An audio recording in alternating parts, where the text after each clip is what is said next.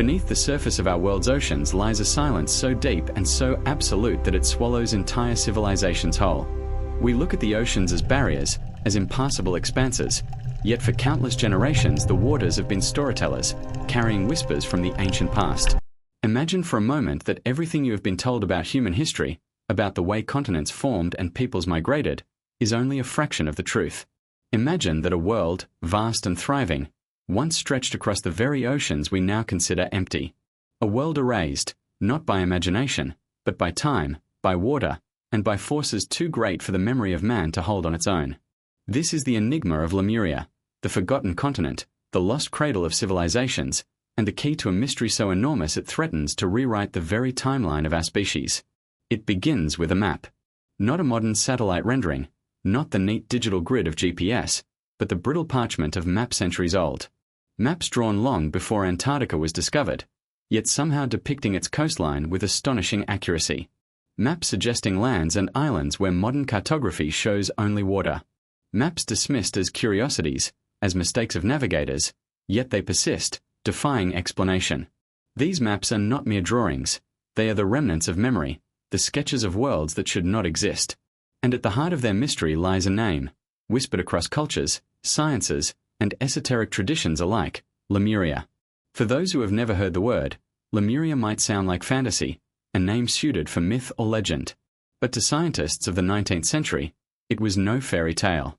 It was a hypothesis born from zoology and geology, from the peculiar distribution of lemurs across Madagascar and India, from fossils and flora scattered across continents that seemed impossibly disconnected. To connect the dots, they imagined a lost landmass, a bridge of stone and soil that once linked worlds now separated by thousands of miles of ocean. They named it Lemuria. The theory was eventually cast aside by the rise of plate tectonics, but the name, the idea, the possibility, it never truly disappeared. Because science was not alone in telling of lost lands.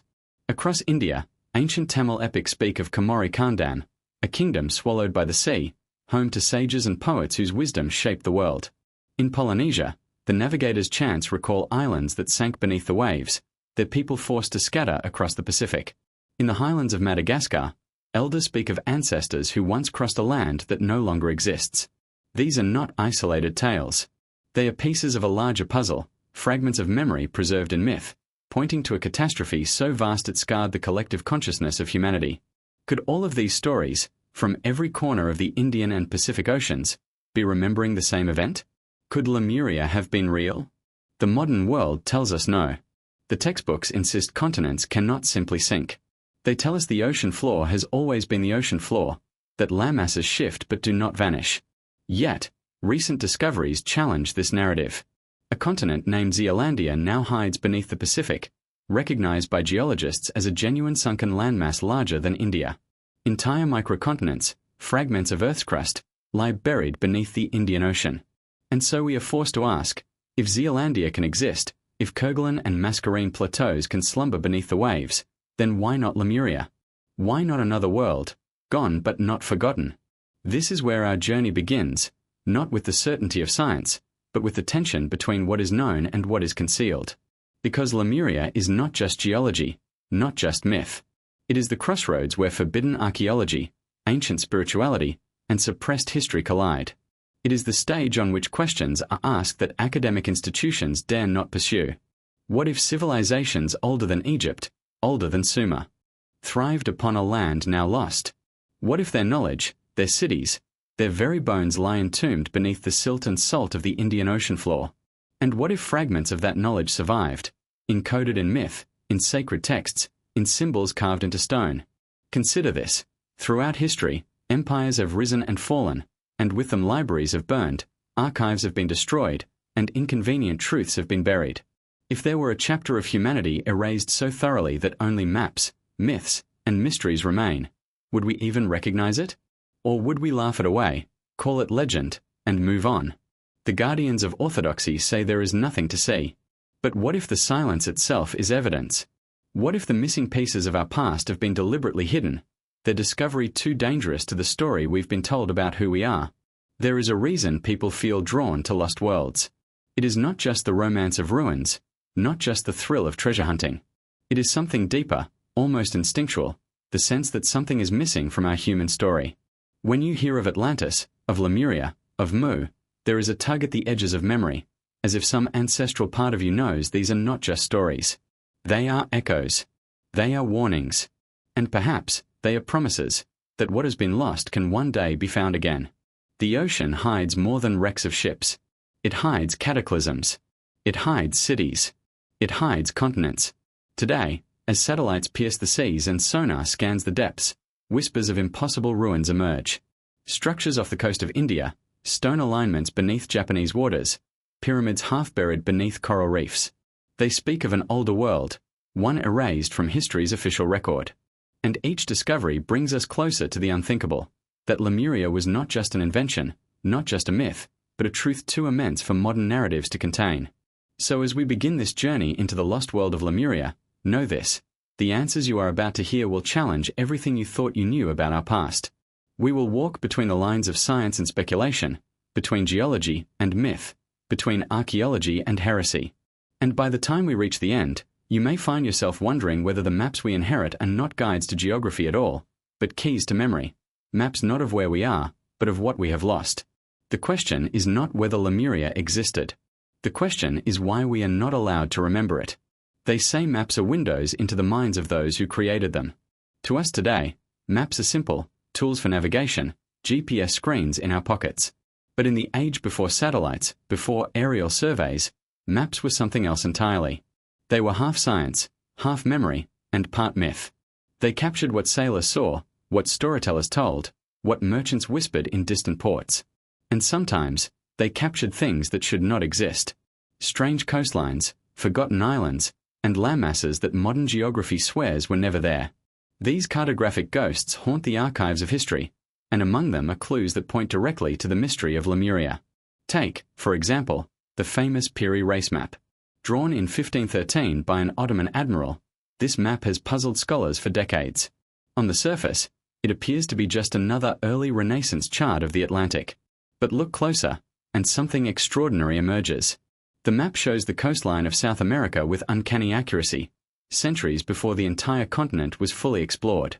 Even more shocking, below South America, it seems to depict the ice-free coastline of Antarctica, a land supposedly undiscovered until 1820, buried beneath miles of ice for thousands of years.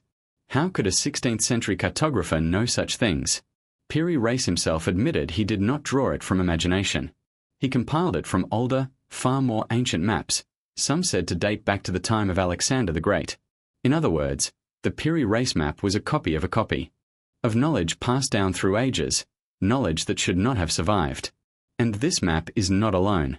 In 1531, Orontius Phineas, a French cartographer, created a world map that also depicted Antarctica with rivers, valleys, and mountain ranges, not under ice, but exposed, as though drawn from memory of a time when the continent was habitable.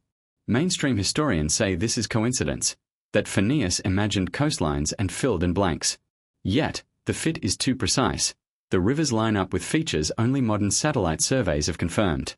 How could an invention mirror reality so perfectly, unless it came from an older source? Unless some forgotten civilization charted the globe long before us? Even the Mercator maps of the 16th century hint at anomalies. Phantom islands appear, then vanish from later editions. Landmasses drift across oceans only to disappear when later explorers failed to find them.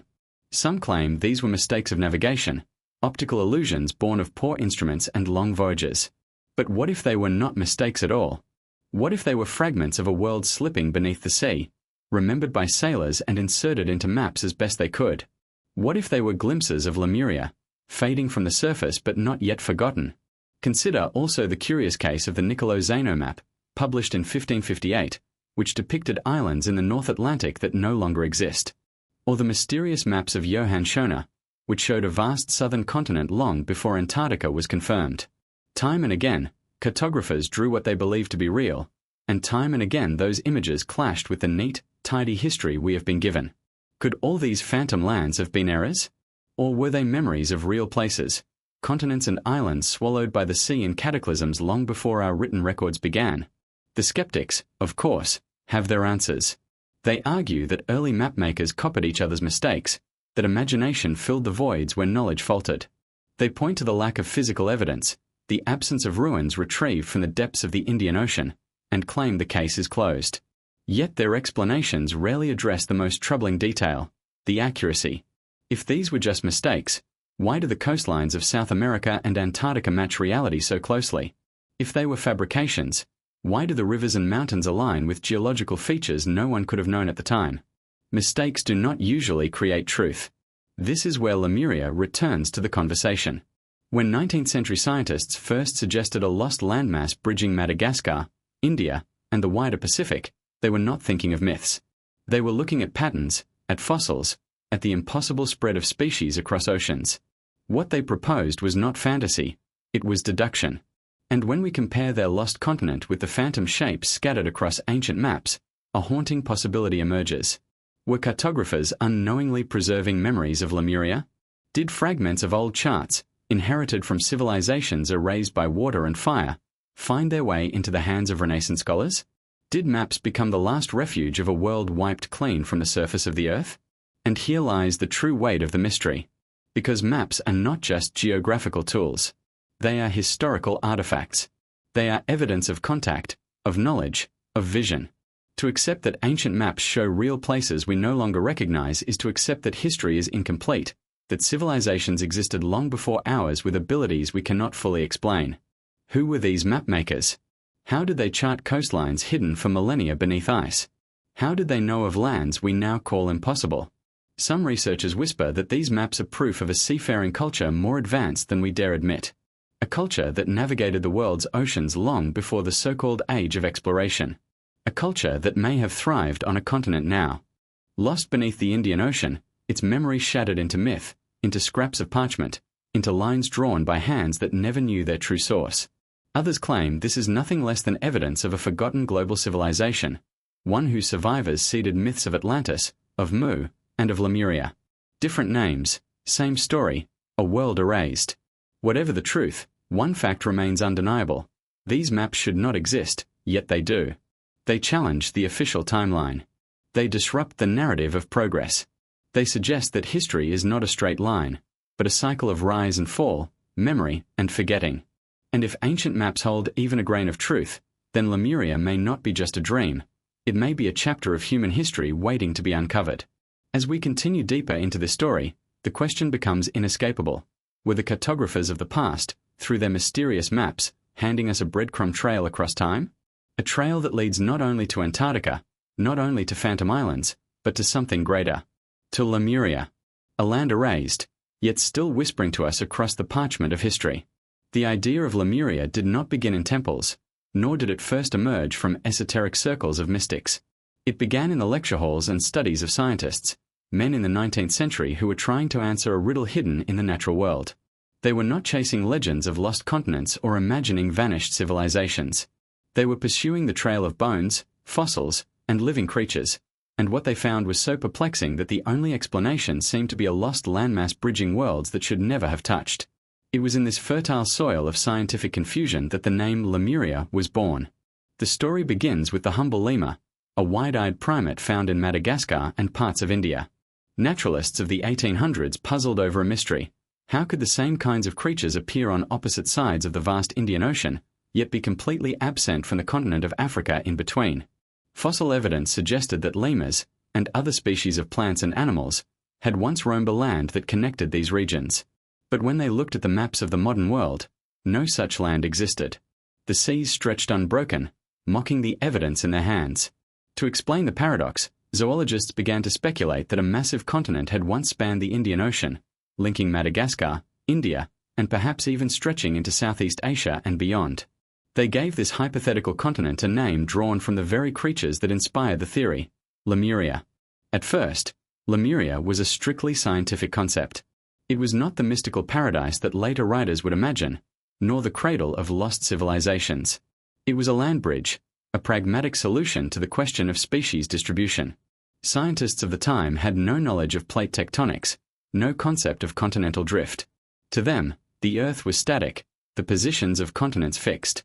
If fossils were found separated by oceans, the simplest explanation was that the missing land must have once existed and later sunk. It was an elegant answer to a problem they could not otherwise resolve. The idea quickly caught on in academic circles. Geologists, biologists, and even linguists began to use Lemuria as a key to unlock other mysteries. Some suggested it explained why certain languages in southern India seemed to carry echoes of tongues spoken thousands of miles away. Others used it to account for the strange similarities in flora between Madagascar and Asia. Lemuria became a convenient placeholder for the unknown, a symbol of a gap in the puzzle of natural history. But as science often does, it changed. By the early 20th century, the revolutionary theory of plate tectonics began to rise. The drifting of continents, the collision of tectonic plates, and the slow but inevitable movement of land across the globe offered a new explanation for the distribution of species. Suddenly, the lost landmass of Lemuria was no longer necessary. The scientific world declared it obsolete, a relic of outdated thinking. Lemuria was dismissed, cast into the same category as other discarded theories. To modern geology, it was nothing more than a mistake, a figment of 19th century imagination. And yet, the name did not die. In fact, freed from the chains of science, it took on a new life. Mystics, occultists, and seekers of hidden knowledge seized upon Lemuria as a canvas for their visions. If science had once proposed a lost continent, then perhaps that continent had also been the home of a forgotten civilization. Theosophists like Helena Blavatsky transformed Lemuria from a zoological bridge into a spiritual cradle, a place where humanity's first great beings once walked the earth. Suddenly, Lemuria was no longer about lemurs. It was about us, our origins, our souls, our forgotten history. But before it became myth, before it became a stage for esoteric imagination, Lemuria was science. That is what makes it different from Atlantis, from Mu, from other legendary lost worlds. It began in laboratories, not in legends. It began with bones and fossils, not with dreams. And that beginning gives it a strange weight, a grounding in reality that makes it harder to dismiss outright.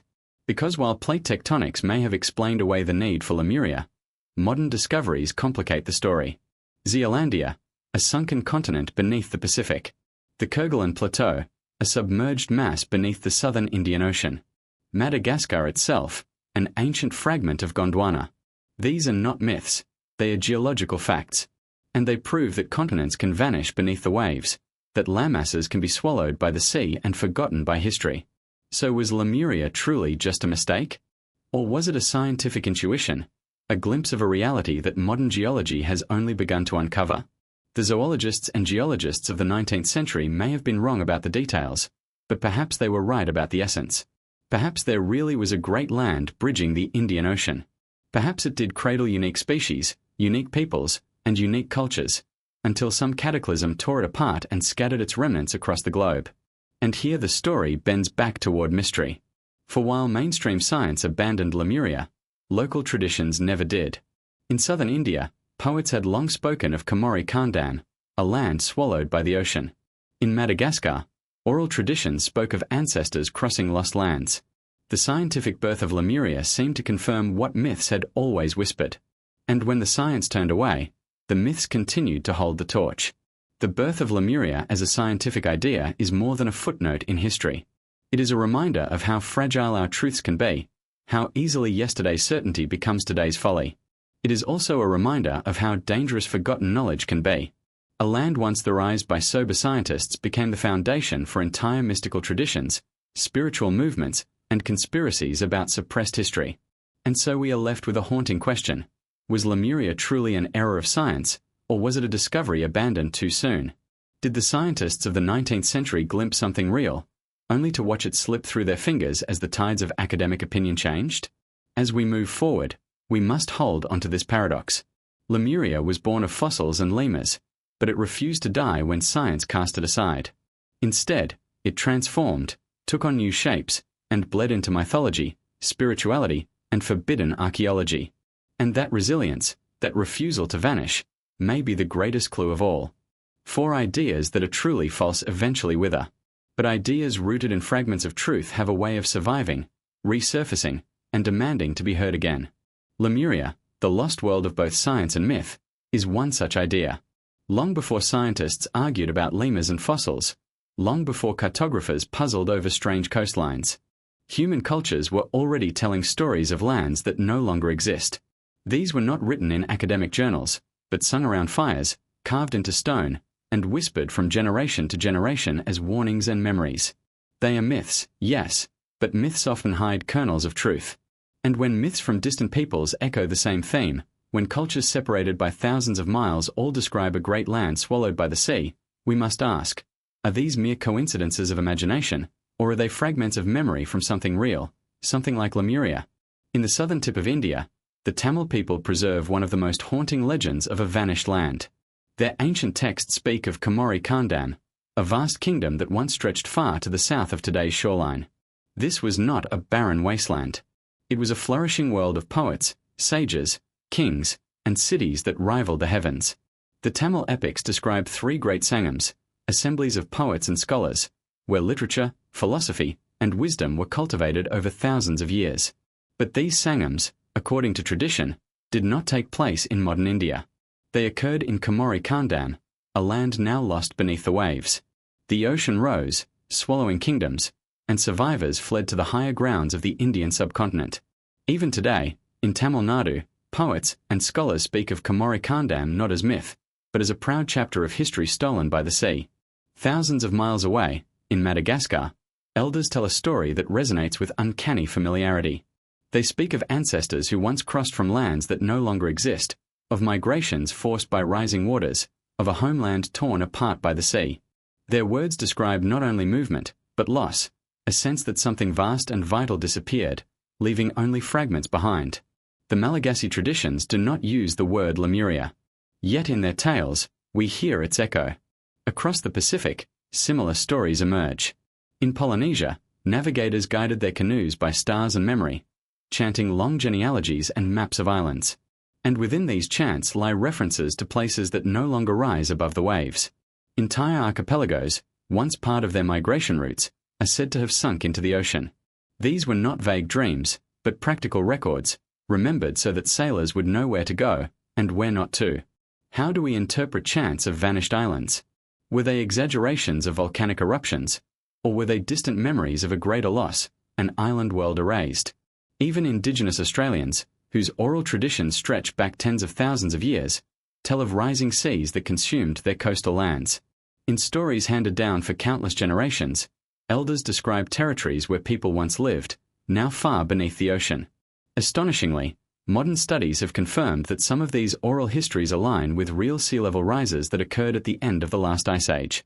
If those memories survived for 10,000 years, is it impossible that other myths, other legends of sunken lands, might also preserve genuine memories of catastrophic floods? The theme repeats across the globe.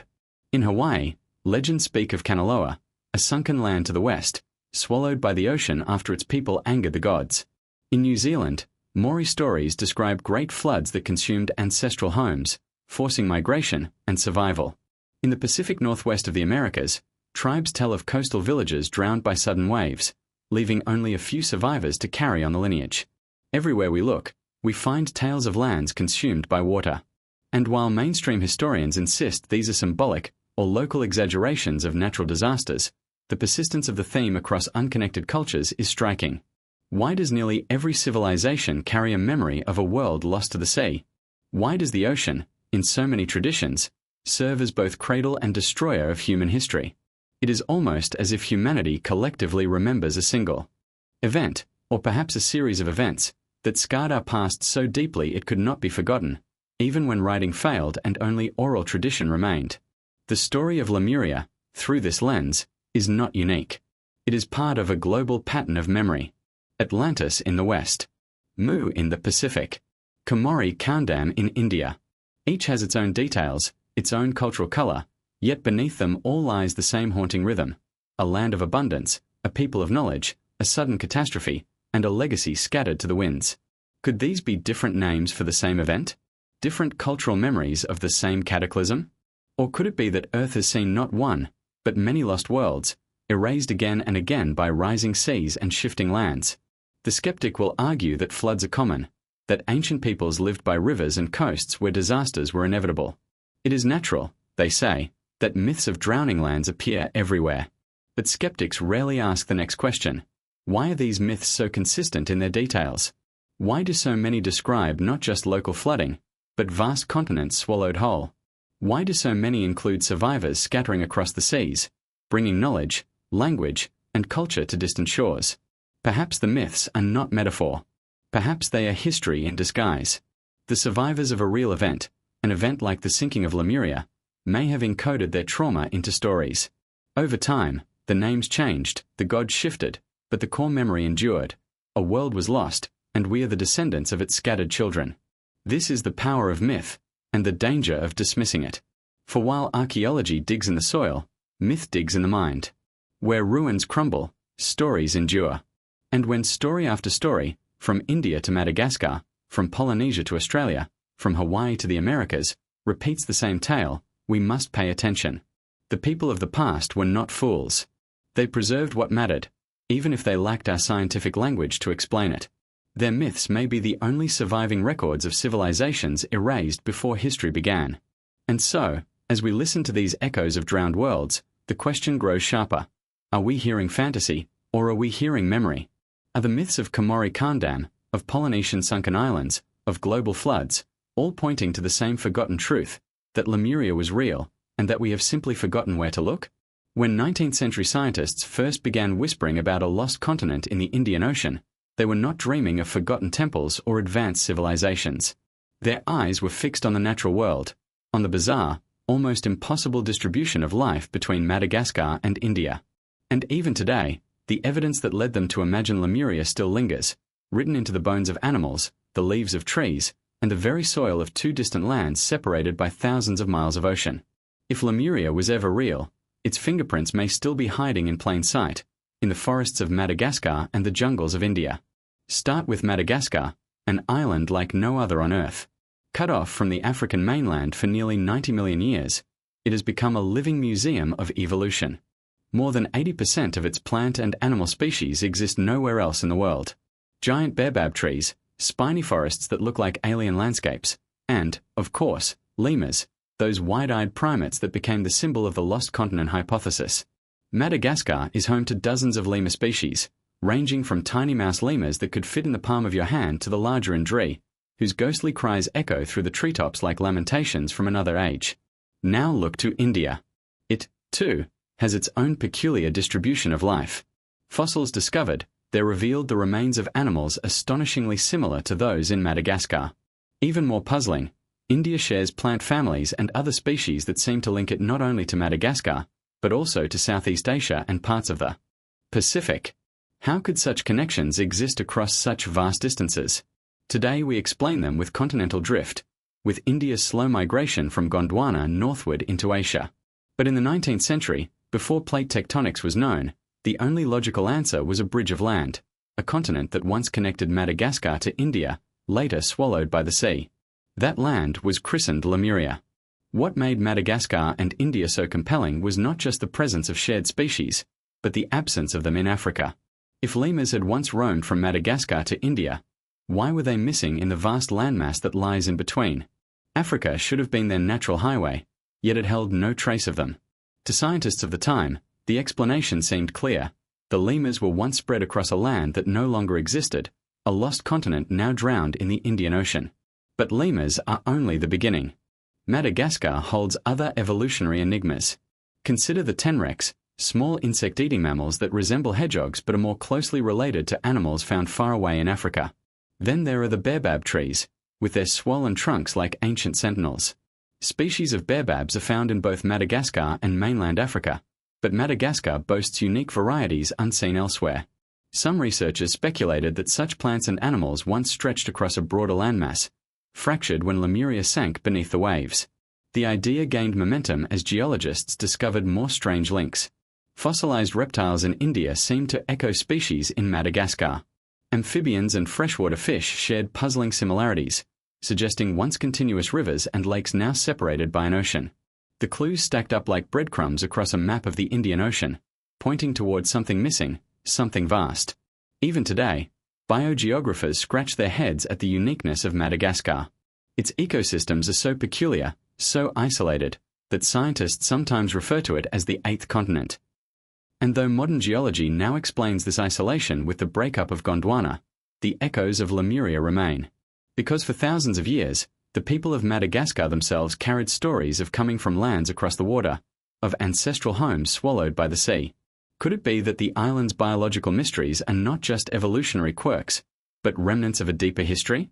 India, too, carries its share of enigmas. Ancient texts describe floods and sunken lands.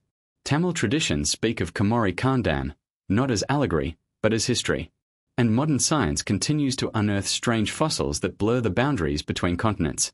Some paleontologists argue that the fossil record of both regions reveals a much older, more complex migration than simple continental drift can explain.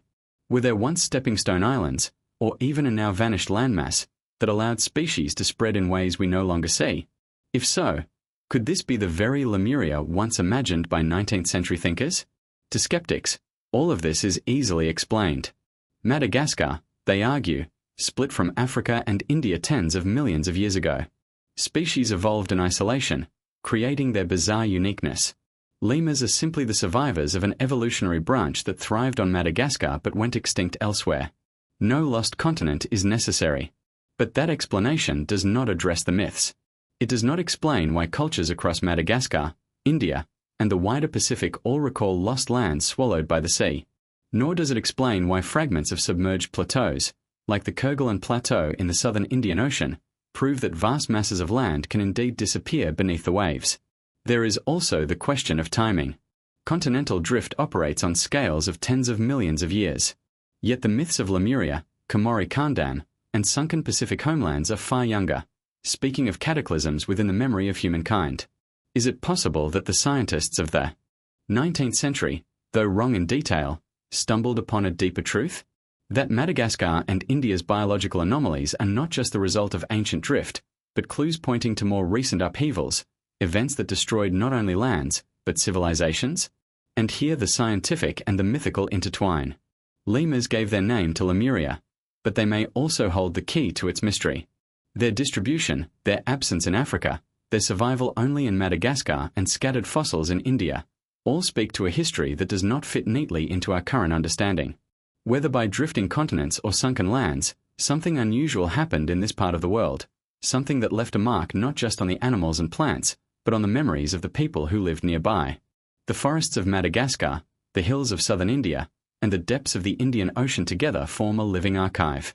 Their species, their fossils, and their myths are pages in a book we have only begun to read.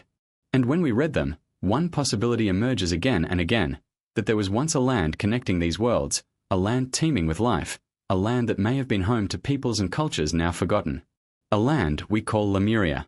If Lemuria began as a scientific theory born from fossils and biological puzzles, it did not stay confined to the laboratories of the 19th century. As the academic world gradually abandoned the idea in favor of continental drift, another world picked it up, the world of mystics, occultists, and seekers of hidden truths. And in their hands, Lemuria was transformed. It was no longer just a sunken land that explained the odd presence of lemurs in Madagascar and India. It became something far greater, a cradle of ancient wisdom, a vanished civilization that carried secrets of human origins and cosmic purpose. The first to breathe mystical life into Lemuria was Helena Petrovna Blavatsky, the formidable founder of the Theosophical Society in the late 19th century. Blavatsky was no scientist. She was a spiritual adventurer, a self-proclaimed messenger of esoteric wisdom, weaving together Eastern philosophy, Western mysticism, and hidden knowledge said to come from secret masters in Tibet and beyond. In her monumental works, Isis Unveiled and The Secret Doctrine, Blavatsky introduced Lemuria not as a simple lost continent, but as the home of humanity's third root race. According to her, human history was not just a linear march of progress from caveman to modern man. It was a vast cycle of ages, each dominated by a root race, a spiritual epoch of evolution. The first root race were ethereal beings of pure spirit. The second were more substantial, but still non-physical. Then came the third, the Lemurians. They were giants, she said, towering beings, sometimes androgynous, with bodies unlike ours. They possessed powers of perception that humans today can scarcely imagine, living in harmony with cosmic laws. And they thrived on a landmass called Lemuria, stretching across the Indian and Pacific Oceans, long before Atlantis ever rose to power. In this vision, Lemuria was not just an explanation for fossils. It was a sacred chapter of hidden history, a missing piece of the cosmic puzzle. The Lemurians, according to Blavatsky, were the ancestors of much that followed. They developed the beginnings of physical reproduction, they learned the first arts of survival, and though their civilization eventually collapsed, they laid the groundwork for Atlantis, the next root race, which would carry humanity further along its spiritual path. The story was intoxicating. To those dissatisfied with the sterile explanations of Victorian science, Theosophy offered a world alive with mystery and meaning. Lemuria was not just a sunken continent, it was a lost Eden, a spiritual homeland, proof that humanity was destined for more than material struggle. It fired the imagination of readers around the world, and soon other mystics and occultists began expanding upon it. In the early 20th century, James Churchward, a British-born writer and adventurer, popularized a similar idea with his own lost continent, Mu. While Blavatsky had rooted Lemuria in the Indian Ocean, Churchward placed Mu in the Pacific, a land stretching across thousands of miles that he claimed had once supported millions of people. Like Lemuria, Mu was said to have been destroyed in a great cataclysm, its knowledge scattered among the surviving peoples of Polynesia, Central America, and Asia.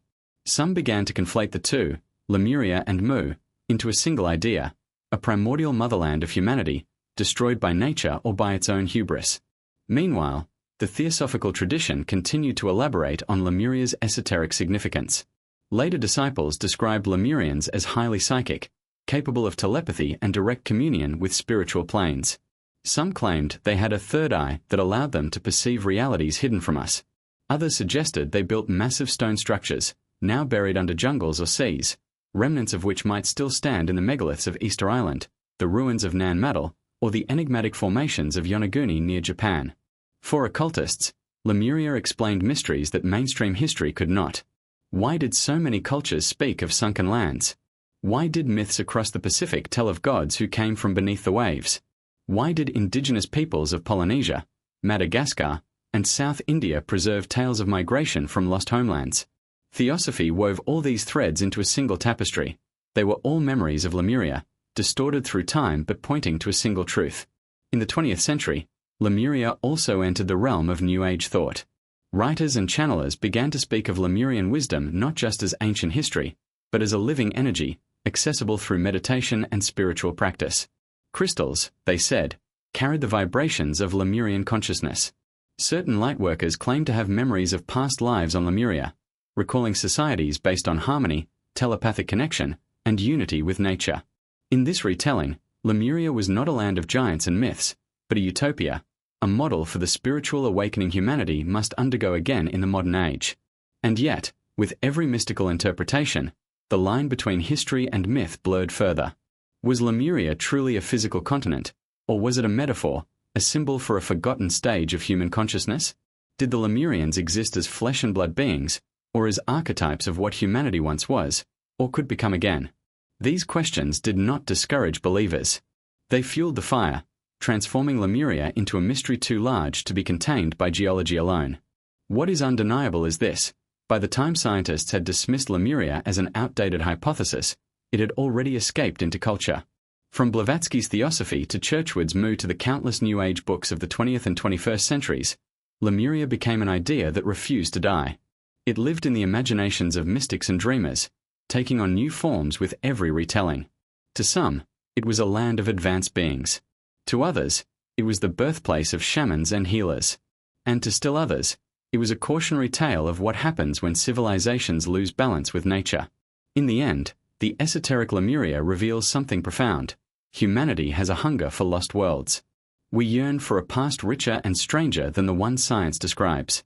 And whether Lemuria was real, half real, or entirely symbolic, it continues to speak to that hunger, whispering that our origins may hold secrets far beyond what textbooks tell us. Centuries before the word Lemuria was ever whispered in scientific halls or mystical salons, there were maps, ancient, bewildering maps that showed coastlines no sailor should have known, islands no longer on the surface of the earth, and lands that seemed to vanish between one generation of cartographers and the next. These maps have become some of the most tantalizing breadcrumbs in the trail of the lost world. For while mainstream historians dismiss them as mistakes or imaginative guesses, to seekers of hidden history, they look like echoes of forgotten geographies, perhaps the very outlines of Lemuria itself. Consider the Piri race map of 1513, one of the most famous and most controversial artifacts of cartographic history. Created by an Ottoman admiral who gathered data from older charts, It appears to show not only the coastlines of South America long before Europeans officially mapped them, but also a portion of Antarctica, without ice. How could such a thing be possible when Antarctica wasn't even discovered until centuries later? To conventional scholars, the map is a mix of coincidence and misinterpretation. But to those searching for traces of lost worlds, it suggests something far more radical, that someone, somewhere, long before us, mapped coastlines now hidden by ice or sea. And if such forgotten knowledge could survive into the Renaissance, why not knowledge of a continent in the Indian Ocean, now swallowed by the waves? Other maps, too, whisper of lands that shouldn't exist. The Orontius Phineas map of 1531 also shows an eerily detailed Antarctica, complete with rivers and mountains where the ice sheet now buries them. The Zeno map of 1380 depicts islands scattered across the North Atlantic that no longer appear on any chart today.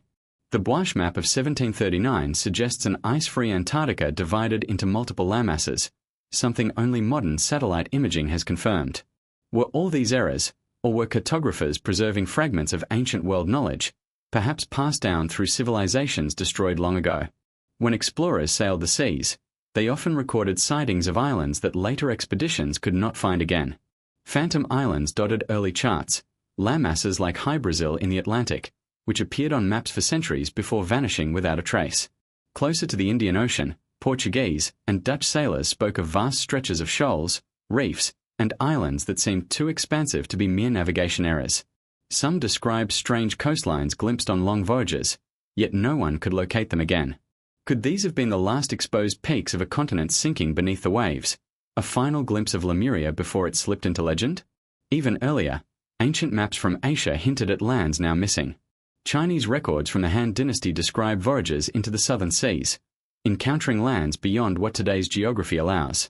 Some Indian cosmological maps depict sunken kingdoms to the south, matching the Tamil legends of Komori Khandan. These were not treated as fantasy by their chroniclers, but as real geography, woven into worldviews that saw the Earth as larger and stranger than what we now accept. The Polynesian navigators, too, carried maps, but theirs were not made of parchment and ink. They were built from memory, encoded into chance and represented by stick charts made of palm fronds and shells. These navigators knew of islands that have since disappeared, their reefs now deep beneath the Pacific. Oral traditions describe migrations forced by vanishing homelands, storms, and the rising sea. In their way, these were maps as much as any drawn by Europeans. Maps of lands erased from sight but preserved in cultural memory. What makes these cartographic clues so haunting is their persistence. Again and again, we find records of lands that seem to exist, only to vanish in later centuries. Sometimes they were corrected off maps after failed expeditions proved them unfindable. Sometimes they lingered stubbornly, raising questions that science brushed aside. But what if they were not mistakes? What if they were the lingering fingerprints of continents in the process of disappearing, or the echoes of geographies recorded in deep antiquity, preserved through channels we have forgotten? For believers in Lemuria, the connection is irresistible. If fragments of Antarctica's true outline could appear on map centuries before modern science, could fragments of Lemuria's coastline have been captured too, passed down through charts now lost or hidden? Could the phantom islands and strange shoals noted by explorers be the remnants of a once massive landmass, drowned by tectonic upheaval or rising seas? The skeptics insist otherwise. They argue that cartographers of the Renaissance often copied one another's mistakes, that they filled in unknown areas with speculation, and that phantom islands were simply mirages or misidentified features. But skeptics cannot explain the accuracy of certain anomalies, the uncanny match of some ancient maps to modern coastlines revealed only with satellite imaging. And if such mysteries exist for known continents, why should we dismiss the possibility of lost ones? Imagine an ancient seafaring culture, far older than Greece or Egypt, navigating the oceans with skill we can scarcely fathom. Imagine them mapping coastlines that today lie beneath ice or water. Imagine their knowledge preserved in fragments, passed from one civilization to the next, mistranslated, misunderstood, yet never entirely erased. This is the shadow that hovers behind the cartographic anomalies, the possibility that humanity once knew of lands we no longer remember. The story of Lemuria fits seamlessly into this pattern. A continent in the Indian Ocean, once thought necessary to explain biology, later dismissed by science, but still alive in maps, myths, and sightings. Perhaps cartographers of the past had more than guesswork. Perhaps they had records, drawn from sources we have forgotten, pointing to a world now lost. Each map is a puzzle piece. Each phantom island is a whisper. Together, they form a ghostly outline of what might once have been. A world erased from geography, yet lingering in memory. And when we place these pieces alongside the myths of sunken lands and the biological enigmas of Madagascar and India, the question grows harder to ignore. Were the explorers and mapmakers of the past recording mistakes, or were they bearing witness, unknowingly, to the traces of Lemuria? The Indian Ocean today looks vast and empty, a rolling expanse of blue stretching between Africa, India, and Australia. To most, it appears to be little more than water and waves. But beneath its surface lies a hidden world, mountain chains, submerged plateaus, and ridges that tell a very different story. The ocean floor is not blank. It is scarred with the remnants of cataclysms, of land torn apart and swallowed, of continents that once stood above water before sinking into the abyss. And among these drowned landscapes, many seekers of lost worlds believe, we may find the bones of Lemuria. When scientists first began mapping the ocean floor in the 20th century, they were stunned to discover vast structures lying far beneath the surface. These were not the simple, flat plains they expected, but colossal ridges and plateaus, some larger than entire countries. The Mascarene Plateau, stretching from the Seychelles to Mauritius, rises from the depths like the ghost of a continent. Parts of it remain above sea level today, the islands of Mauritius and Réunion, but the rest lies hidden, as though the ocean swallowed a once greater landmass. Further south lies the Kerguelen Plateau, sometimes called the lost continent of the Indian Ocean. Spanning more than 1 million square kilometers, it is larger than Western Europe. Today, it is almost entirely submerged, with only a few volcanic islands breaking the surface. But geological studies reveal that it was once above water. Around 100 million years ago, the Kerguelen Plateau was dry land, covered in forests, rivers, and perhaps teeming with life. Fossilized what has been found there, silent testimony that what is now an underwater plateau was once a thriving terrestrial environment. These discoveries prove a shocking truth. Entire continents can, and do, vanish beneath the waves. They may not vanish overnight, as the myths suggest, but over millions of years, tectonic shifts and rising seas erase whole worlds. If Kerguelen could sink, why not Lemuria? If plateaus like Mascarene and Seychelles are fragments of drowned lands, could they be the scattered bones of a once unified continent? The Laccadive-Chagos Ridge is another piece of the puzzle. Running south from India into the ocean, it forms a broken chain of submerged islands and plateaus. To modern geology, these are the scars of tectonic activity, fragments of Earth's crust pulled apart by the drifting of India as it collided with Asia. But to those who seek Lemuria, the ridge looks like the remnants of a sunken land bridge, once connecting India to Madagascar, now shattered and drowned. Then there are the submerged features near the Seychelles, long thought to be volcanic. Recent studies, however, reveal something unexpected. Fragments of ancient continental crust buried deep below the ocean floor. Dubbed Mauritia, this lost microcontinent appears to have broken away from Madagascar around 60 million years ago before sinking beneath the sea. Scientists discovered it through grains of zircon, minerals billions of years old, found in volcanic rocks on Mauritius. Those grains should not be there. They are the fingerprints of a continent, scattered like breadcrumbs on an island of volcanic origin. Mauritia is proof that pieces of lost continents exist in the Indian Ocean. They may not be Lemuria exactly as imagined by 19th century thinkers, but they show that the idea was not entirely fantasy. Land once stood where there is now only sea. Ancient worlds were torn apart and submerged, leaving behind only fragments. And if one continent can vanish, why not others? Modern geology attributes these sunken plateaus to the slow dance of plate tectonics. India, once part of the supercontinent Gondwana, drifted northward, colliding with Asia and raising the Himalayas. Along the way, pieces of crust sheared off, leaving scattered fragments like Seychelles, Mascarene, and Mauritia. Over millions of years, rising seas drowned them, hiding their secrets. But to seekers of Lemuria, this explanation only makes the mystery deeper. If scientists admit continents have been lost, why dismiss the possibility that some vanished more recently, within the memory of myth? The Indian Ocean floor is also scarred by features that remain unexplained. Strange ridges, abrupt rises, and submerged plateaus hint at dramatic events in Earth's past. Some researchers argue that not all of these can be accounted for by slow drift alone. Massive volcanic activity, sudden collapses, or catastrophic rifting may have played a role. And if such events occurred in the deep past, Is it impossible that one might have destroyed a great landmass within the last tens of thousands of years, precisely when human myths tell of floods and drowned continents? Diving expeditions and sonar mapping continue to reveal more secrets. In some places, anomalous structures appear on the seafloor, raising questions about whether they are natural or remnants of something built. Most are dismissed as geological oddities, but they fuel speculation that evidence of Lemurian civilizations could be hiding beneath kilometers of water. If ruins lie on the ocean floor, waiting to be discovered, they could transform our understanding of history in an instant. What is certain is this: the Indian Ocean was once very different than it is today. Its islands, ridges, and plateaus are not random. They are the broken pieces of something larger, a jigsaw puzzle whose missing parts may still lie beneath the waves. Whether we call it Mauritius, Kerguelen, or Lemuria, the truth is undeniable. Vast lands once stood where only water lies now. And here lies the haunting question. If scientists can prove that continents have vanished in deep time, why should we dismiss the stories of civilizations that claim to remember them? Could it be that Lemuria, as remembered in myth and mysticism, was not just a geological event millions of years ago, but a cataclysm within the age of humankind? Could the geological clues beneath the Indian Ocean be more than just remnants of lost crust? Could they be the foundations of a forgotten world? The ocean guards its secrets well. But every discovery, every zircon grain, every submerged plateau, every fossilized tree buried beneath the sea, pushes us closer to a realization: continents can be lost.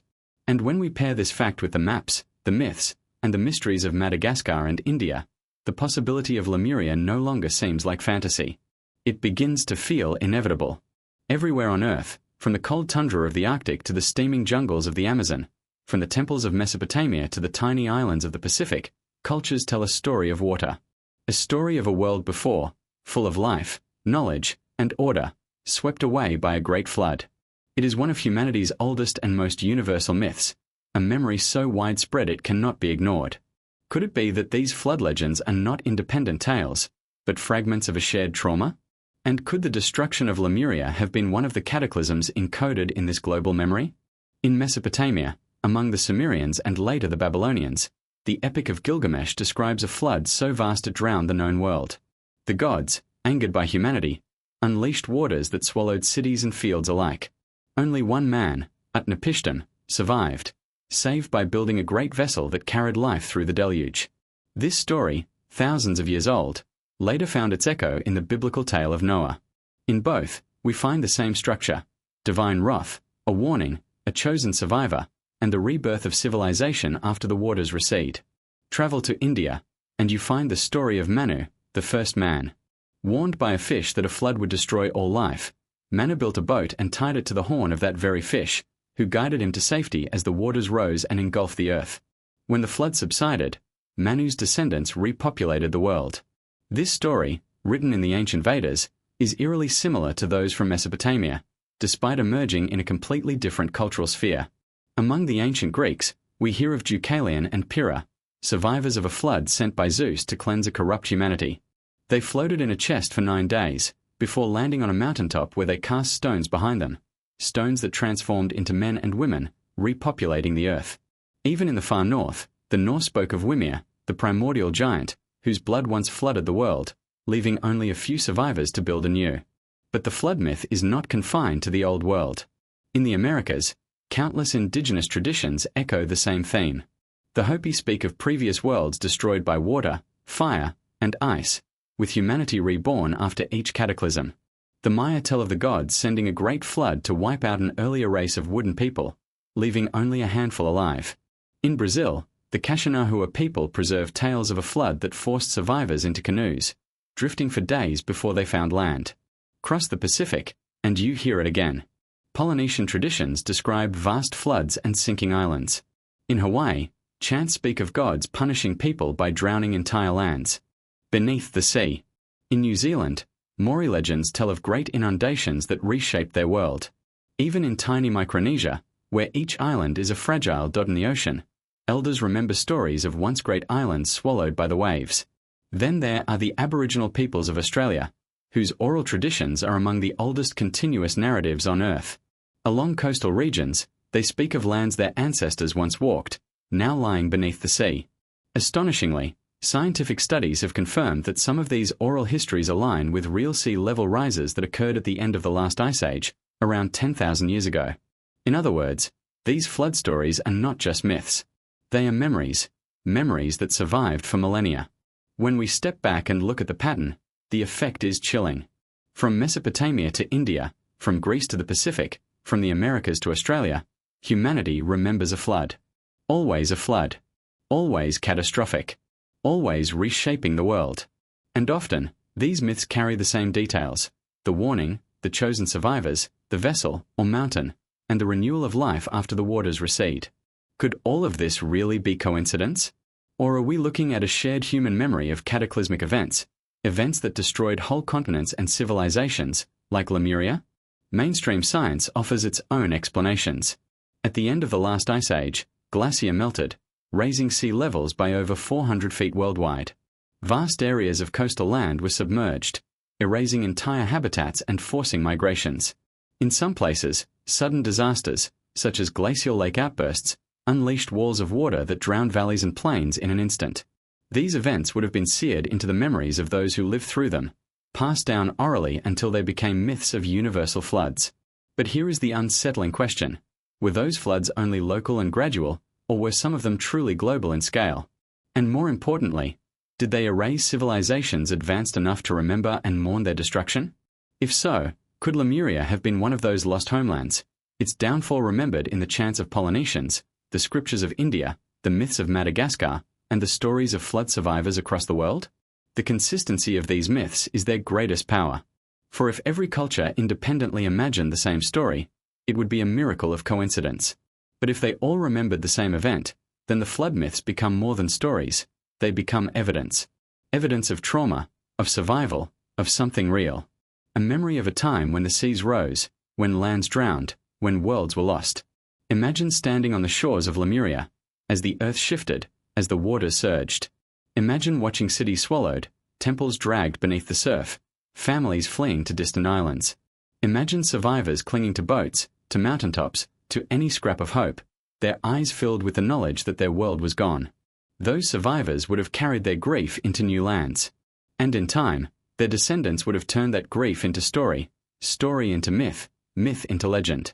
Today, those legends still whisper the truth of what they endured. This is the haunting possibility, that the global flood myths are not mere allegories of morality, but collective memories of real cataclysms. And among the drowned lands they describe, Lemuria may stand as one of the greatest, an entire continent swallowed, remembered not in ruins or artifacts, but in the stories told by the survivors scattered across the earth. Beneath the oceans, in the twilight zones where sunlight fades and shadows reign, lie shapes that should not exist. At first glance, they appear as natural rock formations, sculpted by time and currents. But look closer, and you begin to see patterns, right angles, terraces, causeways, and walls that mimic the architecture of ancient civilizations. These are the sunken mysteries that continue to haunt archaeologists and explorers. Could they be the lost bones of Lemuria, a forgotten continent whose ruins still rest beneath the waves? One of the most famous examples lies in the Pacific, off the coast of Japan, the Yonaguni Monument. Discovered in 1986 by a local diver, the site is an enormous stone structure submerged at a depth of about 25 meters. Its features are striking: broad platforms, towering walls, massive staircases, and geometric terraces that look less like natural formations and more like the work of human hands. Some geologists insist that Yonaguni is the result of tectonic activity and natural erosion. But to many alternative researchers, the site is undeniable proof of an ancient civilization lost to rising seas, perhaps tied to Lemuria or other forgotten continents of the Pacific. But the Pacific is not the only ocean that hides such enigmas. Off the coast of India, in the Gulf of Cambat, sonar scans in 2001 revealed structures on the seabed that stunned researchers. The shapes resembled streets, walls, and even large rectangular buildings spread across an area 5 miles long. Carbon dating of artifacts recovered from the site suggested an age of nearly 9,000 years, long before the Indus Valley Civilization, which mainstream history claims is one of the world's earliest advanced societies. If these ruins are authentic, they push the timeline of civilization back thousands of years. And what is more haunting, they lie directly in the Indian Ocean, the very region long linked with the legend of Lemuria. Further south, near the island of Mauritius, Underwater surveys have revealed massive stone blocks scattered along the seabed, their arrangement suggesting intentional placement. While skeptics dismiss these as volcanic debris, the scale and geometry keep the debate alive. Some explorers speculate these could be the last surviving fragments of structures built on Mauritius, the sunken microcontinent that geologists now confirm once existed in the Indian Ocean. If true, then these ruins are not fantasy but the surviving scars of a real drowned land. Madagascar, too, holds its mysteries. Local fishermen speak of strange stone walls and pillars beneath the shallow waters near the island's coast. Expeditions have reported submerged blocks, megalithic in scale, hinting at an ancient settlement swallowed by the ocean. Though poorly studied, these ruins fit perfectly within the Lemurian narrative, another potential outpost of a civilization erased by time and tide. Beyond the Indian Ocean, other submerged sites echo the same haunting theme. In the Bahamas, so-called Bimini Road stretches across the seabed, massive stone blocks forming a half-mile-long causeway. Discovered in the 1960s, it became immediately associated with the legend of Atlantis, but some researchers suggest it could also be part of a broader global pattern, evidence of civilizations predating known history. The similarity between these sunken roads, platforms, and walls across the world suggests that they might all be fragments of the same forgotten epoch, an epoch that ended in catastrophe. Even in the Mediterranean, near the coasts of Greece and Malta, divers have found submerged temples and stone circles. The most famous is the city of Pavlopetri, lying off the coast of southern Greece. At nearly 5,000 years old, it is officially recognized as the world's oldest submerged city. Streets, courtyards, and chambers remain intact beneath the water. But here is the implication. If Pavlopetri can survive on the seabed for thousands of years, then the ruins of older, unknown civilizations, perhaps even Lemuria, may also lie hidden, waiting to be rediscovered. Skeptics argue that most of these structures can be explained by natural processes, erosion, volcanic activity, or tectonic shifts.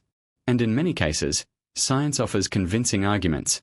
But what skeptics often fail to explain is the consistency, the global presence of megalithic-like underwater formations across every ocean. Why do so many of these submerged natural formations resemble the architecture of known ancient cultures? Why do they appear in regions tied to flood myths and stories of lost continents?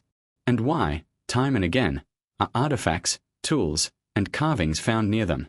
Consider the possibility that rising seas at the end of the last ice age drowned entire coastal civilizations. If humans were building advanced settlements 12,000 years ago, a possibility now entertained by some archaeologists thanks to discoveries like Göbekli Tepe in Turkey, then many of those settlements would today lie beneath hundreds of feet of water. We are only beginning to scan and explore the ocean floor. In fact, more than 80% of the world's oceans remain unmapped. What secrets, then, are still hidden in that darkness? For seekers of Lemuria, these sunken structures are not random coincidences. They are breadcrumbs, scattered across the world, pointing to a forgotten chapter of human history. Each submerged city, each megalith beneath the waves, is another piece of the puzzle. A puzzle that, when assembled, may reveal a global civilization destroyed by water. Lemuria, in this context, is not just a myth. It becomes part of a pattern, a worldwide memory of lands and peoples erased by the sea. The ruins are waiting. Silent, cold, and drowned, they rest beneath miles of water. Perhaps they are only stone. Or perhaps they are the last surviving monuments of a world humanity has forgotten. Either way, they demand our attention. They remind us that history may not be as simple as textbooks suggest, and that our greatest civilizations may not be the first to walk this earth.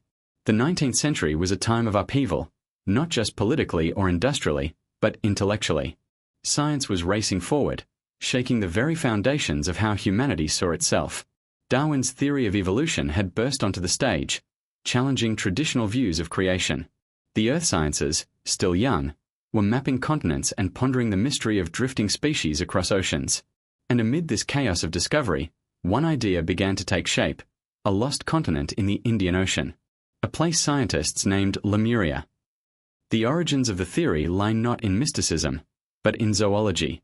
In 1864, the British zoologist Philip Lutley Sclater was studying lemurs, those wide-eyed primates found in Madagascar and parts of India. He noticed something peculiar. While Madagascar was full of lemurs, India had only a few, and Africa had none at all. How, then, could these fragile creatures exist in such separated regions without some kind of land connection in the past? Sclater proposed an astonishing answer. There must once have been a continent bridging India and Madagascar. He named it Lemuria, after the animal that sparked the theory. Sclater's idea was bold but seemed logical at the time. Continental drift had not yet been accepted.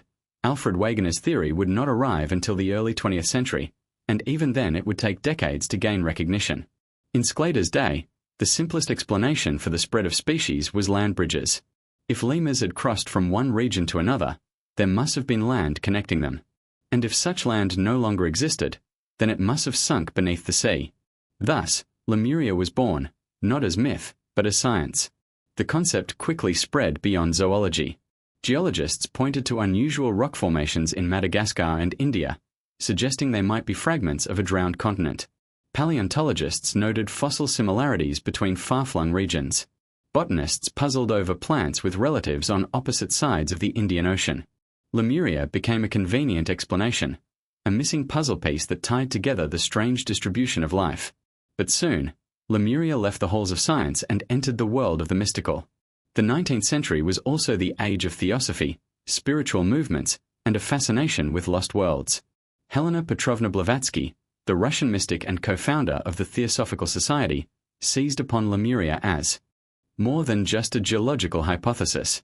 To her, Lemuria was not only real but home to one of humanity's earliest great civilizations. In Blavatsky's writings, Lemuria became a stage for spiritual evolution. She described the Lemurians as a primordial race, giants with spiritual powers, existing long before the Atlanteans and even before humanity as we know it. In her grand cosmology, Earth passed through cycles of races, each rising, falling, and giving way to the next. Lemuria, she claimed, was the seat of the third root race, a people who walked the Earth millions of years ago, guided by higher cosmic forces. To many in the late 19th century, Blavatsky's visions offered more than science ever could. They promised meaning, destiny, and the idea that humanity's history stretched far beyond recorded time. Her theosophical writings transformed Lemuria from a scientific hypothesis into a spiritual legend. Suddenly, it was no longer just a lost continent. It was the cradle of mystical wisdom, a place where ancient knowledge had been preserved, perhaps waiting to be rediscovered. Others followed Blavatsky's lead. Writers, occultists, and pseudoscientists expanded on the Lemurian myth, weaving it together with Atlantis, ancient Egypt, and esoteric traditions. In the public imagination, Lemuria became a land of wonder, a vast tropical paradise, home to advanced beings who wielded powers lost to us today. Some even suggested Lemurians had telepathic abilities, or that they left behind crystal technologies buried deep within the earth. The timing was perfect. The late 1800s and early 1900s were decades of both discovery and longing. As explorers mapped Africa and the Pacific, the possibility of entire civilizations hidden or forgotten seemed tantalizingly real. At the same time, industrialization was erasing the old world at a frightening pace. Lemuria offered both escape and hope, a reminder that perhaps humanity had once lived in harmony with nature, guided by wisdom rather than machines. Meanwhile, mainstream scientists began to turn away from Lemuria. As geological knowledge advanced, the land bridge theory began to falter. Fossil distributions that had once seemed mysterious found explanations in plate tectonics, a theory that finally gained traction in the mid-20th century. Lemuria, once a serious hypothesis, was gradually discarded by academia. To science, it became an outdated curiosity. Yet outside the ivory towers, Lemuria thrived. In spiritual circles, it refused to die. Theosophists carried it into the 20th century. Occult writers described it as a golden age before Atlantis. And New Age movements in the 1960s revived it once more, tying Lemuria to psychic visions, UFO lore, and even channeled messages from Lemurian masters. What began as zoological speculation had transformed into one of the most enduring myths of lost worlds. But here lies the deeper truth. Myths endure because they carry something humanity needs. Lemuria, whether scientific error or spiritual vision, touched a nerve. It offered explanations for mystery science could not yet solve. It promised that the world was far older, richer, and more interconnected than textbooks claimed. And it whispered to seekers that humanity itself might have forgotten its origins, buried not only beneath the ocean but beneath our very consciousness. The 19th century was the crucible where Lemuria was reborn.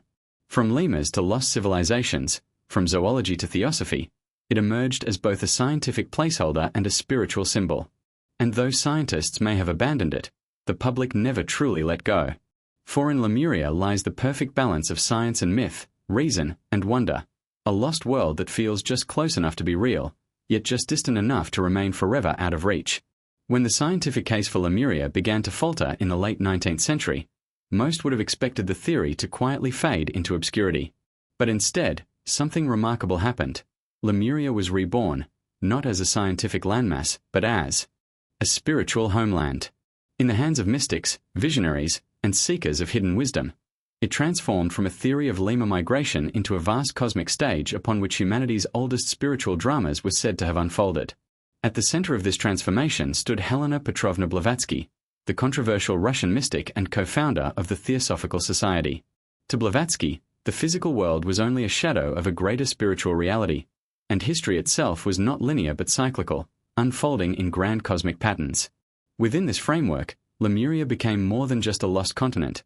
It became a lost chapter of human evolution. Blavatsky introduced the concept of root races, successive stages of humanity that rose, flourished, and fell across vast stretches of time. In her monumental work, The Secret Doctrine, 1888, she described Lemuria as the homeland of the third root race. These beings were not like us in every respect. They were taller, more ethereal, more connected to the spiritual world. In her vision, the Lemurians were humanity's bridge between the primordial and the modern. They began as almost otherworldly, dreamlike beings, but gradually became more physical and material as their civilization advanced. Blavatsky claimed the Lemurians were guided by higher intelligences, cosmic beings who seeded wisdom upon the earth. Under their influence, the Lemurians developed forms of knowledge and power that today are remembered only in myth. Some accounts describe them as possessing telepathy, clairvoyance, and the ability to communicate with the spiritual dimensions. In theosophy, Lemuria was not merely a sunken landmass. It was a cradle of consciousness, where the spark of spiritual evolution ignited. This mystical framing struck a deep chord. In the late 19th and early 20th centuries, industrialization was transforming society. Cities grew, machines thundered, and science appeared cold and impersonal. Theosophy offered a counterpoint, a vision of humanity not as a random accident of evolution, but as part of a grand spiritual destiny. And Lemuria, as Blavatsky painted it, was the Eden from which much of this journey began. As theosophy spread across Europe, India, and America, other writers expanded on Blavatsky's ideas. Some described Lemurians as towering giants, up to 15 feet tall, with dark skin and piercing eyes. Others imagined them with psychic gifts, able to harness energies that we have long since forgotten. Still others wove Lemuria into the destiny of Atlantis, claiming that Lemuria fell first, its survivors seeding the Atlantean culture that followed. Each retelling layered myth upon myth, until Lemuria became less a place and more a symbol of ancient wisdom buried in the deep past. By the early 20th century, Lemuria had also been absorbed into alternative spiritual traditions outside of theosophy. In California, for example, the mystic Frederick Spencer Oliver published A Dweller on Two Planets, a book he claimed was dictated to him by a spirit. In it, Lemurians were portrayed as beings of extraordinary knowledge, who left behind secret tunnels and crystals beneath Mount Shasta. This mountain, in Northern California, soon became associated with Lemurian lore, believed by some to be a hiding place for survivors of the lost continent who retreated underground as their homeland sank. Even today, Mount Shasta is considered a sacred site by New Age communities who claim to sense the presence of Lemurian masters dwelling within its peaks. This blending of theosophy, channeled visions, and esoteric traditions gave Lemuria a second life. It was no longer confined to the Indian Ocean or the pages of scientific journals. It had become a spiritual homeland for seekers around the globe. For those who believed, Lemuria was not lost. It was simply hidden, its wisdom preserved in crystals, temples, or etheric dimensions awaiting rediscovery. Critics dismissed these ideas as fantasy, a form of spiritual escapism in an age of rapid change. But the power of the Lemurian myth lay not in empirical proof, but in meaning. For those disillusioned with materialism, Lemuria offered hope that humanity had once been closer to the divine, that wisdom was not something to be invented but remembered. It suggested that buried beneath the ocean, and perhaps within ourselves, lay a key to awakening. Over time, Lemuria's spiritual legacy intertwined with countless other esoteric ideas. Crystal healing, channeling, UFO contact, and ascension movements all absorbed elements of Lemurian lore. Some claimed Lemurians still exist in higher dimensions, guiding humanity through telepathic messages. Others insisted that Lemurian artifacts remain hidden in remote mountains, waiting for the right time to be revealed. Still others spoke of Lemurian DNA, lying dormant within us, waiting to be activated. What unites all of these traditions is a longing for connection, for memory, for a sense of continuity with a forgotten golden age. Lemuria, in the spiritual imagination, embodies the idea that humanity is more than it seems, that our history is deeper than textbooks admit, and that our destiny may lie in rediscovering the wisdom of the ancients. In this sense, Lemuria became a mirror. To scientists, it once reflected the puzzles of biology and geology. To mystics, it reflected the inner journey of humanity's soul. To New Age seekers, it reflected the dream of higher consciousness and lost harmony with the earth. Whether literal or symbolic, Lemuria served as a vessel into which every age poured its deepest hopes and fears. And so, even as science abandoned Lemuria as a landmass, its spiritual shadow only grew stronger. Theosophy gave it roots, New Age spirituality gave it branches, and countless seekers gave it life. Today, the word Lemuria no longer belongs to science at all. It belongs to myth, to mystery, and to the imagination of humanity itself. Madagascar stands apart from the rest of the world like a riddle carved into stone. The fourth largest island on Earth, it lies off the southeastern coast of Africa, separated by the Mozambique Channel. To scientists, it is a living laboratory, home to species found nowhere else on Earth. To mystics and seekers of hidden history, it is something more, the last visible fragment of Lemuria, a drowned continent that once stretched across the Indian Ocean. The island's uniqueness is undeniable. Over 90% of its wildlife exists only there. Lemurs leap through its forests, chameleons display colors unseen anywhere else, and baobab trees rise like sentinels from another world. It is as though Madagascar is a vault, preserving life from a forgotten age. This singularity was one of the very mysteries that led Philip Lutley Sclater, in the 19th century, to first imagine Lemuria. He observed that lemurs, those wide-eyed primates, thrived in Madagascar but had distant relatives in India. How could creatures so delicate cross thousands of miles of ocean? To him, the answer was clear.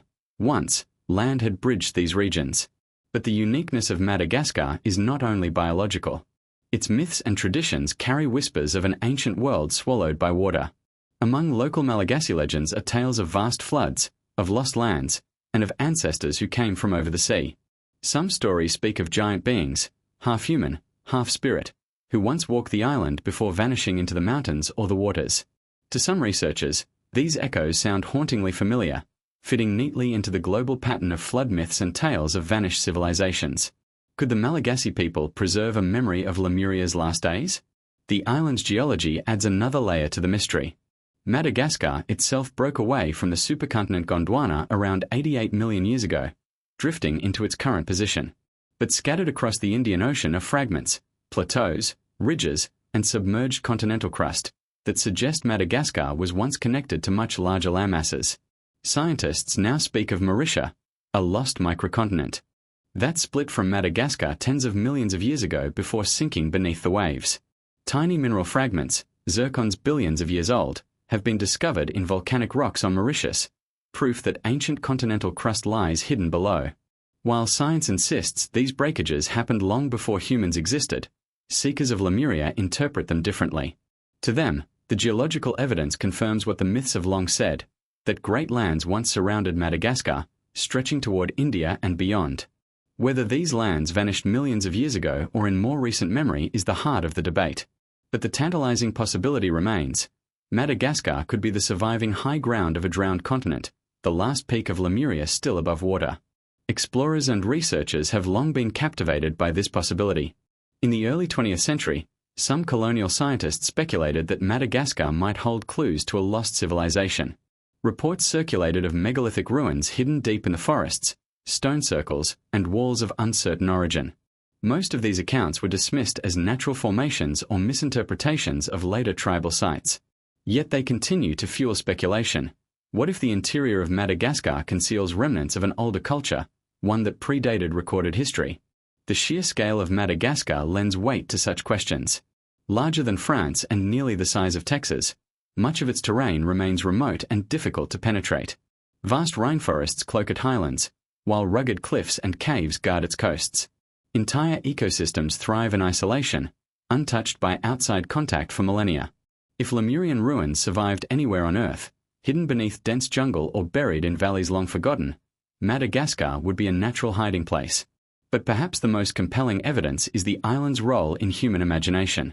From Sclater's scientific hypothesis to Theosophy's spiritual reinterpretations, Madagascar has always stood at the center of Lemurian lore. It is the anchor point, the piece of the puzzle that refuses to vanish beneath the waves. To the scientific mind, it proves only that continents fragment and species scatter. To the seeker of mysteries, it proves something deeper, that the lost continent is not just myth, but memory. Even today, new discoveries in Madagascar continue to surprise researchers. Fossils of giant lemurs, now extinct, suggest that the island once supported species of staggering size.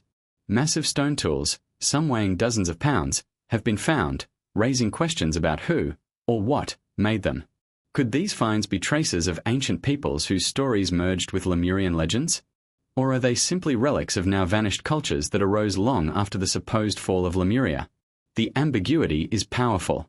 It leaves room for speculation, for wonder, for the possibility that Madagascar's story is not fully told. Perhaps the myths of giants and floods are echoes of real cataclysms. Perhaps the unique species are remnants of ecosystems once spread across a greater continent. And perhaps, buried beneath its forests, rivers, and mountains, lie ruins that would rewrite our understanding of human history. Madagascar stands as a threshold. To one side, science explains its mysteries through the slow movements of tectonic plates and the isolation of evolution. To the other side, myth insists it is the surviving fragment of a drowned world, a world remembered in legend and sought by explorers of hidden history. Between these two views lies the truth, still buried, still waiting. If Lemuria did exist, Madagascar is the place where its ghost still lingers. Its cliffs, forests, and myths are shadows of something greater, something the ocean swallowed but never completely erased. To walk its soil is to tread upon the last refuge of a forgotten continent, a land that refuses to let the memory of Lemuria die. India has always been a land where myth and history intertwine so tightly that separating one from the other feels impossible. From the towering Himalayas to the southern tip at Kanyakumari, stories of gods, sages, and vanished worlds echo across millennia. For seekers of Lemuria, India is more than a geographical location. It is a cultural and spiritual archive, perhaps one of the last places where memories of the lost continent survive in plain sight, hidden within epic poems, scriptures, and ancient lore. When 19th century scholars speculated about Lemuria, India's mythology became one of their most convincing reference points.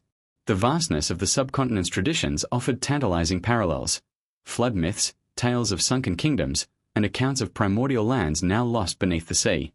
In particular, the Tamil traditions of South India contain references so precise that some researchers argue they are not mere legends but preserved history.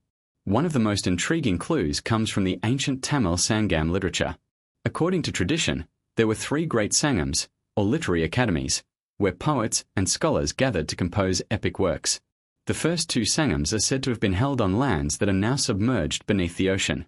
These texts describe a kingdom called Komori Kandam, a vast landmass extending southward from present-day Tamil Nadu. It was a land of knowledge, culture, and prosperity, until the sea swallowed it whole. For many Tamil scholars and spiritual seekers, Komori Kandam is not mythology but memory. They believe it was the cradle of early human civilization, a place where advanced societies flourished long before Egypt or Mesopotamia. In their telling, Komori Kandam is nothing less than Lemuria by another name, a southern continent that vanished beneath the waves, its survivors migrating northward into India and seeding the roots of today's Tamil culture. But the connection does not end there. India's great epics, the Mahabharata and the Ramayana, also contain scattered references to vanished lands and catastrophic floods. In the Mahabharata, for instance, there are mentions of ancient cities lost to the ocean and of civilizations destroyed by rising waters. The Ramayana describes the kingdom of Lanka, often associated with Sri Lanka, but some traditions suggest that Lanka once referred to a much larger, now submerged land stretching into the Indian Ocean. Could these be fragmented memories of Lemuria's final days? Hindu cosmology provides yet another thread. The concept of cyclical time, with its endless ages of creation and destruction, allows for entire continents and civilizations to rise and fall in cosmic rhythm. The flood of Manu, often compared to the story of Noah, tells of a great deluge that wiped out most of humanity, sparing only a chosen few to rebuild. This myth resonates with flood traditions from Mesopotamia, the Americas, and beyond, but its presence in India suggests a deeply embedded cultural memory of oceanic cataclysms. To seekers of hidden history, it is difficult not to see echoes of Lemuria in these narratives. Beyond myth, there are physical and archaeological hints. Off the coast of Dwarka, in Gujarat, marine archaeologists have discovered submerged ruins that some date to more than 9,000 years ago. These ruins suggest that advanced settlements once thrived along India's coasts, only to be drowned by rising seas at the end of the last ice age. Similarly, off the coast of Tamil Nadu near Pumpuhar, sonar scans and diving expeditions have revealed submerged structures that some researchers believe could be the remains of ancient ports or cities. While mainstream archaeology attributes these to local cultures of the Holocene, alternative historians argue they could be remnants of Komori Khandam, direct links to Lemuria. What is striking is the persistence of memory. Cultures across India have preserved oral traditions about lost lands and floods for thousands of years. In Kerala, fishermen still tell stories of sunken villages beneath the sea. In Tamil Nadu, chants and folk songs recall the glory of Komori Khandam. These are not isolated tales but recurring motifs across generations, surviving colonization, modernization, and globalization.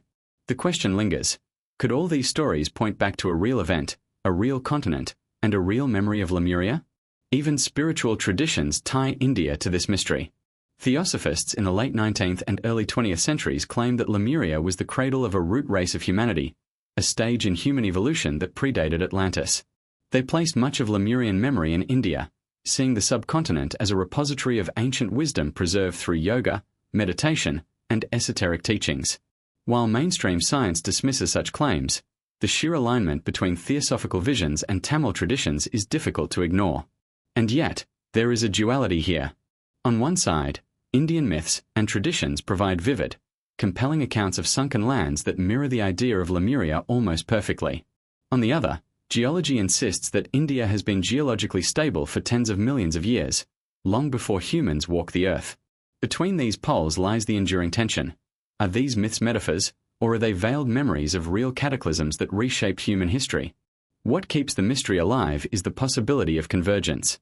Science increasingly acknowledges that rising sea levels at the end of the Ice Age drowned vast coastal regions worldwide. Whole cities could have been lost, their ruins now lying underwater. If so, the Tamil stories of Komori Khandam may not be entirely symbolic. They may encode cultural memory of real lands swallowed by the sea, even if those lands were smaller than the grand continent of Lemuria. India, then, becomes a key pivot in the Lemurian mystery. Its myths, texts, and traditions form some of the strongest cultural evidence for a lost southern land. Its coasts hide ruins that continue to challenge our understanding of ancient history. And its people, especially in Tamil Nadu, hold on to stories that refuse to be silenced by the tides of time. Whether one views them as allegory, cultural memory, or forbidden history, they keep the vision of Lemuria alive. India is more than a location in this story. It is a living archive. A place where myth might be history, where history might be myth, and where the memory of Lemuria lingers like a shadow, half submerged, waiting to be rediscovered. Sri Lanka, the teardrop-shaped island off the southern tip of India, has always carried an aura of mystery.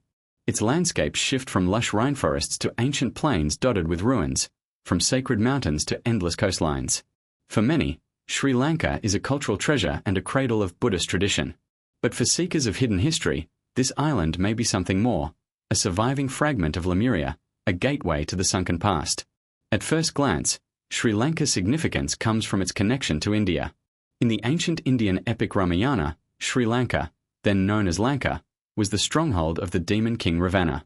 The tale describes how Ravana ruled from a magnificent golden city, one of unparalleled wealth and grandeur, until he was defeated by Rama, the prince of Ayodhya. Some versions of the epic describe Lanka as not merely an island but a massive, southern kingdom stretching far into the ocean. Could this be a memory of a larger landmass, now mostly submerged? Legends speak of structures linking India to Sri Lanka, most famously, the so-called Rama's Bridge or Adam's Bridge. This chain of limestone shoals connects Pamban Island in India to Mannar Island in Sri Lanka, spanning 30 kilometers across the shallow sea. Satellite images clearly show the formation, and while geologists argue it is a natural creation, Hindu tradition insists it was constructed by Rama's army of Vanaras, or monkey warriors, during the rescue of Sita. For those intrigued by Lemuria, Adam's Bridge is more than a mythological artifact. It is a tangible remnant of ancient engineering, perhaps built upon or aligned with a now-submerged landmass. Beyond epic poetry, Sri Lanka itself holds signs of a deeper past. Ancient chronicles like the Mahavamsa describe migrations, kings, and dynasties stretching back thousands of years. They also contain tantalizing references to floods, divine interventions, and vanished territories. Some scholars speculate that the chronicles preserve distant memories of cataclysms, events that align with global flood myths and the supposed destruction of Lemuria. Archaeological discoveries only deepen the intrigue. Off the coast of Mannar and Trincomalee, divers have reported submerged ruins, pillars, foundations, and what appear to be the remains of ancient structures swallowed by the sea. While mainstream archaeology cautiously dates these finds to local settlements lost to rising waters during the Holocene, alternative historians argue they could be remnants of Lemuria's last surviving cities. Some even claim that the golden city of Ravenna described in the Ramayana may still lie buried beneath the waters of Sri Lanka's coasts, waiting to be uncovered. Adding to the mystery is Sigiriya, the awe-inspiring rock fortress rising 200 meters above the plains of central Sri Lanka. Its origins are officially attributed to King Kashyapa in the 5th century CE, but myths suggest a far older history. Local lore whispers that Sigiriya was once an ancient citadel built by Ravenna himself. The frescoes, the sophisticated water gardens, and the engineering marvel of the fortress seem almost anachronistic for their time. Could Sigiriya be a surviving outpost of a Lemurian civilization, reused and repurposed through the centuries? Equally compelling is the island's geological position. Sri Lanka sits at the edge of the Indian Plate, close to submerged ridges and plateaus in the Indian Ocean. These underwater features, like the Laccadive Chagos Ridge and the 90 East Ridge, hint at fragments of continental crust that could once have supported dry land. While scientists explain these features as remnants of Gondwana breakup millions of years ago, seekers of Lemuria interpret them differently, as drowned remnants of a once thriving southern continent. The cultural memory of floods also resonates strongly in Sri Lanka. Oral traditions speak of entire villages swallowed by the sea, of gods punishing civilizations with great deluges. The overlap with Indian flood myths, particularly those tied to Komori Kandam, suggests a shared memory of cataclysm. To the Tamil population of Sri Lanka, these legends are not isolated. They connect directly to the broader narrative of a lost southern land that nurtured their ancestors. Even Buddhist traditions connect Sri Lanka to a deeper mystery. Sacred sites like Adam's Peak, where a massive footprint-shaped depression crowns the summit, are venerated by Buddhists, Hindus, Muslims, and Christians alike.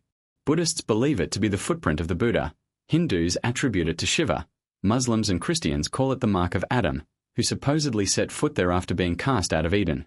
The multiplicity of traditions tied to this single site hints at a primordial importance, as though Sri Lanka preserved a memory that all faiths tried to claim.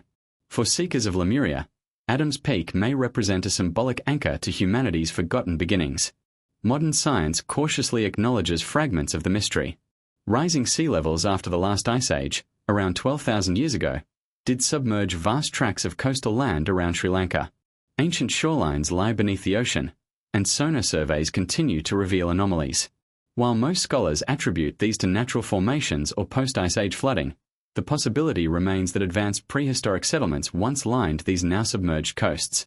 The duality is stark. On one hand, mainstream narratives restrict Sri Lanka's history to the rise of dynasties a few thousand years ago. On the other, myth and alternative archaeology suggest it may be the last visible peak of a vanished continent.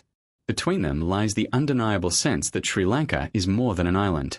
It is a bridge between India and the ocean, between myth and history, between memory and speculation. Perhaps the most powerful aspect of Sri Lanka's Lemurian connection is its role as a cultural crossroads. Its myths tie into India's Ramayana. Its geology links it to submerged ridges across the Indian Ocean. Its oral traditions echo global flood myths. And its archaeological anomalies keep alive the suspicion that something much older, much greater, lies beneath its soil and seas.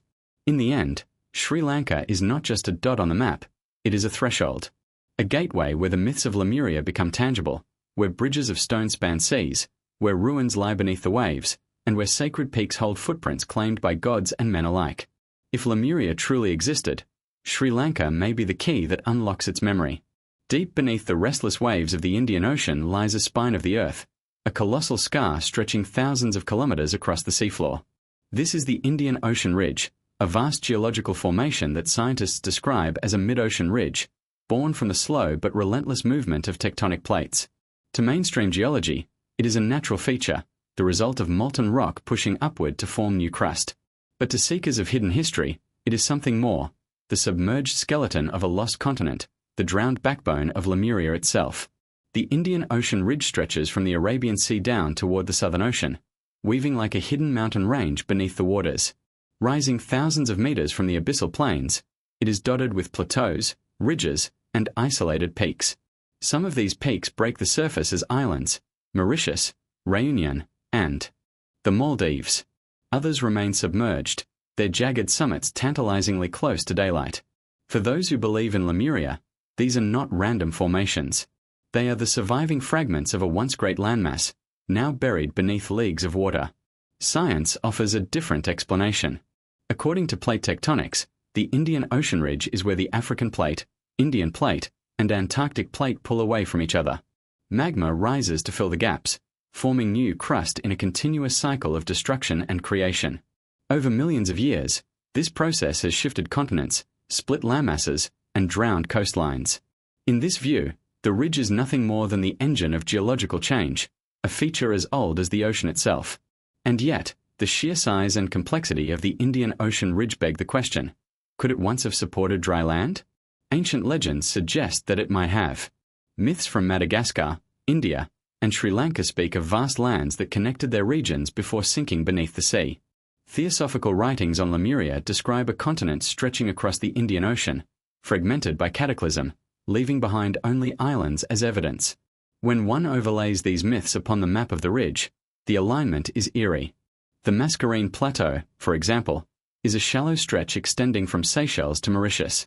Today, it lies mostly underwater, but scientists acknowledge it was once dry land millions of years ago.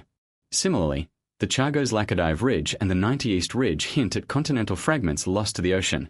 In recent decades, researchers have even discovered fragments of ancient continental crust, nicknamed Mauritia, buried beneath volcanic islands in this region.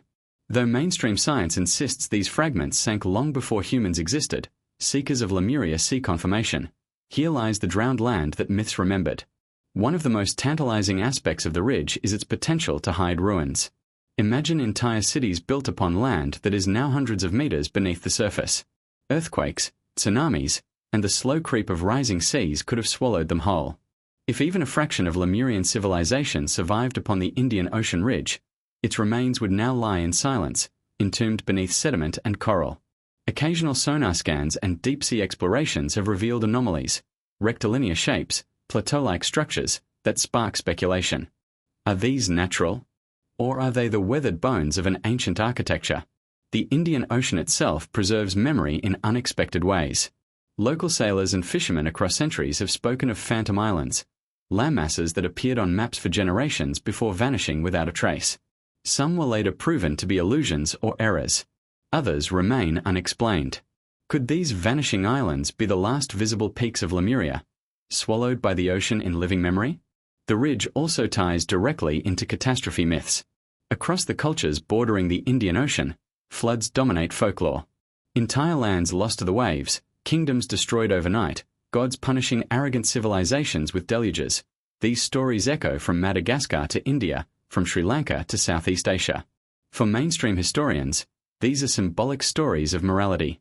For seekers of forbidden archaeology, they are encoded history, descriptions of real geological events that shattered Lemuria along the fault lines of the ridge.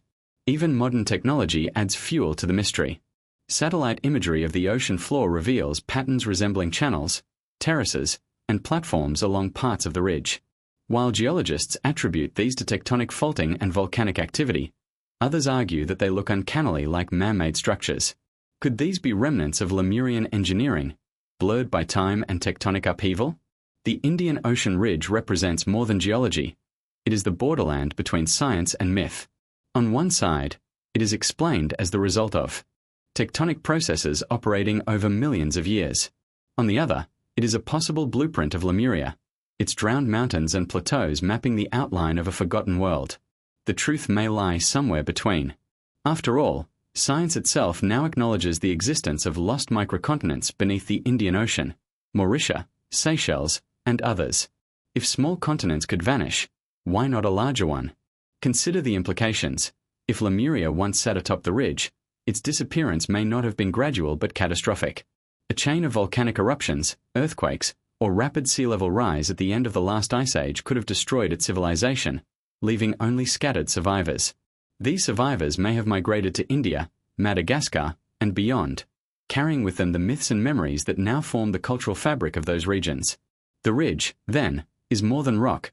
It is a palimpsest, a canvas where Earth's deepest past and humanity's earliest memories overlap. To divers, it is unexplored terrain. To scientists, it is evidence of continental drift. To seekers of Lemuria, it is sacred ground, the place where myth touches the bedrock of reality. And so, the Indian Ocean ridge remains an enigma. Beneath its peaks and valleys may lie the true story of humanity's forgotten chapter. Until it is fully explored, until sonar maps every corner and expeditions probe its depths, the possibility will linger that it is not just geology, but the drowned spine of Lemuria itself. Across the vast sweep of Southeast Asia, from the dense jungles of Indonesia to the remote islands of Polynesia, legends linger like whispers of an ancient cataclysm. In a region where land and sea are in constant dialogue, where volcanoes rise and islands vanish overnight, it is no surprise that myths tell of sunken kingdoms and lost continents. But to those searching for Lemuria, these stories are more than folklore. They are echoes, fragmented memories of a drowned world that may have stretched across the Indian and Pacific Oceans. Consider Indonesia, an archipelago of over 17,000 islands scattered across a volatile seismic zone. Here, legends of lost lands abound. The Javanese speak of Gunung Sunda, a vast primordial mountain said to have collapsed in a cataclysm, leaving behind the scattered islands of today.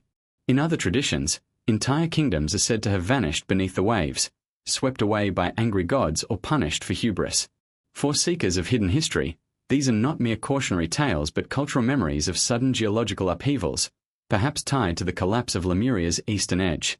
Then there is the haunting legend of Atlantis of the East. In modern times, scholars and alternative historians have speculated that Indonesia, with its sprawling landmasses and submerged continental shelves, could be the true site of a lost civilization. During the last ice age, sea levels were hundreds of feet lower, exposing vast areas of land now hidden beneath the ocean. The Sunda Shelf, stretching from Malaysia through Indonesia, would have formed a supercontinent-like landmass, a possible remnant of Lemuria. As seas rose at the end of the Ice Age, this land would have drowned, leaving behind the islands we know today. Oral traditions across Malaysia and Indonesia seem to preserve fragments of this event. Flood myths are everywhere. In Borneo, tribes tell of great deluges that reshaped the land. In Sumatra, legends speak of kingdoms destroyed by water and fire. Even in Java and Bali, cultural memory revolves around cycles of destruction and rebirth, lands rising, falling, and being reclaimed by the ocean. These recurring themes mirror the larger Lemurian narrative: a vast world shattered, survivors scattered, memories encoded in myth. Polynesia, thousands of miles away, carries strikingly similar tales. From Hawaii to Easter Island, oral traditions recount lands swallowed by the sea. The Hawaiian Kumulipo chant, a genealogical hymn, speaks of cosmic beginnings, catastrophic floods, and migrations across a changing seascape. In Samoa and Tonga, stories describe islands sinking beneath the waves, their people forced to sail to new shores. The Maori of New Zealand recall Hawaii, a homeland across the ocean that was lost or abandoned long ago. These myths, though separated by geography, resonate with uncanny consistency: a vanished homeland, a flood, and the birth of scattered island cultures. Even Easter Island, with its enigmatic moai statues, ties into the narrative. Local legends describe how the island's ancestors came from a distant sunken land to the west, carrying with them secret knowledge of stone carving and navigation. For those who seek Lemuria, Easter Island becomes more than an isolated anomaly. It is a surviving outpost of a world destroyed, a cultural breadcrumb left behind by the Great Flood. Geology provides tantalizing support. The Pacific Ring of Fire is one of the most unstable regions on Earth. Volcanic eruptions, earthquakes, and tsunamis have repeatedly reshaped coastlines and submerged landmasses. Off the coast of Japan, structures like the Yonaguni Monument, an underwater complex of terraces and steps, fuel speculation. Mainstream scholars label it a natural formation, yet its rectilinear shapes suggest human craftsmanship. Could Yonaguni be the easternmost trace of a Lemurian civilization, drowned when rising seas consumed coastal lands thousands of years ago? Adding to the puzzle is the sheer scale of lost real estate during the Ice Age. Archaeologists estimate that more than 10 million square miles of coastal land worldwide were submerged as glacier melted. Southeast Asia's Sunda Shelf and Sahul Shelf, near Australia, would have been enormous landscapes, rich in resources and habitable land. If Lemuria stretched into these regions, the evidence of its civilization now lies beneath shallow seas, waiting for discovery. And yet, the most compelling evidence remains the myths themselves. Cultures that never met, separated by vast oceans, tell nearly identical stories of sunken lands, divine punishment, migrations by sea, and the struggle to preserve knowledge. The recurrence of these themes is difficult to dismiss as coincidence. Could it be that these are fragments of a single shared memory, scattered as Lemuria's survivors spread across the Indian and Pacific Oceans? The Theosophists of the 19th century believed so. They claimed that Lemuria was the cradle of humanity's third root race, and that its people spread into Asia and Polynesia after their homeland sank. While modern anthropology disputes such claims, the parallels between theosophical writings and Southeast Asian oral traditions remain intriguing. Both point to a once great land in the Indian and Pacific Oceans, destroyed by cataclysm, its survivors seeding the world with myth and memory. But here lies the duality. Mainstream scholars argue that these myths reflect local disasters, tsunamis, volcanic eruptions, or regional floods, not a global catastrophe. To them, Lemuria is unnecessary. The stories are metaphors for the power of nature and the fragility of human civilization. Yet the pattern of similarity across thousands of miles suggests something larger, something that unites disparate peoples in a common ancestral memory. The Southeast Asian and Polynesian myths, then, form one of the strongest cultural pillars of the Lemurian hypothesis. They give voice to the drowned lands that geology acknowledges but history forgets. They remind us that civilizations rise and fall, and that memory often survives in story long after stone has crumbled. Here, in the myths of islanders and seafarers, Lemuria still breathes. It may not rise above the waves, but it sails in the chants, songs, and stories passed down for generations. And perhaps, if one listens carefully enough, those echoes will guide us closer to uncovering the truth of the lost continent. In the 19th century, Lemuria was born as a theory to explain biological puzzles. Scientists could not understand why lemurs were found in both Madagascar and India, separated by vast seas. A land bridge seemed the only answer. With the rise of plate tectonics in the 20th century, this explanation was discarded. The story might have ended there, yet in recent decades, geology has revealed something startling. Beneath the waves of the Indian Ocean lie fragments of ancient continental crust, pieces of drowned land scientists now call lost microcontinents. And to seekers of hidden history, these discoveries breathe new life into the mystery of Lemuria. One of the most sensational revelations came in 2013, when a team of researchers announced the discovery of Mauritia, a submerged fragment of continental crust beneath the volcanic island of Mauritius. Scientists studying volcanic rocks on the island found something strange. Zircons, tiny mineral crystals billions of years old, far older than the island's volcanic origins. These zircons could not have formed there. They were remnants of ancient continental material, proof that Mauritius sat atop a fragment of a drowned landmass. The researchers concluded that Mauritia was once part of Gondwana, the supercontinent that broke apart 85 million years ago. Over time, tectonic shifts stretched and sank it beneath the ocean. To mainstream geology, Mauritia is simply a lost microcontinent, submerged long before humans walked the earth. But to seekers of Lemuria, the symbolism is irresistible. Here, in the very heart of the Indian Ocean, is proof that continents can vanish. The ocean floor is not static, but a graveyard of drowned lands. If a small continent like Mauritia could sink, what prevents the possibility that a larger one, Lemuria, might have existed more recently, its memory preserved in myth? Mauritia is not alone. The Seychelles, a cluster of idyllic islands north of Madagascar, are in fact remnants of continental crust. Unlike typical volcanic islands, the Seychelles are made of granite, the very rock of continents. This means they are the surviving peaks of a much larger landmass that sank millions of years ago. Geological surveys show that the Seychelles Plateau once stretched far wider, now hidden beneath the sea. Similarly, the Kerguelen Plateau, in the southern Indian Ocean, has been dubbed the Kerguelen continent. Roughly the size of India, it lies submerged beneath thousands of meters of water, save for a few volcanic outcrops that form the Kerguelen Islands. Geological studies confirm that it was once above sea level, supporting life before subsiding into the abyss around 20 million years ago. These finds shatter the comforting illusion of permanence. Continents do sink. Land does vanish. What mythology remembered as cataclysm, geology has now proven possible. The only disagreement lies in timing. Scientists insist these lands disappeared long before humans. But could there have been smaller, younger fragments that sank more recently, within the span of human memory? The Indian Ocean is littered with hints.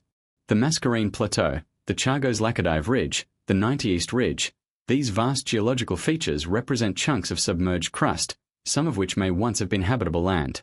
Each new discovery adds weight to the idea that the ocean has been a stage of disappearance, swallowing more than science has yet acknowledged. This convergence of myth and geology is striking. When Tamil traditions speak of Komori Kandam, a southern land stretching into the Indian Ocean, they may not be describing fantasy but cultural memory of real drowned landscapes. When Malagasy legends recall ancestors arriving from vanished lands, they may be echoing migrations from lost territories on submerged plateaus. And when global flood myths describe vast cataclysms, they may reflect the real inundation of microcontinents as sea levels rose at the end of the last ice age. Of course, mainstream geology resists linking these fragments to human history. Mauritius' sinking is dated tens of millions of years ago, long before civilization. But alternative researchers argue that dating methods may overlook localized uplifts, temporary exposures, and complex tectonic cycles. Could it be that parts of these microcontinents resurfaced, however briefly, supporting advanced societies before vanishing again beneath the waves? If so, Lemuria need not be a myth. It could be the cultural memory of these fleeting continents. Even modern technology continues to reveal surprises. Advanced satellite mapping of Earth's gravitational field has detected anomalies in the Indian Ocean, regions of denser crust that suggest submerged continental blocks. Some of these anomalies remain unexplained, fueling speculation that entire landmasses may lie hidden beneath miles of water and sediment. The implications are staggering. If civilizations once existed on these microcontinents, their ruins now lie entombed beneath the sea, preserved yet unreachable. Imagine cities drowned upon the Mauritius Plateau, temples hidden on the slopes of the Seychelles Plateau, or monuments swallowed by the Kerguelen Abyss. Perhaps one day, when technology allows, deep-sea expeditions will uncover artifacts that rewrite human history. The discovery of lost microcontinents proves one thing beyond doubt: the Earth is not static, and our maps are incomplete. Lands rise and fall, swallowed by geological processes and sea level changes. For mainstream science, this vindicates the theory of plate tectonics. For seekers of Lemuria, it vindicates the myths of sunken continents that cultures around the world have preserved for millennia. The Indian Ocean, then, is not just a body of water. It is a vault of forgotten continents, a graveyard of drowned worlds. Mauritius, Seychelles, Kerguelen. These names may one day be joined by Lemuria, no longer dismissed as fantasy but recognized as another piece of Earth's shifting puzzle. Until then, the microcontinents stand as tantalizing proof that the impossible, entire continents disappearing, is, in fact, possible. And if it happened once, why not again? Why not within the memory of humanity? Why not to Lemuria? If Lemuria ever existed, one question rises above all others. What could have destroyed an entire continent? How could a landmass vast enough to stretch across the Indian and Pacific Oceans vanish without leaving obvious traces? To skeptics, this impossibility is the end of the story. But to seekers of hidden history, the Earth itself provides the answers. Catastrophes have shaped our planet before, and they could do so again. Perhaps Lemuria's disappearance was not gradual but sudden, a violent cataclysm that left survivors clinging to fragments of memory and myth. One theory points directly to volcanic upheaval. The Ring of Fire in the Pacific and the volcanic arcs of the Indian Ocean remind us that tectonic plates are never still. Throughout history, volcanic eruptions have erased islands in a single night. In 1883, Krakatoa erupted between Java and Sumatra, producing one of the loudest sounds in human history, heard nearly 3,000 miles away. Entire islands disappeared, swallowed by collapsing calderas. If this could happen to small islands, what of a larger volcanic plateau? Could a chain of super-eruptions, linked along the fractures of tectonic plates, have shattered Lemuria and sent it crashing into the sea? Closely tied to volcanism is the theory of tectonic subduction. Earth's surface is not fixed but broken into colossal plates that slide, collide, and grind past one another. When one plate is forced beneath another, entire regions can sink. The Indian Ocean is riddled with subduction zones and mid-ocean ridges, places where continents are torn apart or swallowed whole. If Lemuria straddled such a fault line, it may have been doomed from the start. Over time, portions of the continent could have been dragged beneath the sea, leaving behind only island fragments like Madagascar, Sri Lanka, and the scattered archipelagos of the Indian Ocean. Another dramatic possibility is the pole shift hypothesis. Though controversial, this idea suggests that Earth's crust can shift rapidly over the mantle, repositioning entire continents. Advocates argue that sudden crustal displacement could trigger massive tsunamis, earthquakes, and floods on a global scale. If Lemuria occupied low-lying land in the Indian or Pacific Oceans, such a shift could have tilted it downward, plunging it beneath rising seas while other continents lifted skyward. To its inhabitants, it would have felt like the end of the world, the ground trembling, the sea rushing in, mountains collapsing into the ocean. Such an event would certainly explain the universal flood myths found across cultures. Flooding itself presents another explanation. At the end of the last ice age, around 12,000 years ago, global temperatures rose sharply. Glacier melted, and sea levels surged more than 400 feet. Entire coastlines vanished. Imagine the Sunda Shelf in Southeast Asia, once a sprawling fertile plain that connected modern-day Malaysia, Indonesia, and the Philippines. As the seas rose, it disappeared, leaving only scattered islands. To its ancient inhabitants, this was not a gradual geological shift but a sudden loss of homeland. If Lemuria was real, perhaps it, too, was simply one of the many drowned continental shelves swallowed by post-glacial floods. Some researchers take it further, proposing cosmic cataclysms. They suggest that Earth may have been struck by comets or asteroids in prehistoric times, unleashing tsunamis thousands of feet high. Geological evidence hints at such events, like the Younger Dryas impact theory, which proposes that a comet strike around 12,800 years ago triggered sudden climate shifts and mass extinctions. If a cosmic body struck the Indian Ocean, the resulting megatsunami could have obliterated entire landmasses in hours, leaving behind only shattered myths of a vanished continent. There is also the theory of gradual erosion and collapse. Over millions of years, continents can thin, stretch, and break apart. Submerged microcontinents like Mauritius and the Kerguelen Plateau prove that entire landmasses can slowly sink beneath the waves. For skeptics, this is the simplest answer. Lemuria was not destroyed overnight but eroded and drowned across millions of years. Yet this explanation fails to account for the uncanny consistency of myths describing sudden floods, cataclysms, and civilizations destroyed in an instant. The contrast between scientific caution and mythological drama is striking. Mainstream geology favors gradualism, slow, inexorable changes across eons. Mythology speaks of disaster, punishment, and divine wrath, happening in days or hours. But what if both are true? Perhaps Lemuria did slowly sink, yet its final moments were marked by a cataclysm so violent it seared itself into cultural memory. 1,000 years of erosion may be forgotten, but one night of fire and water is remembered forever. Consider the echoes in ancient traditions. Tamil legends of Kamori Kandam describe a southern land swallowed by the sea in floods and earthquakes. Polynesian myths recall islands that vanished overnight, their people fleeing in canoes to distant shores. Hindu texts like the Mahabharata speak of celestial weapons and fiery destructions that reshaped the world. Even Plato's tale of Atlantis describes the sudden sinking of a great land in a single day and night of misfortune. Could these stories all be different lenses on the same primal event, the destruction of Lemuria by cataclysm? Alternative researchers argue that humanity itself may be a remnant of this event. Survivors of Lemuria, scattered across Asia, Africa, and the Pacific, carried fragments of memory, technology, and culture with them. Flood myths became sacred texts, architecture became mystery, and fragments of knowledge became legends of gods and heroes. The very birth of civilization, they claim, may be the legacy of Lemuria's destruction. Skeptics counter that no hard evidence supports such claims. There are no ruins beneath the Indian Ocean conclusively tied to a lost continent, no artifacts preserved in the depths. And yet, they admit, the ocean hides far more than it reveals. Less than 20 of the seafloor has been mapped in detail. What secrets might lie in the unmapped 80, sunken cities, shattered temples, forgotten tombs? Ultimately, the question is not whether cataclysm can happen. It has, and it will again, but whether one such event erased an entire civilization from history. The volcanism, tectonics, pole shifts, floods, and cosmic impacts all prove the fragility of Earth's surface. We live on a planet of fire and water, a planet that builds and destroys with equal ease. Lemuria may have been one more casualty in this endless cycle.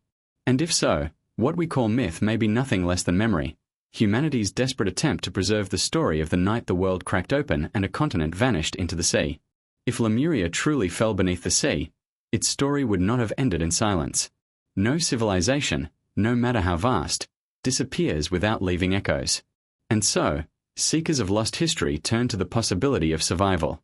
Could it be that the Lemurians, those said to have lived on a continent stretching across the Indian and Pacific Oceans, escaped the cataclysm and carried their knowledge to new lands? This theory is one of the most tantalizing of all, for it ties the myth of Lemuria directly to the birth of human civilization. Consider first the scale of the disaster. If Lemuria was a continent, its population may have numbered in the millions. When the seas rose and the earth quaked, not all would have perished. Survivors, forced onto boats, rafts, or the high ground of mountain peaks, may have fled across the ocean. Their journeys could have carried them to India, Africa, or the islands of the Pacific. Wherever they landed, they would have been strangers, refugees bringing fragments of a lost world. Many alternative historians argue that the earliest known civilizations bear fingerprints of Lemurian influence. In India, the Tamil tradition of Kamori Kandam claims that survivors of a southern land spread northward, becoming the ancestors of the Dravidian peoples. Linguists note that the Dravidian languages are ancient and complex, with roots that seem older than Sanskrit itself. Could this linguistic depth be the inheritance of a drowned civilization, preserved by survivors who carried their tongue into a new homeland? Egypt, too, enters the story. Some researchers suggest that the sudden rise of dynastic Egypt, seemingly overnight, with advanced architecture, mathematics, and astronomy, may reflect outside influence. Survivors from Lemuria, perhaps reaching Africa after their homeland's collapse, could have seeded the Nile Valley with their knowledge. The pyramids' precision, the symbolic obsession with death and rebirth, even the myths of primordial floods all point to cultural memories aligned with the Lemurian narrative. Further east, Polynesia is often viewed as the living cradle of Lemurian survivors. The Polynesians' extraordinary navigational skills, their megalithic stone structures, and their oral traditions of sunken homelands all fit the idea of a displaced maritime people carrying forward fragments of their lost culture. Easter Island, with its moai statues gazing toward the horizon, is often cited as a Lemurian outpost, a settlement of survivors who preserve the memory of their drowned homeland in stone. Even Mesoamerica has been drawn into this web. The Olmecs, whose colossal heads appear suddenly in history with no clear developmental background, are sometimes theorized to have inherited knowledge from transoceanic survivors. The Mayan obsession with cycles of destruction and rebirth, their precise calendars, and their flood myths all echo themes familiar in the Lemurian story. Could survivors have crossed the Pacific, leaving behind seeds of culture that blossomed into civilizations thousands of miles away? Theosophical teachings expand this idea into an entire framework. Helena Blavatsky described Lemurians as the third root race, who passed knowledge to the fourth root race of Atlantis, and eventually to humanity as we know it. According to this mystical model, survivors of Lemuria migrated across the globe, establishing sacred centers in India, Egypt, and the Pacific, where they preserved fragments of their wisdom for future ages. Mainstream historians dismiss this as esoteric fantasy, yet the persistence of flood myths and sudden bursts of cultural development leave the door cracked open for speculation. But what exactly might the Lemurians have carried with them? Alternative researchers point to several key elements. First, astronomy. Ancient civilizations everywhere had an astonishing grasp of the stars, building temples and monuments aligned with solstices and equinoxes. Survivors of Lemuria, it is argued, brought this celestial knowledge with them, encoding it into pyramids, stone circles, and temples across the world. Second, megalithic architecture. From the Cyclopean walls of Peru to the basalt moai of Easter Island, humanity's earliest stone structures often appear more advanced than those that followed. Could these techniques have originated with Lemurian refugees, their memory fading over generations until only myth remained? Third, spiritual cosmology. The recurring themes of floods, rebirth, and divine punishment appear across the globe, in Hindu scriptures, in biblical texts, in Mayan codices. Perhaps these are not independent inventions but the cultural inheritance of Lemurian survivors, retelling the trauma of their homeland's destruction in new languages and new lands. Yet, the idea of survivors is not without its mysteries. If Lemurians carried their knowledge across the seas, Why do we not see clearer evidence? Why no inscriptions, no identifiable artifacts, no unmistakable symbols linking India, Egypt, and Polynesia back to a single source? Skeptics argue that if Lemuria ever existed, its people left no trace. But perhaps the traces are hidden in plain sight, encoded in symbols and myths we do not yet recognize. The serpent gods of India, the feathered serpents of Mesoamerica, the dragon kings of China, all speak of ancient, wise beings emerging from the water to bring knowledge. Could these figures be mythologized memories of Lemurian refugees, transformed into gods over the centuries? There is also the problem of erasure. If survivors landed among less technologically advanced peoples, their knowledge may have seemed divine but incomprehensible. Over generations, that knowledge would fragment, simplified into stories, rituals, and symbols. The original science of Lemuria might survive only in distorted form, as astrology instead of astronomy, as myth instead of history, as magic instead of technology. In this way, the survivors may have shaped the world profoundly, but invisibly. Ultimately, the survivor theory transforms Lemuria from a tragic myth into the seed of civilization itself. Instead of perishing entirely, its people became the ancestors, teachers, and culture bearers of humanity. Egypt, India, Polynesia, even the Americas, all could be branches of the same forgotten root. And this raises a haunting question. If our civilizations today carry fragments of Lemuria's memory, what other secrets might we unknowingly inherit? Did the survivors preserve knowledge of energies, sciences, or philosophies that modern society has yet to rediscover? Are we, in a sense, living in the shadow of Lemuria, our world built on the bones of a drowned one? The story of survival ensures that Lemuria never fully dies. It lingers in languages, in myths, in sacred alignments, in the unexplained leaps of culture that appear like sparks across the ancient world. And if survivors walked among our ancestors, then perhaps their legacy is still alive within us, waiting to be remembered. Water has always been humanity's greatest fear and greatest mystery. It gives life, yet it can erase entire worlds in an instant. Across every continent, in every culture, we find a chillingly familiar tale. A great flood that rose without warning, drowning kingdoms, sweeping away civilizations, and sparing only a few survivors who carried the memory forward. The universality of these flood legends raises a question that shakes the foundations of history. Are these stories simply symbolic, or do they preserve the memory of a very real cataclysm, the same one that destroyed Lemuria? The most famous of all flood myths is the biblical tale of Noah's Ark. In the book of Genesis, humanity had fallen into corruption, and God resolved to cleanse the world with water. Only Noah, his family, and pairs of animals were spared, carried upon a wooden vessel across endless waters until the flood subsided. For centuries, scholars interpreted this as allegory. Yet when researchers realized that other ancient cultures carried similar stories, the coincidence became too great to ignore. Long before the Bible, the Epic of Gilgamesh in Mesopotamia told of Utnapishtim, who survived a flood sent by the gods to annihilate humanity. Like Noah, he built a great boat, preserved animals, and released birds to find dry land.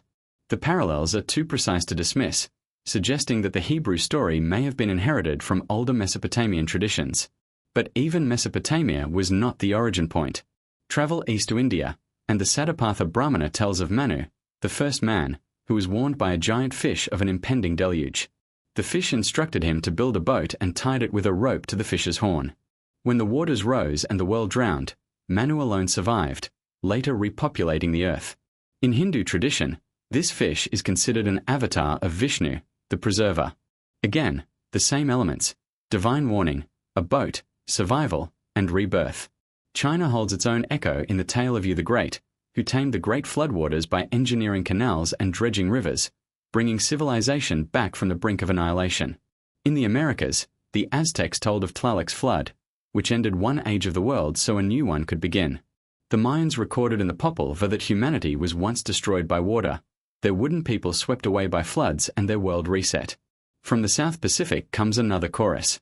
The Samoans speak of a deluge that swallowed their homeland, forcing survivors to sail to new islands.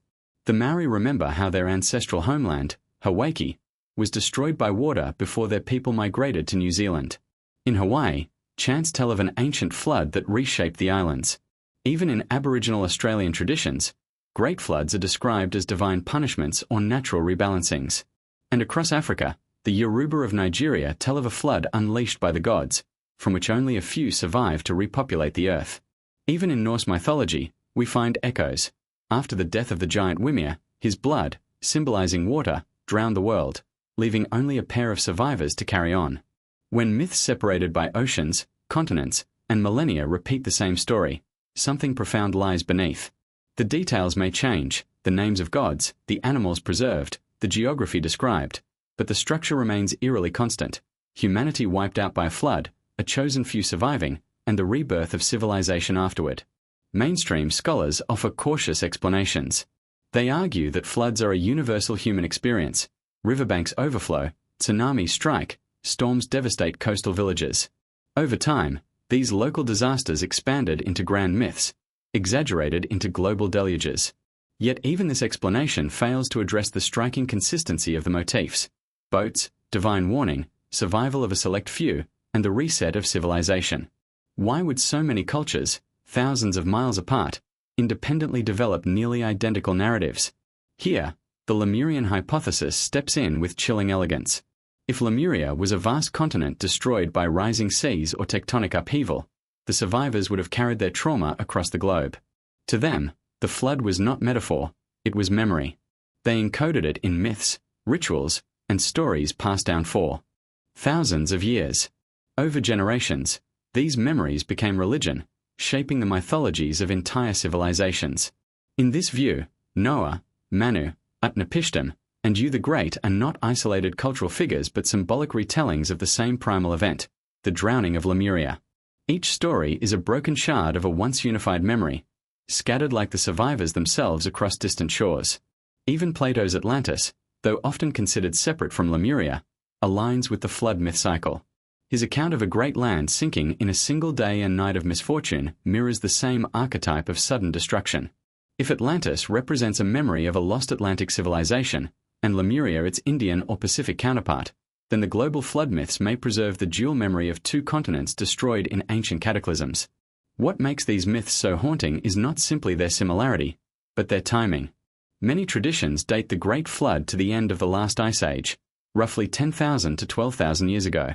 This was the exact period when glacier melted, sea levels rose dramatically, and coastal lands drowned. Science acknowledges the flooding, but mainstream scholars stop short of linking it to entire civilizations. Yet, the myths insist otherwise.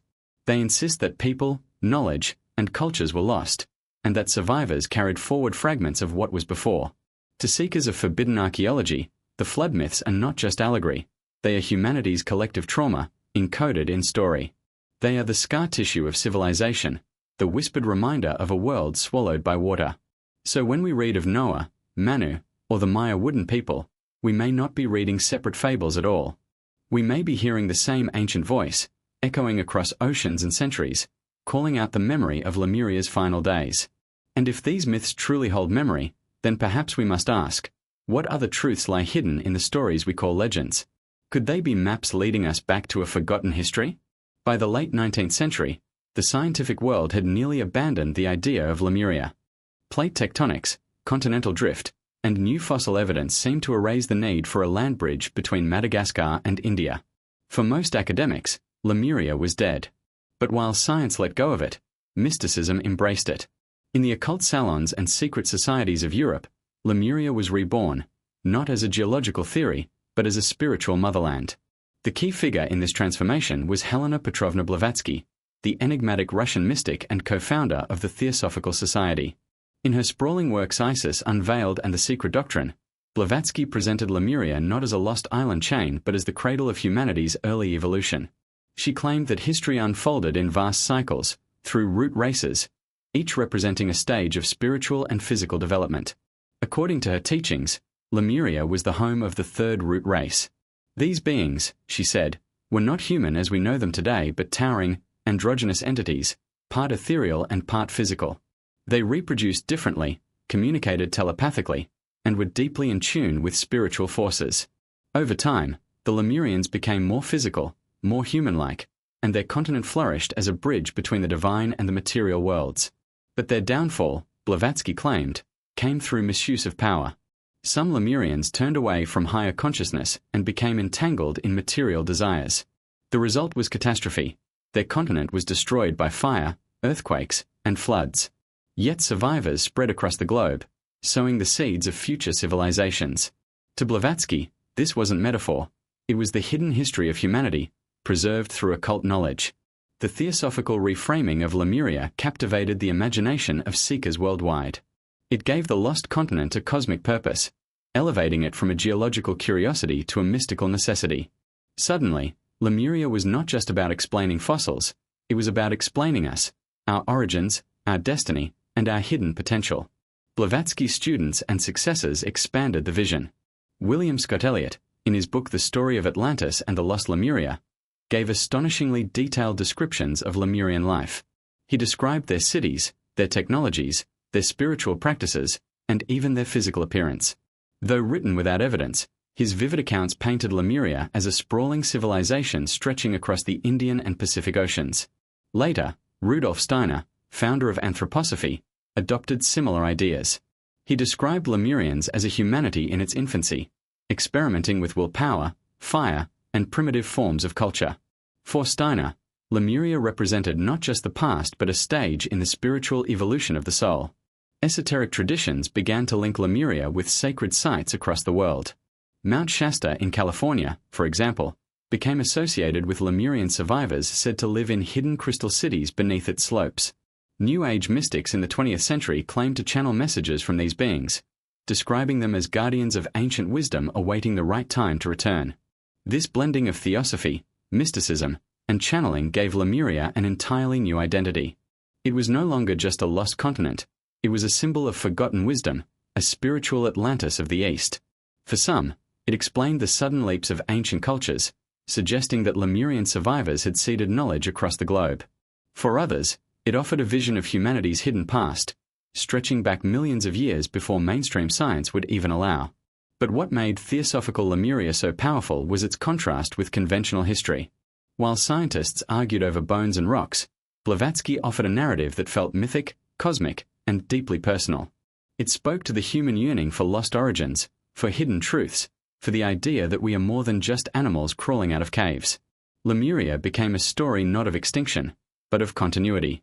The belief that within us lies the legacy of a forgotten race that walked with giants, spoke with the gods, and fell in fire and water. Critics, of course, dismissed all of this as fantasy. Blavatsky's secret doctrine, they argued, was a patchwork of myths, philosophies, and imagination, stitched together into a grand narrative. Scholars accused her of fabricating evidence, cherry-picking myths, and weaving them into her root race theory. Yet, even her harshest critics could not deny her influence. Theosophy lit a fire that still burns today, inspiring countless books, movements, and spiritual seekers to look at Lemuria not as a failed scientific idea, but as a living legend. Even now, in the 21st century, the theosophical vision of Lemuria thrives in New Age circles. Channelers claim to receive messages from Lemurian beings. Healers speak of Lemurian crystals, said to contain the vibrational energy of the lost continent. Pilgrimages are made to Mount Shasta, Easter Island, and other sites believed to be remnants or outposts of Lemurian survivors. What is remarkable is how seamlessly the theosophical mythos dovetails with modern discoveries. The idea that Lemuria was destroyed by fire and flood resonates with what geology tells us about volcanic cataclysms and sea level rise. The belief that Lemurians spread wisdom across the world mirrors the flood myths and sudden cultural explosions seen in archaeology. Theosophy may not be scientific, but it reflects something deeper, the intuition that our history holds secret science has yet to unlock. And so, theosophy keeps Lemuria alive, not as a footnote in biology, but as a spiritual inheritance.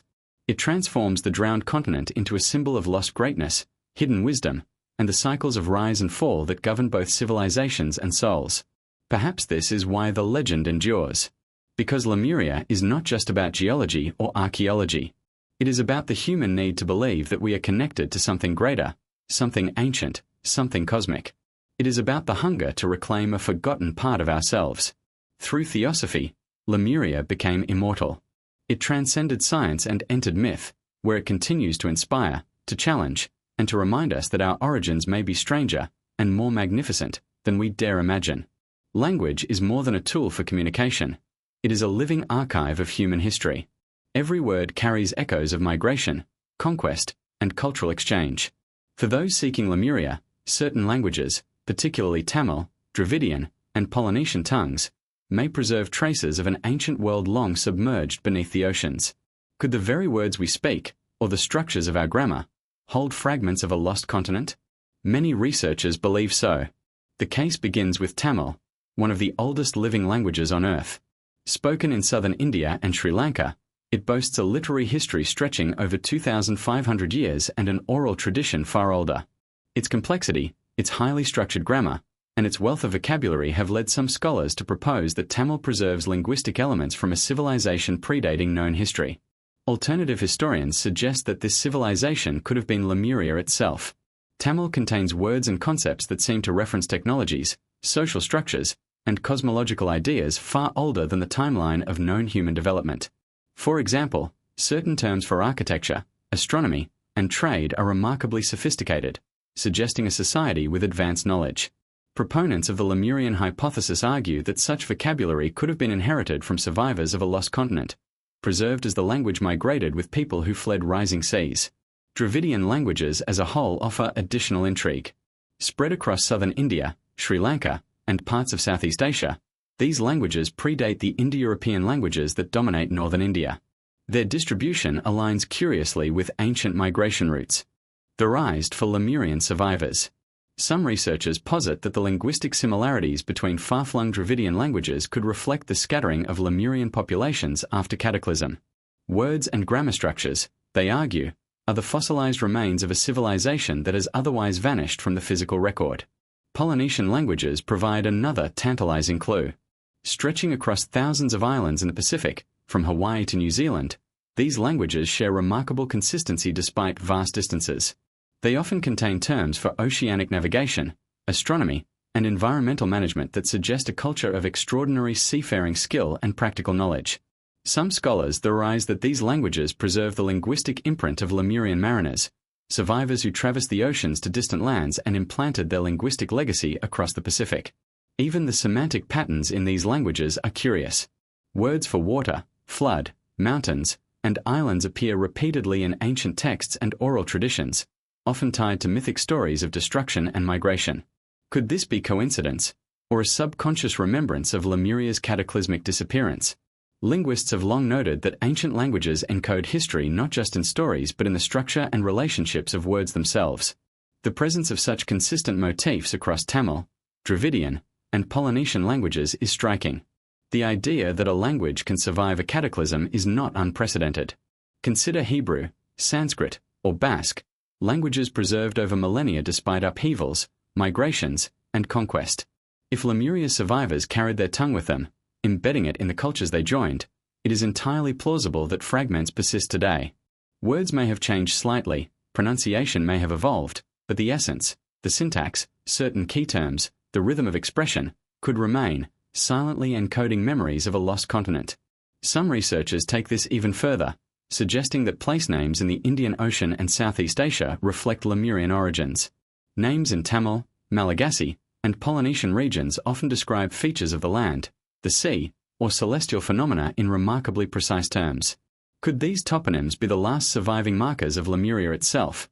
Names of islands, rivers, and mountains that existed before the cataclysm, preserved in oral tradition and carried across generations? Critics of the linguistic hypothesis caution that language is highly adaptable, and coincidences can occur. Words travel, borrowings occur, and humans are adept at constructing mythic explanations. Yet, the pattern of consistency, particularly across cultures separated by vast oceans, invites curiosity. When myth, geology, and linguistics intersect, the question arises: are we seeing random coincidence, or the shadow of a real civilization that shaped human history before disappearing beneath the waves? One of the most compelling pieces of linguistic evidence comes from cognate words, words that appear across languages with the same root and meaning, yet in regions where no obvious historical contact is documented. Certain oceanic navigation terms, agricultural vocabulary, and religious concepts appear in Tamil, Dravidian, and Polynesian languages, despite their speakers being separated by thousands of miles. Could these shared elements be remnants of Lemurian culture, transported by survivors who became the carriers of an ancient knowledge network? Moreover, the poetic and mythic structures of these languages reflect a worldview that emphasizes cycles, rebirth, and the interplay of land and sea. Ancient Tamil epics, Polynesian chants, and Dravidian oral narratives often describe catastrophic floods, wandering peoples, and vanished lands. These linguistic structures encode cultural memory, transforming historical trauma into story, song, and ritual. It is as if the languages themselves remember what human history has forgotten. For seekers of forbidden archaeology, language becomes a map as tangible as a fossil or a sonar scan. By tracing the distribution of certain words, myths, and syntactic patterns, one can theoretically reconstruct migration routes, the spread of culture, and the survival pathways of Lemurian descendants. Linguistics, in this sense, becomes a time machine, carrying clues hidden in speech, chanting, and written text. Ultimately, the study of language suggests that Lemuria may not be entirely lost. Its stones may have sunk beneath the waves, and its cities may have vanished, but its words, embedded in human memory, continue to survive. Every syllable, every chant, every epic may carry a fragment of the continent, a whisper of the people who once walked its sunlit lands, navigated its rivers, and gazed across its endless oceans. In this light, languages like Tamil, Dravidian, and Polynesian are not just tools, they are living memorials. They are vessels preserving the memory of Lemuria, encoded in vowels, consonants, and syntax, awaiting the patient scholar, the curious traveler, or the daring adventurer who dares to listen closely enough. Across the world, archaeologists and adventurers have unearthed artifacts that defy explanation, hinting at civilizations far older and more sophisticated than mainstream history acknowledges. Some of these objects, scattered across the Indian Ocean, Southeast Asia, and the Pacific, have been linked by alternative researchers to Lemuria, suggesting that the lost continent may have left traces beneath the sands of time. From megaliths perfectly aligned with celestial events to inexplicable statues, these artifacts challenge our understanding of human history and invite the tantalizing possibility that Lemuria was real. Consider first the megaliths of southern India and Sri Lanka. Towering stone structures, some weighing hundreds of tons, stand in perfect alignment with astronomical phenomena. Scholars have long debated how such massive stones were transported and placed with such precision, given the presumed technological limitations of the time. Alternative theories propose that survivors of Lemuria carried this knowledge with them, building structures that reflected the advanced understanding of geometry, astronomy, and engineering from their lost homeland. Each stone becomes a silent witness, a relic of a civilization erased by cataclysm but preserved in human craftsmanship. In Indonesia, the island of Bali holds enigmatic stone temples and statues, many adorned with symbols whose origins are mysterious. Some resemble motifs found thousands of miles away in Polynesia, raising questions about cultural diffusion and ancient connections. Could these represent remnants of Lemurian culture, preserved across oceans as survivors migrated and rebuilt fragments of their civilization? The striking similarities between megalithic styles across distant regions hint at a shared knowledge network, perhaps tracing back to a common Lemurian origin. Moving east, Polynesia offers an extraordinary catalogue of artifacts. The moai of Easter Island, carved from volcanic rock, have long puzzled scholars. How did a small, isolated population carve and transport such enormous statues without advanced machinery? Some theorists argue that the moai may be a cultural inheritance from Lemurian survivors, a continuation of artistic and spiritual traditions preserved over millennia. The moai gaze outward, toward the horizon, as if remembering lands long vanished beneath the waves, a silent testament to a homeland lost yet remembered. Artifacts are not limited to monumental stones. Across Southeast Asia, researchers have discovered intricately carved stone tools, jewelry, and ceremonial objects whose design and craftsmanship suggest a sophistication unaccounted for in conventional timelines. Certain symbols, often geometric or depicting marine life, recur across islands and coastal regions, suggesting a shared symbolic language or cultural memory. For alternative historians, these objects hint at a civilization that once spanned continents, linking India, Indonesia, and the Pacific in a vast network of Lemurian culture. Some artifacts, like the Yonaguni monument off Japan, push the boundaries of plausibility. Underwater terraces and stone formations suggest construction rather than natural formation. Mainstream scientists debate fiercely, often attributing the structures to tectonic shifts and erosion. Yet the rectilinear shapes, steps, and platforms echo patterns seen in other megalithic sites across the globe. Could Yonaguni be an eastern outpost of Lemuria, preserved under the sea for thousands of years, waiting for discovery? Its existence tantalizes archaeologists, diving teams, and seekers of the lost continent alike. Even the mysterious statues of Madagascar raise questions. Some sculptures display humanoid figures with elongated heads, advanced proportions, and inscriptions that remain undeciphered. While conventional archaeology often dismisses them as tribal artifacts, their similarity to certain motifs in India and Polynesia cannot be ignored. Alternative researchers suggest that they may be the work of Lemurian refugees, carrying their artistry, religious iconography, and symbolic language into new lands. Beyond artistry, engineering marvels such as ancient water systems, stone roads, and astronomical alignments suggest an advanced knowledge of physics and environmental management. In Sri Lanka, the Sigiriya rock fortress contains complex irrigation systems, gardens, and palatial ruins that integrate harmoniously with the natural landscape. In Polynesia, massive stone walls and terraced fields display an understanding of topography and soil management. Could these feats represent the application of Lemurian knowledge transplanted into new lands by survivors? If so, the artifacts themselves become evidence of a lost civilization's ingenuity, preserved in architecture, sculpture, and infrastructure. The pattern of distribution is striking. Artifacts that challenge conventional history appear along migration routes theorized for Lemurian survivors: southern India, Sri Lanka, Indonesia, Madagascar, and the Pacific Islands. Across these regions, a recurring set of symbols, construction techniques, and spiritual motifs appears. While mainstream archaeology often treats these similarities as coincidence, alternative researchers interpret them as the cultural DNA of Lemuria, scattered across oceans but surviving in tangible form. Even the mysterious carvings of marine life and celestial phenomena suggest that Lemurian survivors possessed sophisticated astronomical and environmental knowledge. Many stone monuments are aligned with solstices, equinoxes, or specific stars, patterns repeated across thousands of miles. These alignments indicate more than chance.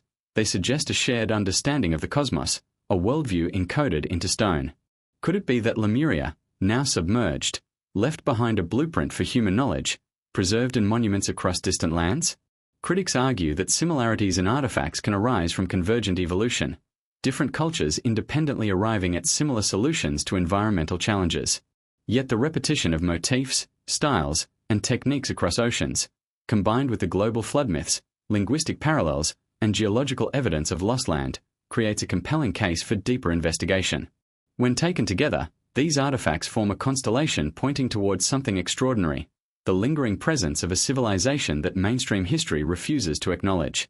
Ultimately, the artifacts themselves tell a story. They are more than stone, metal, or clay. They are survivors of a lost world. Each megalith, each statue, each intricately carved object serves as a silent messenger from Lemuria.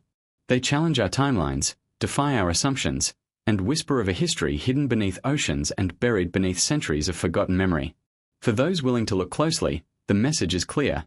Lemuria may have vanished beneath the waves, but its legacy endures. Through its artifacts, we glimpse the ingenuity, artistry, and spiritual sophistication of a civilization erased from maps but immortalized in stone. They remind us that the past is not always where we expect to find it, and that the secrets of a lost continent may still be waiting to reveal themselves. Maps are more than tools for navigation. They are windows into the minds and knowledge of the past. They reflect what civilizations knew, what they imagined, and, occasionally, what they kept secret. Among the most enigmatic of these maps is the Piri Reis map, created in 1513 by the Ottoman admiral and cartographer Piri Reis. While ostensibly a chart of the known world, it contains features that have confounded historians and geographers for centuries. Islands, coastlines, and landforms appear with startling accuracy, even those that, by conventional history, should have been unknown at the time. The Piri Reis map famously depicts parts of the South American coastline with remarkable precision, but it also includes portions of Antarctica, before the continent was officially discovered and mapped centuries later. For centuries, scholars debated how Piri Reis obtained such knowledge. He claimed to have drawn upon older maps, some over 1,000 years old, but the source of their astonishing accuracy remains a mystery. What is particularly intriguing to seekers of Lemuria is the depiction of landmasses in the Indian Ocean and Pacific regions, areas where Lemuria is theorized to have existed. Could these ancient cartographers have preserved the memory of continents long since vanished beneath the waves? Other ancient maps bolster the mystery. The Zeno map from the 14th century, for example, portrays islands in the North Atlantic that some believe correspond to lost lands or remnants of forgotten continents. The Bordeaux map and the Orance Fine map include coastlines and islands that are difficult to reconcile with known geography. To skeptics, These anomalies are artistic errors or misinterpretations. To seekers of hidden history, they are tantalizing hints that ancient civilizations may have had knowledge of sunken lands, including Lemuria, that modern science cannot explain. The question is not merely whether Lemuria existed, but whether its memory survived long enough to be recorded in maps. Many researchers point to ancient sailor knowledge, passed down through generations, as a possible source. Ancient mariners may have witnessed islands, shoals, and landmasses that later disappeared beneath rising seas. Their observations, recorded in maps and charts, could represent the last surviving traces of Lemuria's geography. In this light, the Piri race map becomes more than a navigational tool. It becomes a testimony, a historical echo of a drowned world. The accuracy and detail of these maps are what make them so compelling. Coastal outlines are drawn with surprising precision. Rivers, bays, and mountains appear in proportion to the surrounding landscape. While modern cartographers might assume exaggeration or artistic license, alternative researchers argue that such accuracy implies first-hand observation or reliable oral sources. Could Lemuria, before sinking beneath the Indian or Pacific Oceans, have been charted by ancient navigators, whose knowledge survived in maps like those of Piri race? Geographers and historians often emphasize that ancient mapmaking relied heavily on second-hand reports. Sailors' tales, merchants' notes, and fragmented sketches were compiled into charts. Yet the anomalies persist. Some maps show coastlines and islands now submerged by hundreds of meters of water, details impossible to observe without advanced instruments or impossible foresight. The consistency of these anomalies across multiple maps from different cultures and eras suggests a shared body of lost knowledge, perhaps derived from Lemurian survivors or ancient records predating recorded history. The cosmic and mythical connections embedded in these maps add another layer of intrigue. Certain landmasses are depicted with unusual geometric shapes, unusual orientations, or symbolic markings. Alternative researchers suggest these might indicate sacred sites, ceremonial centers, or regions of advanced civilization once located on Lemuria. Could these maps be encoded with memory, designed not only to navigate oceans but to preserve the knowledge of a lost world? Critics argue that map anomalies can be explained by projection errors, mistaken observation, or mythic interpolation. Yet the anomalies are not isolated. They cluster in regions where geological evidence suggests submerged lands, and where myths describe vanished continents. The alignment of myth, geology, and cartography creates a pattern too compelling to ignore. For those willing to see beyond conventional interpretation, these maps hint at a world that existed, flourished, and disappeared long before history could record it in conventional terms.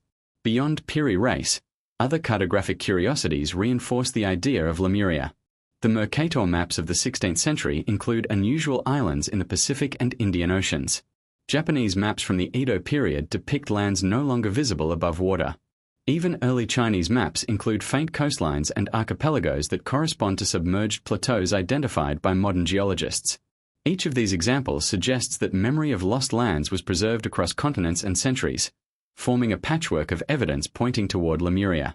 The maps also suggest that ancient civilizations may have been far more connected than modern history allows. Information about distant lands, possibly including Lemuria, may have traveled along maritime trade routes, shared orally or through sketches, before being formalized in maps. This implies not only advanced navigation but a network of knowledge and observation that transcends culture and geography. Lemuria, therefore, is not merely a legend. It is a possibility grounded in evidence that has been overlooked or dismissed. Ultimately, the Piri race and other ancient maps challenge our understanding of history. They ask us to consider that the Earth's surface has changed dramatically, that continents can sink, and that humans may have recorded knowledge of lands long vanished. When we examine these maps alongside geological discoveries, flood myths, and linguistic clues, the picture becomes compelling. A continent lost to time, whose memory endures in the careful lines drawn by ancient hands, in the stories of survivors, and in the whispers of civilizations scattered across the seas. Maps, in this sense, are not just practical tools. They are time capsules, carrying the memory of Lemuria through centuries, preserved for those daring enough to decode their secrets. Each coastline, island, and anomaly may represent a fragment of a world erased, yet immortalized in cartographic form. To those who study them closely, the maps become a bridge between myth and reality, offering a tantalizing glimpse of a lost continent whose existence challenges everything we think we know about human history. The stories of Lemuria and Atlantis occupy a unique space in the realm of ancient mysteries, often treated as separate legends, yet their similarities are too striking to ignore. Both are described as vast, technologically advanced civilizations, suddenly wiped from the map by cataclysmic forces. Both are said to have influenced humanity's development in ways that mainstream history struggles to explain. Could these myths represent echoes of the same forgotten reality, or are they parallel reflections of a universal human memory of lost continents? The earliest mention of Atlantis comes from Plato, who in his dialogues Timaeus and Critias describes a powerful island nation existing some 9,000 years before his time. According to Plato, Atlantis was technologically sophisticated, rich in resources, and ruled by kings descended from gods. Its downfall, however, was swift and absolute. In a single day and night of misfortune, the island sank beneath the waves. Plato's account has fascinated scholars and mystics alike for centuries, but the story raises questions.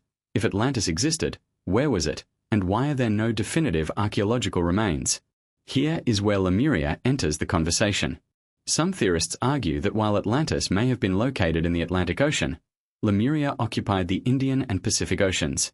Both continents, according to legend, shared striking characteristics: advanced architecture, spiritual wisdom, and cataclysmic destruction. The possibility that these two civilizations were contemporaneous, or even interconnected, suggests a lost global network of knowledge, now hidden beneath oceans. The connection is further suggested by cultural parallels. Many myths describing Atlantis speak of floods, earthquakes, and fire as tools of divine punishment. Similarly, Lemurian legends, preserved in Tamil epics, Polynesian chants, and esoteric theosophical writings, describe a civilization destroyed by rising seas and cataclysmic geological events. Survivors of both lands, according to mystical traditions, carried fragments of knowledge to distant regions, influencing the development of human civilization. The thematic overlap between the two myths is uncanny. Both involve sudden disaster, moral or spiritual decline, and the survival of select peoples who seed future cultures. Theosophical writings elaborate on this connection. Helena Blavatsky, in The Secret Doctrine, described Lemuria as the third root race and Atlantis as the fourth root race, suggesting a chronological succession of civilizations. According to Blavatsky, Lemuria was destroyed by the misuse of spiritual and technological power, and its survivors migrated to influence emerging civilizations. Atlantis, she claimed, arose later and experienced a similar arc of rise and fall. In this interpretation, Lemuria and Atlantis are linked not just geographically, but spiritually and historically, forming chapters in a continuous story of human evolution. Archaeological anomalies provide additional, if circumstantial, support. Underwater ruins off the coasts of India, Indonesia, and Japan have been cited as possible remnants of Lemurian settlements, while structures in the Atlantic, such as submerged formations near the Azores, have been associated with Atlantis. These discoveries, though contentious, suggest that the legends may preserve memories of real geophysical events, continents submerged by tectonic shifts, rising seas, or cataclysmic floods. The myths may be encoding historical truth in narrative form, preserving memory where physical evidence has vanished. Linguistic and cultural traces further blur the line between Lemuria and Atlantis. Flood myths, advanced astronomical knowledge, and megalithic architecture appear on opposite sides of the globe, in India, Polynesia, Egypt, and Mesoamerica, suggesting a widespread dissemination of knowledge. Could survivors of Lemuria have reached the Americas, leaving echoes of their culture that later inspired Atlantis myths? Conversely, some suggest that memories of Atlantis influenced myths in the Indian Ocean, intertwining the stories of both continents into a single, fragmented narrative. Mystical traditions also link both lands through symbolism and esoteric knowledge. Lemuria is often described as a spiritually enlightened civilization, with people in tune with cosmic forces and psychic abilities. Atlantis, in contrast, is portrayed as technologically advanced, yet morally and spiritually decadent, its fall serving as a cautionary tale. The juxtaposition of these civilizations forms a compelling narrative arc. Lemuria represents humanity's spiritual potential, Atlantis represents its technological hubris. Together, they form a cosmic lesson encoded in myth, waiting to be deciphered by those who study the patterns across time and space. Some researchers even suggest that cataclysmic events linked the two lands. Geological studies indicate sudden tectonic shifts, megatsunamis, and rising seas at the end of the last ice age, approximately 12,000 years ago. These events could have caused the simultaneous destruction of distant continents, giving rise to flood myths across the world. In this scenario, Lemuria and Atlantis were not merely mythological constructs, they were real, separate civilizations, both victims of Earth's violent transformations. The parallels extend into astronomy and cosmology. Legends of both continents describe advanced knowledge of the stars, the sun, and cycles of time. Lemurian and Atlantean civilizations are credited in esoteric writings with understanding cosmic rhythms, celestial alignments, and planetary influences. Some suggest that the survivors of these continents carried astronomical knowledge to subsequent civilizations, encoding it in pyramids, temples, and megalithic observatories around the world. Could humanity's earliest astronomical achievements be the legacy of these lost continents? Critics caution that connecting Lemuria and Atlantis risks conflating myth with history. Skeptics argue that these stories reflect allegorical or moral lessons rather than factual accounts. Yet the coherence of the narratives, the recurrence of cataclysm, advanced knowledge, and survivor migration, challenges the idea that they are purely symbolic. When myths, artifacts, flood legends, linguistic traces, and maps converge, a pattern emerges, one that may point to two lost civilizations, separated by oceans but united by fate. Ultimately, the Lemuria-Atlantis connection compels us to reconsider human history. Perhaps our ancestors once witnessed continents rising and sinking, civilizations flourishing and vanishing, and survivors carrying wisdom across oceans. Perhaps myths are not inventions, but memories encrypted in story and symbol.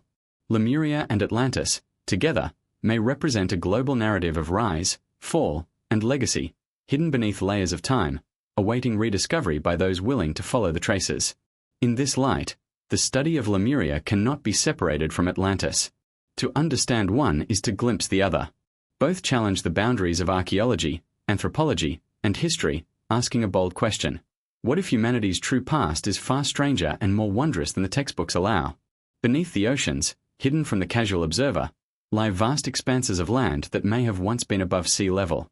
Modern geology, sonar mapping, and plate tectonics reveal a world far more dynamic than we often imagine. Continents drift, sea levels rise, and entire landmasses vanish over millennia. Could Lemuria, the legendary lost continent, have been one such casualty of Earth's restless crust? The evidence, while subtle, is striking, and it demands closer inspection. The first clue lies in submerged continental shelves across the Indian and Pacific Oceans.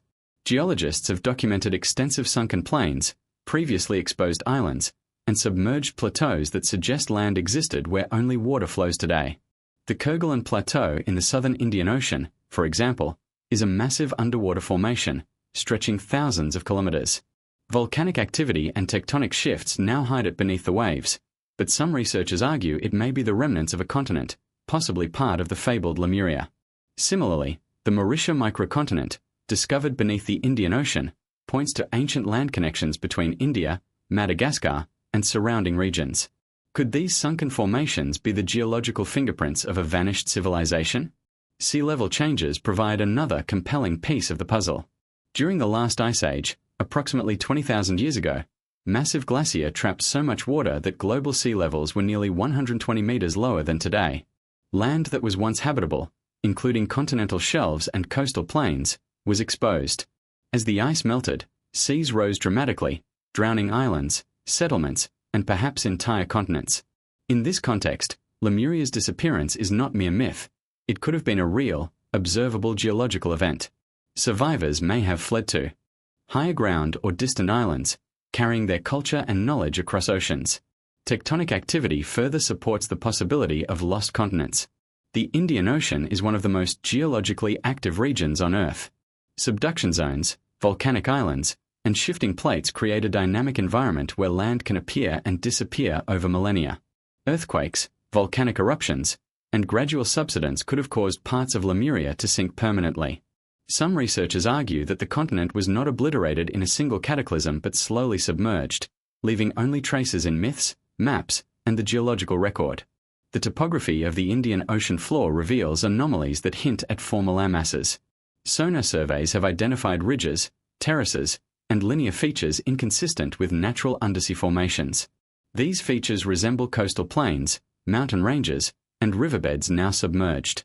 While conventional geology attributes these to tectonic activity or erosion, alternative researchers suggest they may mark the remnants of ancient settlements, trade routes, or cities lost to the rising seas. Even more intriguing is the discovery of fossilized flora and fauna on these submerged plains. Plant remains, freshwater shells, and even large animal fossils indicate that parts of the ocean floor were once above water and capable of supporting complex ecosystems. Such evidence bolsters the hypothesis that Lemuria, or at least habitable regions attributed to it, existed before being swallowed by rising seas. The presence of life in now submerged areas aligns with myths describing fertile lands that vanished overnight, leaving survivors to scatter across the globe. The alignment of submerged landmasses with ancient myths and maps further strengthens the case. Regions suggested by flood legends, oral traditions, and ancient cartography correspond intriguingly with modern geological findings. For example, the coastlines depicted in the Piri race map, the Zano map, and Polynesian navigation charts coincide with areas of sunken continental shelves. Could these maps and legends preserve memory of land now lost beneath the ocean, captured not in fossils or ruins, but in human memory? Submerged land is not unique to the Indian Ocean.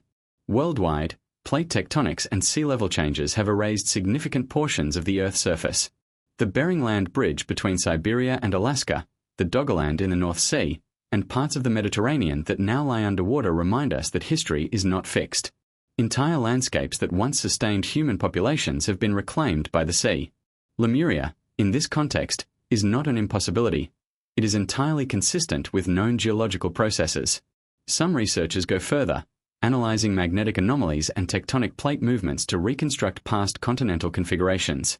Studies suggest that India, Madagascar, and surrounding regions were once closer together, forming a larger landmass that gradually broke apart. This breakup could correspond to the myths of Lemuria, offering a tangible mechanism for its disappearance. While science may not identify Lemuria as a separate continent, the data leaves open the possibility of lost land capable of sustaining human civilizations long before recorded history. Critics argue that linking geological formations to myths is speculative, and that tectonic activity alone can explain sunken lands. Yet when geology intersects with flood legends, linguistic traces, megalithic artifacts, and ancient maps, the picture becomes compelling. Science alone may not confirm Lemuria's existence, but it does not rule it out, and it provides a framework within which the legend is plausible. Ultimately, the geological evidence paints a picture of a planet in motion, one in which continents rise and fall, seas encroach on land, and civilizations can vanish almost without a trace. Lemuria, if it existed, would have been part of this dynamic Earth. Submerged plains, fossilized ecosystems, and microcontinents are reminders that the past is not static, and that human history may have unfolded on landscapes now lost beneath thousands of meters of water. For those seeking the truth of Lemuria, geology offers hope. It suggests that the legends may be rooted in physical reality, that maps and myths may reflect real cataclysms, and that the Earth itself bears witness to the rise and fall of lost continents. Through careful study of the ocean floor, tectonic activity, and fossil evidence, the shadow of Lemuria begins to take shape, an ancient world erased, yet still whispering through the rocks and the seas. Beneath the waves of the Indian and Pacific Oceans lie secrets that have long eluded humanity, hidden from view yet tantalizingly close. Modern technology, sonar mapping, underwater archaeology, and remote sensing has revealed structures that defy conventional explanation. Could these submerged ruins be remnants of Lemuria, a continent lost to rising seas and tectonic upheaval? The evidence, while still debated, challenges our understanding of human history and invites us to imagine civilizations far older and more advanced than textbooks suggest. One of the most compelling discoveries comes from off the coast of India, near the city of Poompuhar. Divers and sonar surveys have identified submerged stone foundations, walls, and platforms lying just beneath the surface. These structures appear deliberately constructed, with straight edges, rectangular layouts, and channels that suggest urban planning. Locals recount legends of lost cities swallowed by the sea, often tied to Tamil flood myths. Could these ruins represent a fragment of Lemuria, preserved underwater for thousands of years while the memory of the land persisted in myth and language? Further south, near Sri Lanka, marine archaeologists have documented submerged ruins along the coastline, particularly near the Gulf of Mannar. Stone blocks arranged in grid-like patterns, remnants of ancient walls, and traces of roadways suggest human habitation far earlier than conventional history allows. Some researchers argue that these structures may correspond to descriptions of Lemurian cities in theosophical writings. If so, what we see here is not mere legend, it may be tangible evidence of a civilization swallowed by the sea, leaving only fragments for us to discover today. In Indonesia, particularly around the islands of Bali, Java, and Sumatra, Sonar surveys and diving expeditions have revealed submerged temples and terraces. Stone formations resembling stepped pyramids and ceremonial platforms lie beneath shallow waters, remarkably well preserved. Mainstream archaeologists often attribute these findings to natural erosion or volcanic activity, but alternative researchers note that the patterns suggest intentional human construction. The resemblance to structures in southern India and Polynesia hints at a shared cultural origin, possibly tracing back to Lemurian survivors who spread knowledge and architectural techniques across the oceans. The Yonaguni Monument off the coast of Japan presents another enigma. Discovered in the 1980s by diver Kihachiro Aratake, this underwater formation consists of massive terraces, platforms, and steps carved from sandstone bedrock. Some features appear geometrically precise, with right angles and linear alignments that resemble man-made architecture more than natural formations. While skeptics insist the site is the result of tectonic activity and erosion, proponents argue that it could represent the remnants of an ancient civilization, long submerged by rising seas. Could this be an eastern outpost of Lemuria, a fragment of a continent erased yet preserved beneath the waves? Sonar mapping in the Indian Ocean and near Madagascar has identified large underwater plateaus and ridges that align suspiciously with flood myths and ancient cartography. Some formations appear to mimic the outlines of islands and coastlines described in theosophical texts and ancient maps like the Piri race chart. Researchers point to terraces, depressions, and linear ridges as potential evidence of human modification, perhaps city layouts, roads, or ceremonial grounds. The scale of these formations suggests they are not merely natural anomalies, but remnants of an advanced civilization now lost beneath the ocean. Even Polynesia provides intriguing underwater evidence. Around the Hawaiian Islands and off the coast of Easter Island, submerged stone formations, terraces, and remnants of ancient walls have been documented.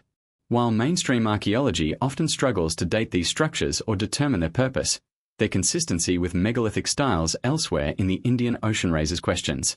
Could these scattered ruins be the work of Lemurian mariners, who carried their architectural knowledge and culture across vast distances after their homeland was destroyed? Modern technology continues to expand our understanding of these mysteries. Multibeam sonar, LiDAR, and submersible vehicles allow archaeologists to map ocean floors in unprecedented detail. These tools have revealed underwater cities with streets, building foundations, and canals, features that could only have been designed by intelligent beings. Each new sonar scan fuels the debate. Are these formations natural, or do they represent fragments of a lost civilization, erased by time and rising seas but encoded in the seabed? The implications of underwater ruins are profound. They suggest that humanity's history may extend far deeper into time than conventional archaeology allows. If Lemuria existed, its cities, temples, and infrastructure would have been lost not because of human negligence, but because of global cataclysms, rising seas, earthquakes, and tectonic shifts. The oceans, which often erase human traces, have preserved these ruins in a kind of suspended animation, waiting for technology to uncover them. Flood myths, linguistic evidence, and megalithic structures all converge with underwater discoveries, creating a compelling narrative. Lemuria may not be mere legend. The submerged ruins provide a tangible connection to stories passed down across cultures and centuries. They remind us that human memory can survive catastrophes, encoded in myths, language, and art, and that the ocean, though vast and concealing, still holds the traces of forgotten civilizations. Ultimately, the search for Lemuria is as much about imagination as it is about evidence. Each sonar scan, each diving expedition, and each submerged artifact challenges us to reconsider our assumptions about history. The ruins beneath the waves whisper of a world once thriving, now hidden, yet leaving indelible marks on the collective memory of humanity.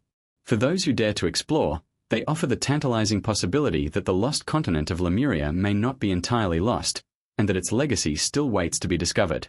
Beyond maps, ruins, and fossils, Lemuria has captured the imagination as a spiritual civilization, one in which humanity existed in harmony with cosmic forces. According to theosophical teachings, mystical traditions, and modern New Age interpretations, the Lemurians were not merely survivors of a sunken continent. They were spiritually evolved beings, possessing knowledge and abilities that modern humans can barely imagine. Their story is not only one of geography and archaeology but of consciousness, wisdom, and the hidden potentials of the human mind. Helena Blavatsky's writings provide the cornerstone of Lemurian spirituality. In The Secret Doctrine, she describes Lemuria as the home of the third root race, beings who are semi-ethereal, towering, and androgynous. These beings did not rely solely on physical senses to navigate the world. Instead, they possessed heightened intuition and a deep connection with the natural and cosmic order. Communication was said to be largely telepathic, and their consciousness extended beyond the limitations of ordinary human perception. In this way, Lemuria was less a physical place and more a state of spiritual evolution, one that humanity has long since lost. The Lemurian spiritual practices were closely tied to nature and the cosmos. They were attuned to the cycles of the sun, moon, and planets, understanding celestial rhythms in ways that modern science only partially comprehends. Certain plants, crystals, and minerals were believed to amplify psychic abilities, provide healing energy, or enhance spiritual perception. Rituals, meditative practices, and sacred chants were not merely ceremonial. They were tools for expanding consciousness, aligning with natural forces, and connecting with the universal life force. Some esoteric writers suggest that Lemurians possessed advanced psychic abilities. Clairvoyance, telepathy, astral projection, and even precognition were said to be part of their daily lives. These abilities allowed them to navigate the world in ways that modern humans might consider miraculous. It is said that Lemurian children learned to perceive energy patterns, understand the emotional states of others without words, and interact with the natural world on a profoundly intuitive level. Their spirituality was deeply integrated with daily life, creating a society in which material and spiritual knowledge were inseparable. The use of crystals is another distinctive feature of Lemurian mysticism. According to modern New Age interpretations, certain crystals preserve the memory of Lemurian civilization, acting as repositories of knowledge and spiritual energy. These Lemurian crystals are said to encode not only historical information but vibrational energy capable of healing, meditation, and spiritual awakening. While scientific verification is elusive, believers argue that the properties of these crystals reflect a deep understanding of resonance, energy, and consciousness, a sophistication unmatched by most modern practices. Sacred geography also played a crucial role. Lemurian spiritual sites, according to mystics, were strategically placed to harness Earth's energy grids. Mountains, rivers, and oceans were not just physical features but channels of spiritual power. Temples, pyramids, and ceremonial platforms were aligned with celestial phenomena, allowing rituals to synchronize with cosmic events. These alignments were believed to enhance spiritual abilities, maintain societal harmony, and connect the civilization with higher dimensions of existence. Lemurian philosophy emphasized balance and harmony, both within the individual and across society. Unlike later civilizations obsessed with conquest, wealth, or power, Lemuria was envisioned as a society in which knowledge, compassion, and spiritual growth were paramount. Ethical conduct, respect for nature, and service to the collective good were central tenets. Some theosophical texts suggest that the misuse of these spiritual powers, turning them toward ego, greed, or domination, contributed to Lemuria's downfall, leading to environmental catastrophe and the eventual sinking of the continent. Oral traditions, chants, and myths preserved by cultures around the Indian Ocean and Pacific regions may also reflect Lemurian spiritual memory. Polynesian chants, Tamil epics, and Dravidian folklore describe highly advanced societies with deep respect for cosmic forces, ritual practices tied to the stars, and an understanding of cycles of life, death, and rebirth. While these accounts are often fragmented or symbolic, they hint at a shared spiritual heritage that could trace back to Lemuria. Interestingly, Lemurian spirituality is often portrayed as accessible and personal, not limited to priests or elite classes. Every individual, according to theosophical writings, had the potential to develop psychic abilities, connect with higher planes, and contribute to society's spiritual evolution. This contrasts sharply with many later civilizations, when knowledge was guarded or restricted. Lemuria is imagined as a society in which spiritual empowerment was universal, creating a culture of enlightenment rather than oppression. Modern mystics and New Age seekers continue to explore Lemurian spirituality through meditation, energy work, and crystal healing. The revival of interest in Lemurian teachings suggests a longing in humanity to reconnect with lost wisdom. Whether or not Lemuria physically existed, the spiritual ideals associated with it, harmony with nature, psychic awareness, cosmic understanding, and ethical development, offer guidance for those searching for higher consciousness today. The spiritual narrative also introduces a sense of continuity and hope. Survivors of Lemuria, according to legend, did not perish entirely. They spread their knowledge across the globe, influencing early civilizations and laying the groundwork for humanity's evolution. This idea resonates with those who believe that hidden wisdom can survive cataclysm, embedded in myths, architecture, language, and even the human psyche itself. In this sense, Lemurian spirituality is not a relic of the past. It is a living, evolving current, accessible to anyone willing to seek it. Ultimately, the story of Lemurian mysticism reminds us that the boundaries between history, myth, and consciousness are porous. It challenges us to consider that humanity's past may hold lost knowledge of mind, energy, and the cosmos, waiting to be rediscovered. Lemuria, whether real or symbolic, serves as a model of spiritual potential, a civilization in which humans lived in profound harmony with themselves, each other, and the universe. For seekers of forbidden history and hidden wisdom, this is perhaps the most enduring and inspiring legacy of all. The legend of Lemuria does not end with sunken continents or mystical teachings. It lives on in the ancient cultures scattered across the Indian Ocean, Southeast Asia, and the Pacific. Evidence of its influence may be found in symbols, architecture, myths, and rituals that appear in regions thousands of miles apart, suggesting a shared cultural memory of a civilization that shaped humanity long before recorded history. These echoes of Lemuria, preserved through time, invite us to explore the hidden threads connecting disparate societies and their enduring fascination with a lost world. One of the most compelling indicators of Lemurian influence is found in megalithic architecture. Across southern India, Sri Lanka, Indonesia, and Polynesia, archaeologists have documented massive stone structures aligned with celestial phenomena. The precision of construction, the use of advanced geometry, and the repetition of specific motifs suggest a shared knowledge of engineering and astronomy. While conventional historians often attribute these achievements to isolated cultures, alternative researchers see a global pattern, a legacy of Lemuria's architectural and scientific knowledge passed down to successive civilizations. Symbols and motifs offer another window into Lemuria's influence. Triangles, spirals, concentric circles, and other geometric patterns appear consistently in stone carvings, pottery, and sacred art across the Indian Ocean region. In Polynesia, ceremonial carvings depict oceanic navigation, celestial bodies, and mythic creatures in ways strikingly similar to motifs found in southern India and Madagascar. Such cross-cultural parallels raise profound questions. Were these symbols independently created, or do they preserve the spiritual and cultural memory of Lemuria, transmitted by survivors who carried their traditions across oceans? Ancient myths and oral traditions provide yet another avenue of exploration.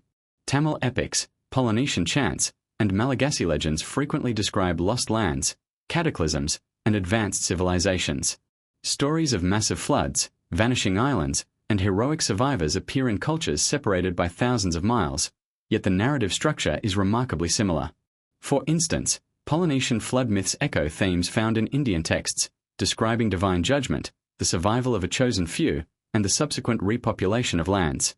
These narratives, preserved in language and song, may represent the cultural memory of Lemuria's destruction and the dispersion of its people. The influence extends to rituals and spiritual practices. In many coastal cultures, ceremonial observances are aligned with astronomical events, mirroring the Lemurian emphasis on cosmic harmony. In southern India, festivals correspond to solstices and equinoxes, with ritualistic chants invoking celestial deities. Polynesian navigators and shamans similarly followed star paths, performing ceremonies tied to the lunar and solar cycles. The similarity in practices, despite vast geographic separation, suggests that Lemurian spiritual principles may have been carried to new lands by survivors, influencing local traditions and embedding ancient wisdom into cultural memory. Language itself may preserve Lemurian heritage. Words for navigation, agriculture, and spiritual concepts show curious similarities across Tamil, Dravidian, and Polynesian languages, hinting at a common linguistic ancestry. Certain terms describing ocean currents, celestial phenomena, and sacred rituals appear repeatedly, even in regions with no known historical contact. These linguistic echoes may reflect the diffusion of Lemurian culture through migration, trade, or spiritual influence, leaving behind subtle yet enduring traces in human communication. Artifacts also testify to Lemuria's enduring legacy. Stone tools, ceremonial objects, jewelry, and statues across Madagascar, Indonesia, and the Pacific display common craftsmanship, recurring motifs, and technical sophistication beyond what conventional timelines would suggest. Some artifacts, such as stone discs with engraved symbols or ceremonial blades, appear in multiple regions, hinting at a shared origin. These items may be tangible remnants of Lemurian culture, preserved by survivors and adapted by local populations, offering a bridge between myth and material history. Architecture, too, carries the imprint of Lemuria. Step pyramids, terrace temples, and megalithic platforms in Southeast Asia and Polynesia share design principles with structures in southern India and Sri Lanka. Beyond their practical function, these constructions often reflect cosmic alignment, incorporating solar, lunar, and stellar patterns into their layout. The recurrence of these features across continents suggests a unifying source of architectural knowledge, possibly rooted in Lemurian engineering and spiritual philosophy. Even maritime traditions reflect Lemurian influence. Polynesian navigators, who traversed thousands of miles of open ocean, employed sophisticated methods for star-based navigation, ocean current observation, and environmental reading. Some researchers argue that these seafaring techniques may derive from Lemurian survivors who carried their oceanic knowledge across vast distances. Similarly, ancient Tamil texts describe maritime trade and navigation practices that reveal a deep understanding of oceanic currents, monsoons, and coastal geography. The continuity of maritime knowledge across regions suggests a legacy that spans continents, carried by those who survived the destruction of their homeland. The influence of Lemuria in ancient culture is not just historical but symbolic and spiritual. Across distant societies, symbols of cosmic order, harmony, and spiritual evolution recur, suggesting that Lemurian teachings, encoded in art, architecture, and ritual, continued to guide human development long after the continent vanished. These echoes serve as reminders that humanity's past is interconnected, that civilizations may rise and fall, but their influence can persist across time and space, encoded in culture, story, and tradition. Ultimately, the Lemurian legacy challenges conventional history by demonstrating that human civilization is far more complex and interconnected than typically acknowledged. Artifacts, architecture, language, rituals, and myths collectively suggest the presence of an advanced culture whose influence transcended geography and time. Whether these traces are the result of migration, cultural diffusion, or direct survival, they indicate a profound and enduring imprint, a civilization that, though lost, continues to shape human culture, spirituality, and collective memory. For modern seekers, the study of Lemuria's cultural legacy offers not only insight into a forgotten past but inspiration for the present. By tracing its echoes in ancient cultures, we glimpse the wisdom, artistry, and spiritual depth of a civilization that valued knowledge, harmony, and cosmic understanding.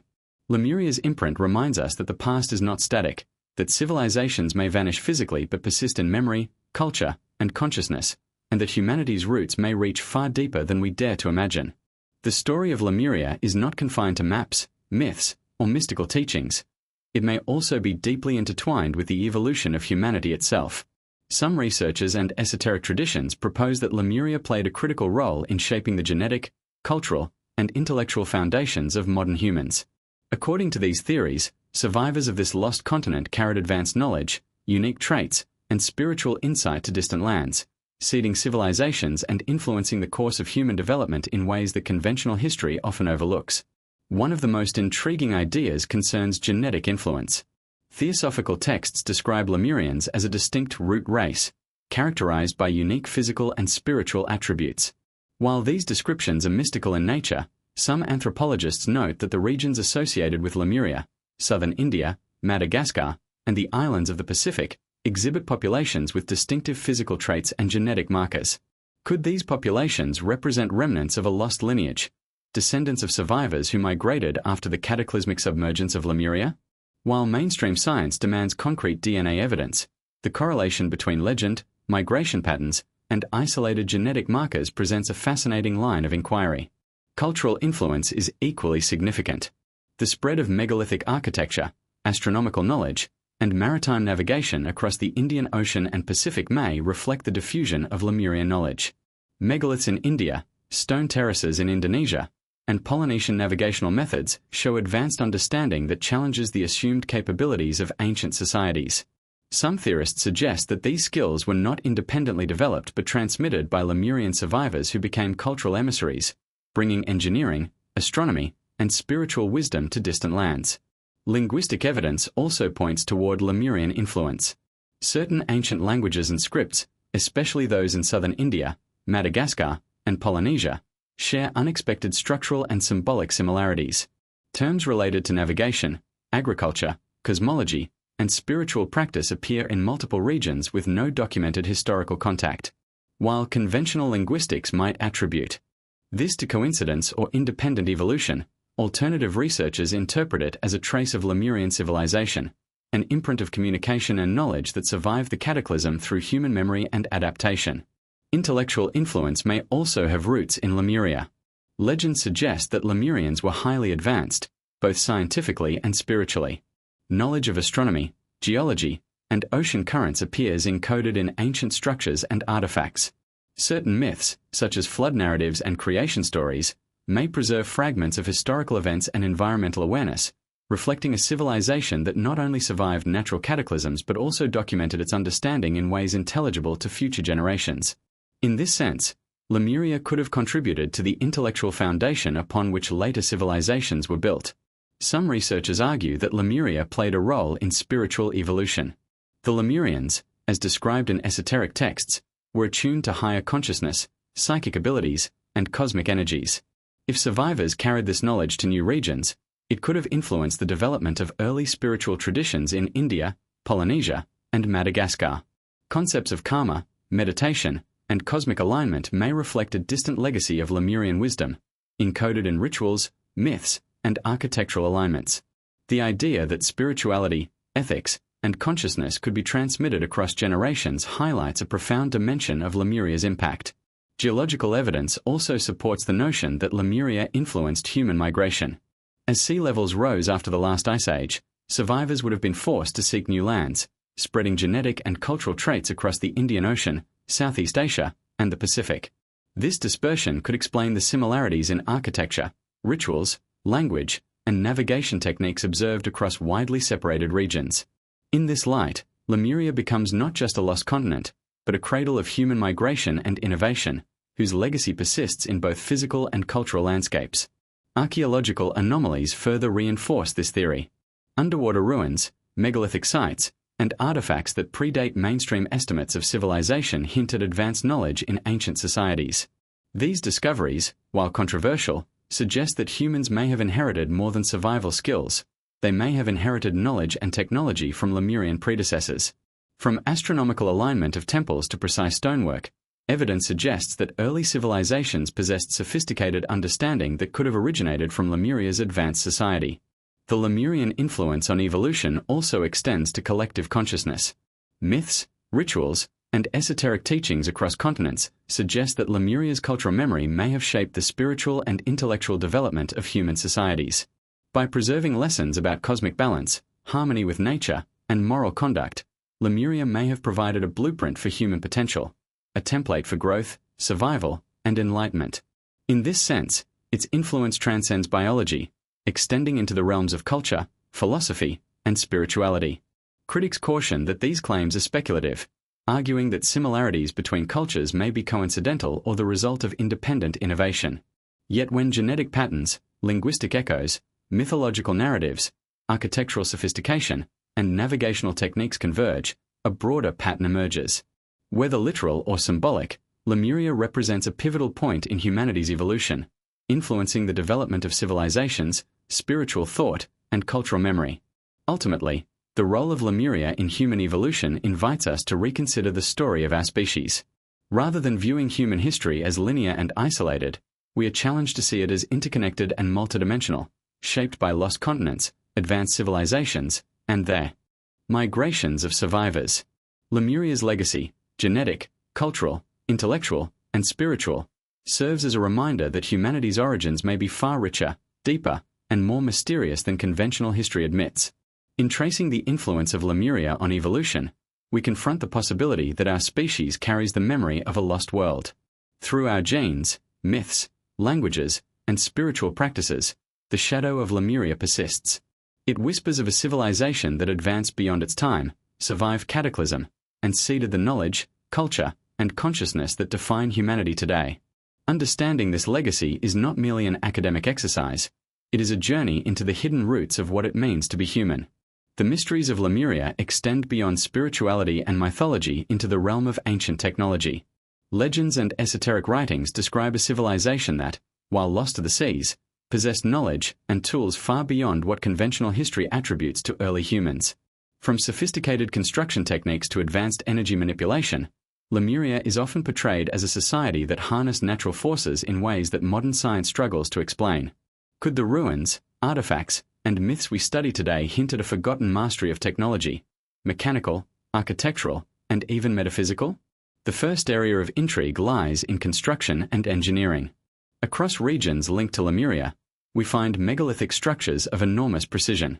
Stone blocks weighing several tons were quarried, shaped, and fitted together without mortar, forming walls, terraces, and temples that have survived millennia. In southern India and Sri Lanka, the alignment of these structures often corresponds with astronomical events, solstices, equinoxes, and planetary cycles.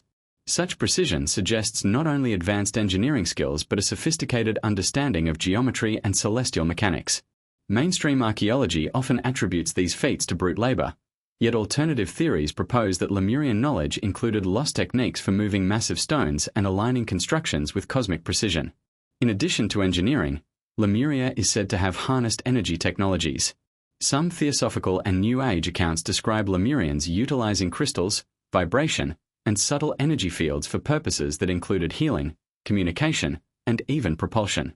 Crystals, in particular, are thought to have served as power sources or memory devices, encoding information far beyond simple storage. Modern experiments with piezoelectric crystals and vibrational energy offer tantalizing parallels, suggesting that these ancient claims may have been grounded in real principles now forgotten. Could Lemurians have known how to manipulate energy in ways that we are only beginning to understand?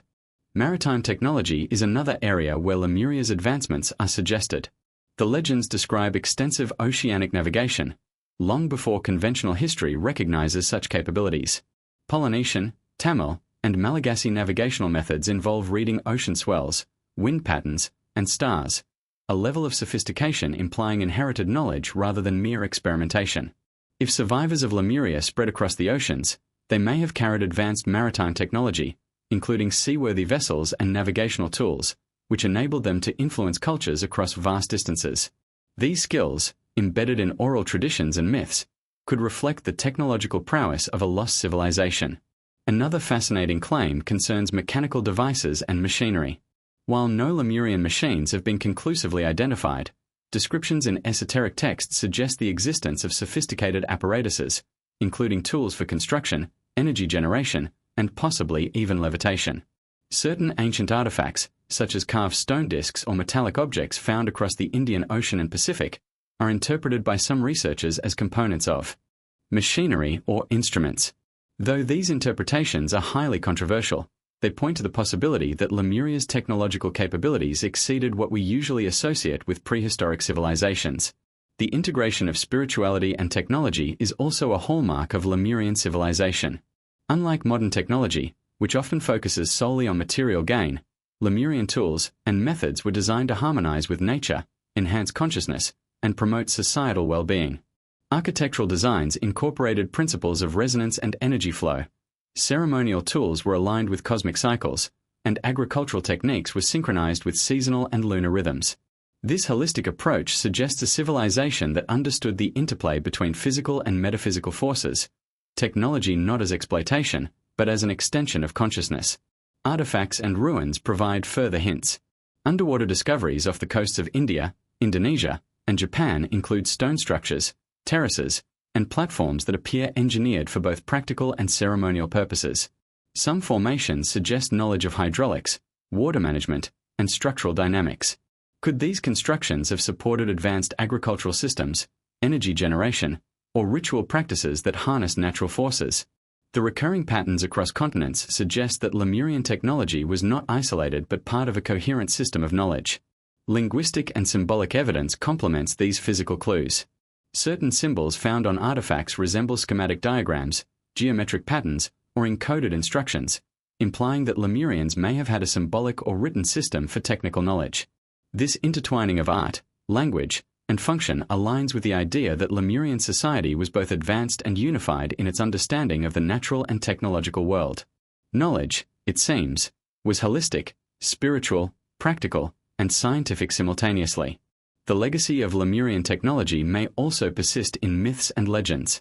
Stories of flying machines, energy beams, and miraculous tools are common across ancient cultures in the Indian Ocean, Southeast Asia, and Polynesia. While these accounts are often dismissed as folklore, their consistency across regions suggests a shared origin, possibly rooted in the technical achievements of Lemurian civilization. Could these tales be memories of real technologies, exaggerated over generations but preserving a kernel of truth? Critics argue that much of this evidence is speculative, attributing advanced structures and artifacts to natural formation, coincidence, or exaggeration. Yet when engineering precision, astronomical alignment, maritime skill, and symbolic artifacts converge across continents, a compelling case emerges. Lemuria may have been a technologically sophisticated civilization whose knowledge was far ahead of its time. Its disappearance would have left fragments behind, ruins, myths, and traditions that hint at capabilities now lost to history. Ultimately, the study of Lemurian technology challenges our assumptions about the origins of human ingenuity. It invites us to imagine a civilization that harmonized engineering, energy, and spirituality, one that could manipulate matter and energy in ways modern science has yet to fully replicate. Whether literal or allegorical, Lemuria represents the possibility that humanity's ancestors once reached levels of understanding and mastery that remain almost unimaginable today. The evidence, both tangible and symbolic, reminds us that history may not be as linear as textbooks suggest. Lemuria, whether myth or reality, continues to inspire curiosity, speculation, and research. Its legacy of advanced technology, interwoven with spirituality and knowledge, serves as a beacon for those seeking to understand the hidden capacities of human civilization and the mysteries buried beneath the oceans. The story of Lemuria has traveled far beyond the realms of archaeology, geology, and mysticism, finding a lasting place in mythology, folklore, and popular culture. From ancient chants and epics to modern novels and films, the lost continent has captured the imagination of generations, becoming a symbol of mystery, ancient wisdom, and vanished civilizations. Its influence extends across continents, cultures, and centuries, illustrating how a single legend can resonate with the human fascination for hidden history and forbidden knowledge. In ancient traditions, Lemuria often appears as a paradise lost to the seas, echoing flood myths and cataclysmic narratives found worldwide. In southern India, Tamil legends describe sunken cities, survivors carrying sacred knowledge, and divine intervention shaping the course of humanity. Polynesian chants and epics speak of islands swallowed by the ocean, with heroic survivors preserving wisdom for future generations. Even Malagasy folklore carries stories of vanished lands and celestial events tied to divine punishment. Across these cultures, Lemuria functions as both historical memory and moral allegory, warning of hubris and emphasizing the resilience of life.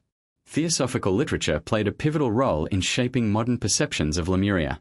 Helena Blavatsky and later occult writers described it as a civilization of spiritually advanced beings, tall and luminous, with psychic abilities and deep cosmic knowledge. In these accounts, Lemuria is not just a lost continent but a symbol of humanity's potential, a civilization that harmonized technology, spirituality, and natural law. This vision influenced subsequent writers, artists, and thinkers, who began incorporating Lemuria into esoteric traditions, mystical philosophy, and occult teachings. During the 19th and 20th centuries, Lemuria became a fixture in popular imagination and speculative science. Writers, explorers, and amateur historians speculated about its location, technological capabilities, and cultural influence. Maps, often based on fragmented knowledge or misinterpreted surveys, depicted vast lands in the Indian and Pacific Oceans, igniting debates about ancient global civilizations. In literature, Lemuria was often portrayed as a utopian society or a source of hidden wisdom, inspiring both adventure tales and philosophical reflections on human potential and catastrophe. Lemuria's impact on mythology and comparative legend is also profound. Scholars and enthusiasts note the similarities between Lemurian narratives and stories of Atlantis, Mu, and other sunken lands. Both Atlantis and Lemuria are depicted as technologically advanced civilizations destroyed by natural disasters, leaving survivors who influence future societies. This overlap creates a mythology of lost continents, a collective imagination shaped by memory, natural events, and human curiosity. In folklore, these stories serve as moral lessons, historical speculation, and a bridge between known history and the imagination of the unknown. In modern popular culture, Lemuria continues to inspire. Novels, comics, and films often depict it as a lost civilization brimming with advanced technology and mystical power. Writers incorporate Lemuria as a source of ancient knowledge, hidden treasures, or extraordinary abilities, linking it to global mysteries and archaeological enigmas. In speculative fiction, Lemuria is frequently intertwined with Atlantis, sometimes portrayed as the origin of humanity's greatest inventions, spiritual practices, or supernatural phenomena. This narrative reinforces the allure of hidden knowledge and forbidden history, creating stories that captivate audiences and spark curiosity about the real-world mysteries behind the fiction. The influence of Lemuria extends to New Age and metaphysical movements, where it is often portrayed as a civilization of spiritually enlightened beings. Crystals, meditation practices, and energy work are sometimes attributed to Lemurian wisdom, with practitioners claiming to access memories, guidance, or healing energies passed down from a lost continent. Books, workshops, and online communities discuss Lemurian consciousness, psychic abilities, and the potential to reconnect with ancient knowledge. In these contexts, Lemuria functions not merely as a legend but as a source of spiritual inspiration, linking past wisdom to contemporary self-discovery and personal growth. Art and visual media also play a role in perpetuating Lemurian myths. Illustrations of underwater cities, towering Lemurian figures, and crystalline energy devices have become iconic in speculative archaeology and esoteric publications. Documentaries exploring ancient mysteries frequently dramatize the sunken continent, blending fact, theory, and myth to engage audiences. Through these portrayals, Lemuria has become a cultural touchstone, representing humanity's fascination with lost worlds, unexplored history, and hidden potential. Music, gaming, and interactive media continue the trend, embedding Lemuria into modern imagination. Video games often depict it as a mystical realm or an advanced civilization, allowing players to explore ruins, uncover ancient technologies, and interact with legendary figures. Music and performance art sometimes evoke Lemurian themes of cosmic alignment, spiritual harmony, and ancient catastrophe. This cross-medium presence demonstrates the enduring power of the Lemuria myth to inspire, entertain, and provoke curiosity about humanity's hidden past. Interestingly, Lemuria also challenges our perception of historical possibility. By bridging mythology, geology, archaeology, and esoteric teachings, it encourages exploration of alternative histories and forbidden archaeology. Even skeptics admit that myths, submerged ruins, and anomalous artifacts warrant investigation, opening space for dialogue between imagination and science. In this sense, Lemuria functions as a catalyst for inquiry, prompting us to question what has been lost, what may still exist beneath the oceans, and how human memory preserves traces of forgotten civilizations. Ultimately, the presence of Lemuria in mythology and popular culture reveals the human desire to reconcile mystery with knowledge. Legends of lost continents, advanced civilizations, and spiritual wisdom resonate across time because they speak to curiosity, imagination, and the possibility of worlds beyond our comprehension. Through myths, literature, media, and spiritual teachings, Lemuria continues to shape the way we think about the past, explore the unknown, and imagine what humanity might achieve when it reconnects with ancient knowledge. In a sense, Lemuria is both a myth and a mirror, reflecting our deepest fascination with hidden history, lost knowledge, and human potential. Its story transcends continents and centuries, linking the ancient with the modern, the mystical with the material, and the real with the imagined. By studying Lemuria in mythology and popular culture, we uncover not only the echoes of a vanished civilization but also the enduring human drive to explore, imagine, and remember what has been lost beneath the waves. The story of Lemuria has long captivated the imagination, yet it exists in tension with mainstream scientific understanding. Skeptics argue that Lemuria is purely mythical, a product of 19th century speculation, misinterpreted maps, and human fascination with lost civilizations. Believers, however, point to geological anomalies, submerged ruins, and cross-cultural myths as evidence that a sunken continent may have existed. This ongoing debate reveals not only the complexities of interpreting evidence but also the broader question of how history, mythology, and science intersect in the search for lost worlds. Mainstream scientists largely dismiss Lemuria as a geological impossibility. Early proponents of the Lemuria hypothesis, such as 19th century zoologist Philip Sclater, suggested it existed to explain biogeographical anomalies, why lemurs were found in Madagascar and India but nowhere in between. With the later discovery of plate tectonics and continental drift, scientists argued that these anomalies could be explained without invoking a sunken continent. The movement of landmasses over millions of years accounts for the distribution of species, undermining the need for a lost continent in the Indian Ocean. Skeptics assert that the geological record contains no evidence of a continent-wide landmass disappearing suddenly during human history. Critics also highlight the lack of concrete archaeological evidence. While submerged ruins, megalithic structures, and anomalous artifacts exist, mainstream archaeology often attributes them to natural formations, erosion, or localized human activity. Divers' discoveries near India, Sri Lanka, and Indonesia, for example, are frequently interpreted as coastal structures, fishing platforms, or natural terraces rather than remnants of a sunken civilization.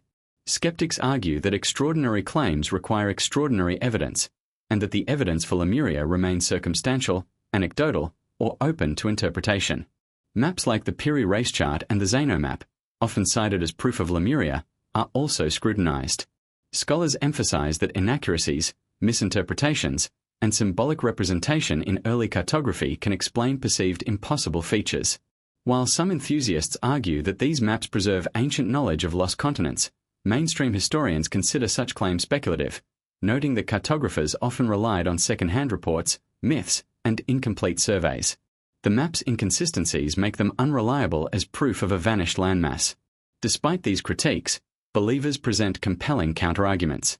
Geological surveys reveal sunken plateaus, ridges, and continental shelves in the Indian Ocean that may correspond to lost landmasses. The Kerguelen Plateau, Mauritius microcontinent, and submerged terraces off the coasts of India and Madagascar suggest that land once existed where only ocean flows today.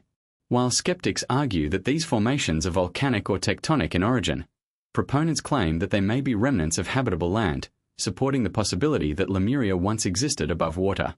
Supporters also point to cultural and mythological continuity. Flood myths, tales of sunken cities, and oral traditions across the Indian Ocean, Polynesia, and Madagascar often describe events that align with geological possibilities. These narratives are sometimes interpreted as the collective memory of catastrophic sea level rise, potentially corresponding to the submersion of coastal settlements or islands. While skeptics caution against reading myths literally, believers argue that consistent themes across geographically distant cultures hint at shared experiences preserved over millennia. Underwater discoveries further fuel the debate. Sonar mapping and diving expeditions reveal stone foundations, terraces, and submerged platforms that some researchers believe could be remnants of ancient cities. Skeptics attribute these to natural formations, pointing to erosion, tectonic shifts, and sediment patterns. Believers counter that geometric precision, alignment with astronomical events, and proximity to other ancient sites suggest human involvement. The lack of direct artifacts or inscriptions remains a challenge, but the structures continue to intrigue researchers and explorers alike. Another point of contention involves advanced technology and spiritual claims associated with Lemuria. Skeptics dismiss tales of crystal-based energy, psychic abilities, and technologically advanced construction as mythical embellishments or symbolic storytelling. Proponents, however, argue that myths and legends often encode real knowledge, preserved metaphorically, pointing to the possibility of lost sciences and spiritual technologies that modern civilization has yet to rediscover. This dimension of the debate highlights the intersection of science, myth, and human imagination. The Lemuria debate also reflects broader questions about historical methodology and evidence interpretation. Scientists rely on reproducible, verifiable data, while proponents of alternative history often incorporate myth, oral tradition, and anomalous artifacts as evidence. This difference in epistemology fuels tension. Skeptics demand physical proof, whereas believers emphasize the convergence of multiple forms of indirect evidence. The debate is as much about how we define knowledge as it is about the existence of a lost continent. Ultimately, the Lemuria controversy illustrates the fragile boundary between skepticism and wonder. While mainstream science emphasizes geological plausibility and evidence-based conclusions, the persistent anomalies, myths, and submerged ruins leave room for exploration. Even if Lemuria never existed exactly as described in legend, the possibility of sunken lands, ancient migrations, and forgotten cultures challenges our assumptions about human history and the complexity of the planet's past. The debate also underscores the enduring human fascination with lost knowledge. Whether believers or skeptics, the search for Lemuria reflects a deeper desire to understand hidden histories, recover forgotten wisdom, and explore the limits of human imagination. The scientific discourse does not diminish the allure of the legend. Instead, it invites ongoing investigation, critical thinking, and a willingness to question established narratives. In the end, Lemuria may exist between myth and science, a concept that straddles legend, archaeology, and geophysics. Skeptics provide necessary rigor, ensuring claims are grounded in evidence, while believers keep curiosity alive, prompting exploration of anomalies that conventional science may overlook. This dynamic interplay continues to fuel research, documentaries, and speculative archaeology, keeping the story of Lemuria alive in both academia and popular imagination. Whether one stands with skeptics or believers, the debate itself reveals the power of human curiosity, our drive to uncover the unknown, confront mysteries, and imagine what lies beneath the surface of the Earth and our collective memory. Lemuria, real or imagined, challenges us to think beyond the visible, question assumptions, and consider the profound possibilities of a hidden past that continues to captivate the world. The legend of Lemuria cannot be fully appreciated in isolation. Across the globe, myths of lost civilizations, Atlantis in the Atlantic, Mu in the Pacific, and sundry submerged lands documented in folklore, suggest a world filled with advanced societies wiped from history by cataclysms. While separated by oceans and continents, these stories share striking similarities: technologically sophisticated cultures, spiritual enlightenment, and sudden destruction caused by natural disasters. The question arises, was Lemuria part of a broader network of lost civilizations that shaped humanity long before recorded history? Atlantis is perhaps the most famous counterpart to Lemuria. First described by Plato in the dialogues Timaeus and Critias, Atlantis was said to be a wealthy, technologically advanced island civilization destroyed in a single day and night by floods and earthquakes. Proponents of lost world theories suggest parallels between Atlantis and Lemuria, from their alleged spiritual and technological achievements to their sudden disappearance beneath the waves. While the locations differ, the Atlantic for Atlantis, the Indian Ocean for Lemuria, the narrative of cataclysmic destruction and the transmission of knowledge to survivors resonates across cultures. The hypothetical continent of Mu, popularized in the 19th and 20th centuries, presents another intriguing parallel. Mu was imagined as a Pacific civilization, technologically advanced and spiritually enlightened, which sank due to cataclysmic events. Its supposed location in the Pacific complements the theory of Lemuria in the Indian Ocean, suggesting a global pattern of lost civilizations rising and falling in tandem with geological and climatic upheavals. Some researchers speculate that Mu, Lemuria, and Atlantis may reflect different cultural memories of the same series of catastrophic events, filtered through local geography and mythology. Submerged lands in the Indian Ocean, such as the Mauritius microcontinent off Madagascar and India, lend a geological plausibility to the existence of Lemuria. Similar geological anomalies exist in the Atlantic and Pacific, sparking debate over whether these formations correspond to lost civilizations. While skeptics point to tectonic activity and volcanic origins, believers see potential sites for advanced ancient settlements, physical proof that might tie together the legends of Lemuria, Atlantis, and Mu into a coherent story of lost global civilizations. Cultural parallels reinforce this theory. Across the Indian Ocean, Pacific, and Atlantic regions, myths describe advanced societies with knowledge of astronomy, navigation, and architecture, followed by sudden destruction. In Madagascar and southern India, stories of flooded cities echo those of Atlantis in the Mediterranean. Polynesian chants describe ancestral lands swallowed by the sea, reminiscent of Mu. Even Native American flood myths contain strikingly similar narratives of catastrophic events and survivors transmitting sacred knowledge. The recurrence of these themes suggests a shared historical memory that transcends geography. Technological and spiritual claims also align across continents. Lemuria, Atlantis, and Mu are all said to have possessed advanced construction techniques, energy manipulation, and heightened spiritual awareness. While conventional archaeology treats these claims skeptically, proponents note the consistency in mythic motifs, ancient architecture, and megalithic sites worldwide. From underwater terraces off India to pyramidal structures in Mesoamerica, similarities in design and alignment with celestial phenomena hint at knowledge disseminated by survivors of lost civilizations or shared ancestral wisdom predating written history. Maritime knowledge provides another thread connecting these civilizations. Advanced navigation techniques, evident in Polynesian, Tamil, and Mediterranean traditions, suggest the transmission of oceanic skills across vast distances. This could reflect the migration of survivors following the destruction of continents like Lemuria and Mu. Sea routes, star-based navigation, and environmental observation might have enabled these dispersed populations to settle across islands and coasts, leaving cultural, technological, and spiritual legacies for future civilizations. Legends also describe spiritual enlightenment and psychic abilities among survivors. In Lemuria, advanced consciousness, telepathy, and harmonious living with nature are emphasized. Atlantis legends speak of highly developed societies with spiritual hierarchies and technologies that harnessed natural forces. Mu, likewise, is portrayed as a civilization in tune with cosmic energies, where humans lived in harmony with the planet and developed psychic abilities. The thematic overlap suggests that these lost civilizations were imagined, or remembered, as not just technologically advanced but also spiritually evolved, offering lessons about human potential and the consequences of hubris. Artifacts and architectural similarities reinforce connections. Megalithic stonework, underwater ruins, and geometrically precise temples occur in regions associated with Lemuria, Atlantis, and Mu. Astronomical alignments, ritual platforms, and structural precision suggest a shared understanding of cosmic laws and engineering principles. While mainstream archaeology often interprets these as coincidental or independently developed, the global distribution and similarity of patterns invite speculation about a network of interconnected lost civilizations influencing early human societies. The legend of lost civilizations around the world also reflects human fascination with the unknown.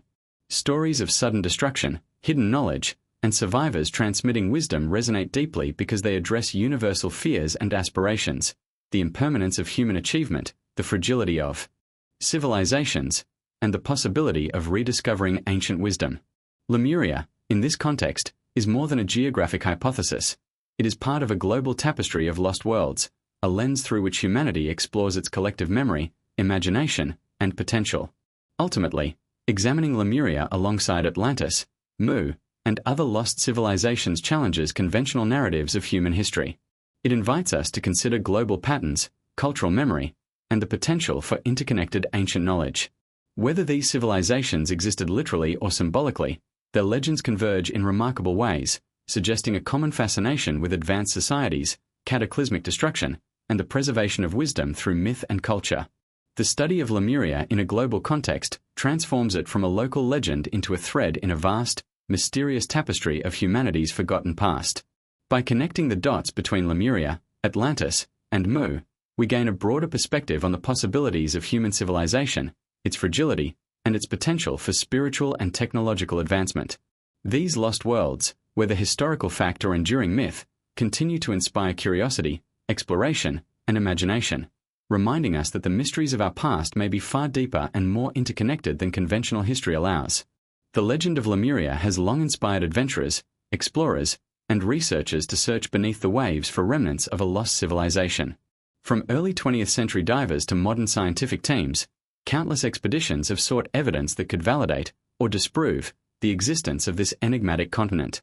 While much of the research remains inconclusive, the discoveries, methodologies, and controversies surrounding these efforts have propelled Lemuria from myth into the realm of serious investigation, blending adventure, archaeology, and cutting-edge technology.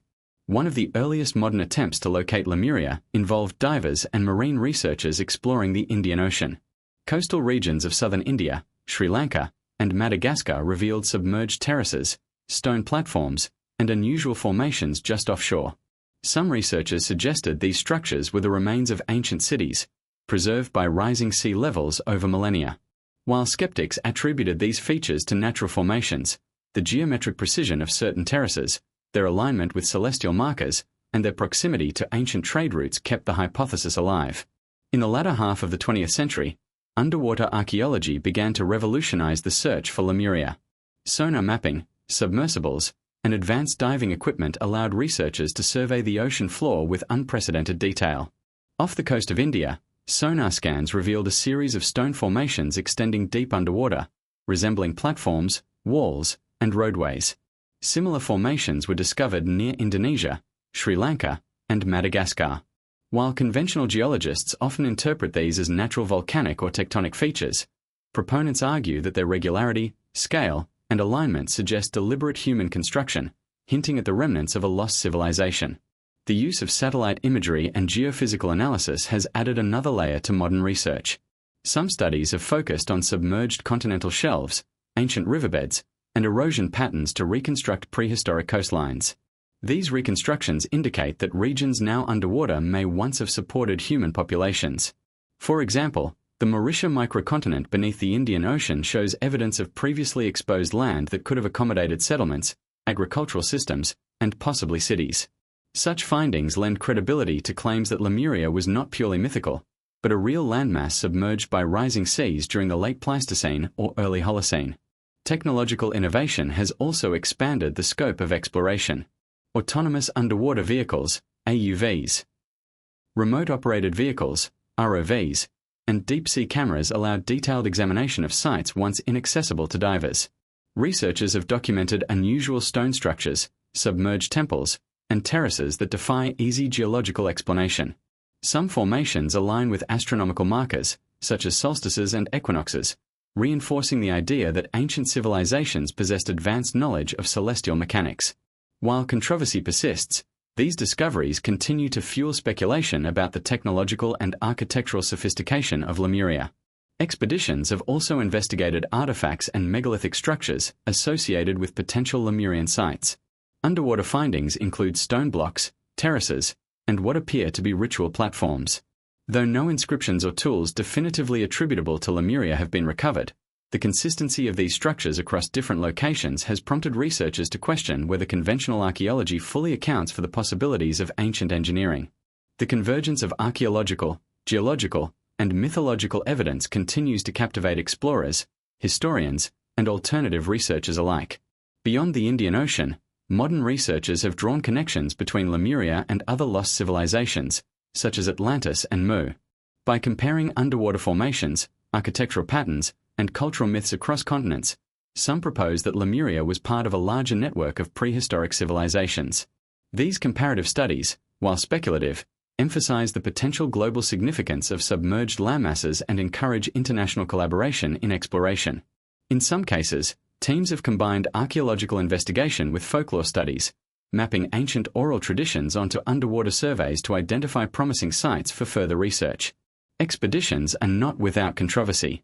Critics argue that many discoveries are misinterpreted natural formations or coincidental alignments, cautioning against sensationalism. Funding constraints, harsh underwater conditions, and technological limitations make definitive conclusions elusive. However, proponents highlight the unexplored vastness of the ocean floor. Less than 20 has been thoroughly mapped, suggesting that the potential for discovery remains enormous. Every new finding, whether a submerged terrace, stone alignment, or anomalous artifact, sparks renewed debate, media attention, and public fascination. In addition to physical exploration, modern research incorporates interdisciplinary approaches, combining geology, archaeology, oceanography, and mythology. Satellite imagery is cross-referenced with ancient maps, flood legends are compared with sea level rise data, and geological formations are analyzed for signs of human modification. This holistic approach exemplifies the modern scientific method applied to a subject historically dominated by speculation, offering a bridge between rigorous research and imaginative exploration. Public fascination with Lemuria also drives expeditions. Documentaries, television programs, and online platforms fund exploratory missions, creating a feedback loop where media coverage amplifies interest and attracts additional resources. This blend of science, adventure, and storytelling ensures that the search for Lemuria remains both accessible and compelling to a global audience. For many, the allure lies not only in uncovering a lost civilization but in the mystery itself, the sense that humanity's history may be far deeper and stranger than textbooks suggest. Ultimately, modern expeditions and research demonstrate the dynamic tension between myth and science. While no conclusive evidence has yet confirmed Lemuria's existence, the convergence of underwater structures, geological anomalies, and cross-cultural myths invites continued investigation. Each expedition contributes pieces to a puzzle that may never be fully solved, yet every discovery keeps the legend alive, challenging assumptions, inspiring inquiry, and reminding us of the vast mysteries hidden beneath the ocean's surface. In the quest for Lemuria, the search itself is as significant as the findings. It embodies humanity's drive to explore the unknown, test the boundaries of knowledge, and confront the mysteries of our own past. Even if Lemuria remains unconfirmed, the modern expeditions underscore a profound truth. The oceans, like history itself, hold secrets waiting to be discovered, and our understanding of the ancient world is far from complete. The legend of Lemuria has always been accompanied by whispers of suppressed knowledge, controversial discoveries, and forbidden archaeology. From mysterious underwater ruins to anomalous artifacts, there are claims that evidence of this lost civilization has been intentionally ignored, misinterpreted, or hidden from the public eye. While mainstream archaeology emphasizes skepticism and methodological rigor, alternative researchers argue that powerful institutions, political agendas, and academic conservatism have contributed to the neglect of findings that could challenge established narratives of human history. One of the most persistent claims involves submerged ruins near southern India, Sri Lanka, and Madagascar. Divers and researchers have documented terraces, stone platforms, and geometric structures lying hundreds of meters below the ocean surface. According to proponents, these formations display a level of precision and alignment with celestial markers that suggest intelligent design. However, reports of these sites often face academic dismissal or media downplay, with many skeptical archaeologists attributing them to natural geological processes. Believers argue that the very act of dismissing anomalies reflects a reluctance to consider evidence that might rewrite history. Controversial artifacts further fuel the debate. Items such as engraved stones, crystal-like devices, and unusual metallic objects have been reported in submerged sites and remote islands. While conventional science frequently interprets them as natural formations, misidentified tools, or modern intrusions, alternative researchers maintain that some artifacts display craftsmanship, symbolism, and technological sophistication inconsistent with known prehistoric capabilities. The suggestion that these objects could originate from Lemuria adds a layer of intrigue, implying that evidence exists but remains either unacknowledged or actively suppressed. The idea of censorship in archaeology is another recurring theme. Some theorists claim that governments, research institutions, and academic authorities are reluctant to validate findings that challenge conventional timelines. Underwater ruins near India and Japan, for example, have been surveyed but largely underreported in peer-reviewed literature. Similarly, maps depicting lost landmasses or anomalous geological features are often dismissed or labeled speculative. Proponents suggest that this selective scrutiny reflects an institutional preference for preserving accepted historical paradigms over exploring radical possibilities. Historical documents, including ancient maps, sailor logs, and colonial records, also contribute to the notion of suppressed evidence. Maps such as the Piri Race chart or the Zano map show landforms that could correspond to sunken continents, yet mainstream historians typically emphasize inaccuracies, transcription errors, or misinterpretations. Alternative researchers argue that the dismissal of such evidence is part of a broader pattern. When information challenges prevailing narratives, it is categorized as myth or misreading, effectively erasing it from mainstream consideration. The concept of forbidden archaeology extends to anomalies in megalithic architecture, submerged platforms, and unexplained technological artifacts worldwide. Sites like Yonaguni in Japan, underwater terraces off India, and megalithic foundations in Madagascar are frequently cited by those studying Lemuria. Skeptics attribute these features to natural processes, while believers argue that their deliberate alignment, geometric regularity, and association with myths indicate intentional human construction. The tension between acceptance and denial fuels claims that the truth about Lemuria is being withheld, whether through negligence, skepticism, or deliberate suppression. Researchers also point to modern expeditions and media coverage as evidence of selective disclosure. While many underwater discoveries are publicized in documentaries or specialized journals, detailed findings, high-resolution imagery, and technical reports are often restricted or difficult to access. This has led to speculation that certain discoveries, particularly those suggesting prehistorical advanced civilizations, are being deliberately kept out of mainstream discourse. Whether for scientific conservatism or political reasons, the perception of secrecy adds to the mystique surrounding Lemuria. In some cases, whistleblowers, independent researchers, and amateur archaeologists have claimed to uncover significant evidence only to face skepticism, ridicule, or exclusion from academic forums. Personal accounts describe underwater stone formations, submerged roads, and artifacts resembling tools or ceremonial objects. These reports, though often lacking formal verification, continue to circulate in alternative archaeology communities, fueling speculation that Lemuria's evidence exists but is marginalized by mainstream authorities. Mythology itself may serve as a form of encoded evidence that mainstream archaeology tends to overlook.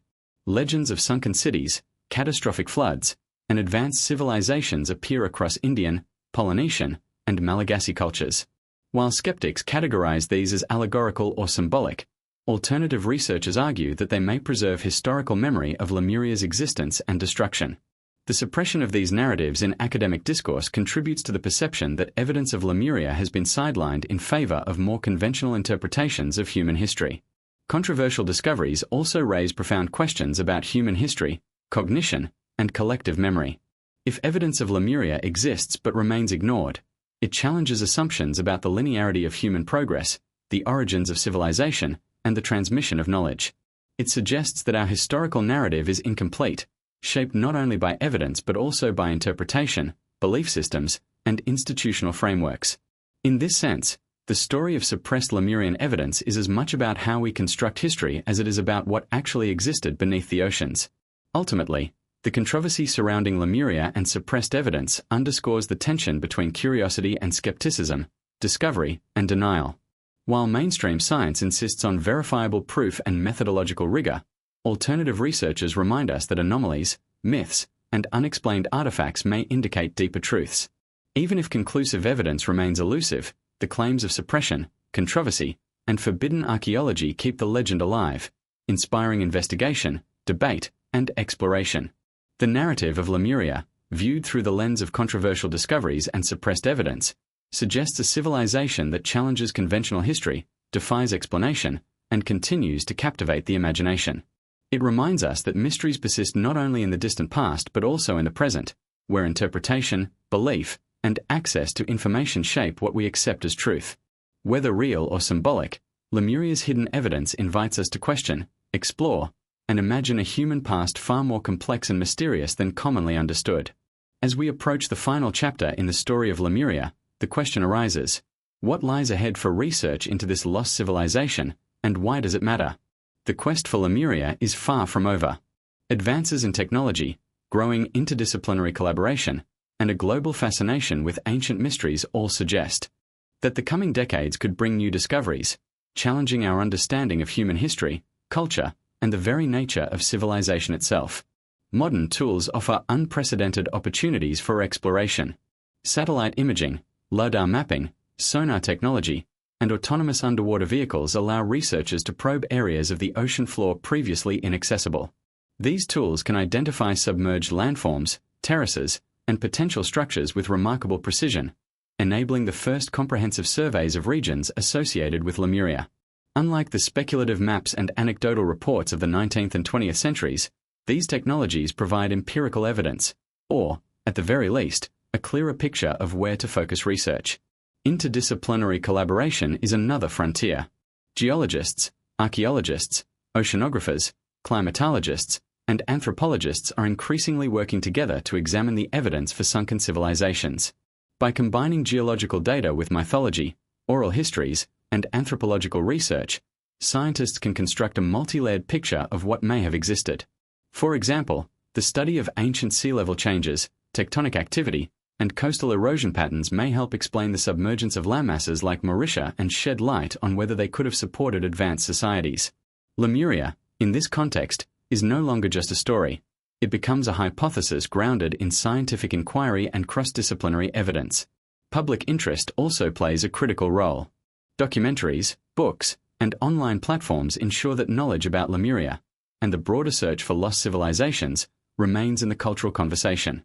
Public fascination drives funding, encourages private exploration, and sparks academic curiosity. In some cases, amateur researchers have uncovered clues overlooked by mainstream institutions, demonstrating that the search for Lemuria is a global, participatory endeavor. The line between professional science and citizen exploration is increasingly blurred, allowing more minds to contribute to unraveling the mystery. The implications of confirming Lemuria's existence would be profound. A discovery of even partial submerged settlements, artifacts, or structures would force a re-evaluation of human history, particularly our understanding of prehistoric civilizations, maritime technology, and cultural diffusion. Historians would need to revisit migration patterns, genetic lineages, and the origins of advanced knowledge in architecture, astronomy, and agriculture. Myths, often dismissed as allegorical, could be reinterpreted as encoded historical memory, validating oral traditions and cultural narratives across continents. The philosophical and spiritual implications are equally profound. Legends describe Lemurians as spiritually advanced beings who lived in harmony with nature, practiced energy manipulation, and pursued consciousness beyond the ordinary. If evidence were found supporting such a civilization, it would suggest that human potential is far greater than conventional history acknowledges. Ancient wisdom and lost technologies might not only illuminate our past, but also inform the future of human innovation, sustainability, and spiritual development. Even without definitive proof, Lemuria serves as a catalyst for exploration and imagination. Its legend challenges assumptions about the linear progression of human civilization, encouraging researchers and enthusiasts to look beyond traditional narratives. Every submerged terrace, anomalous artifact, or mythic story prompts questions. What knowledge have we lost? What truths lie hidden beneath the waves? How much of our understanding of history is shaped by what we choose to believe or ignore? In this sense, Lemuria inspires curiosity, critical thinking, and a willingness to explore the unknown. Contemporary research also emphasizes the importance of preservation.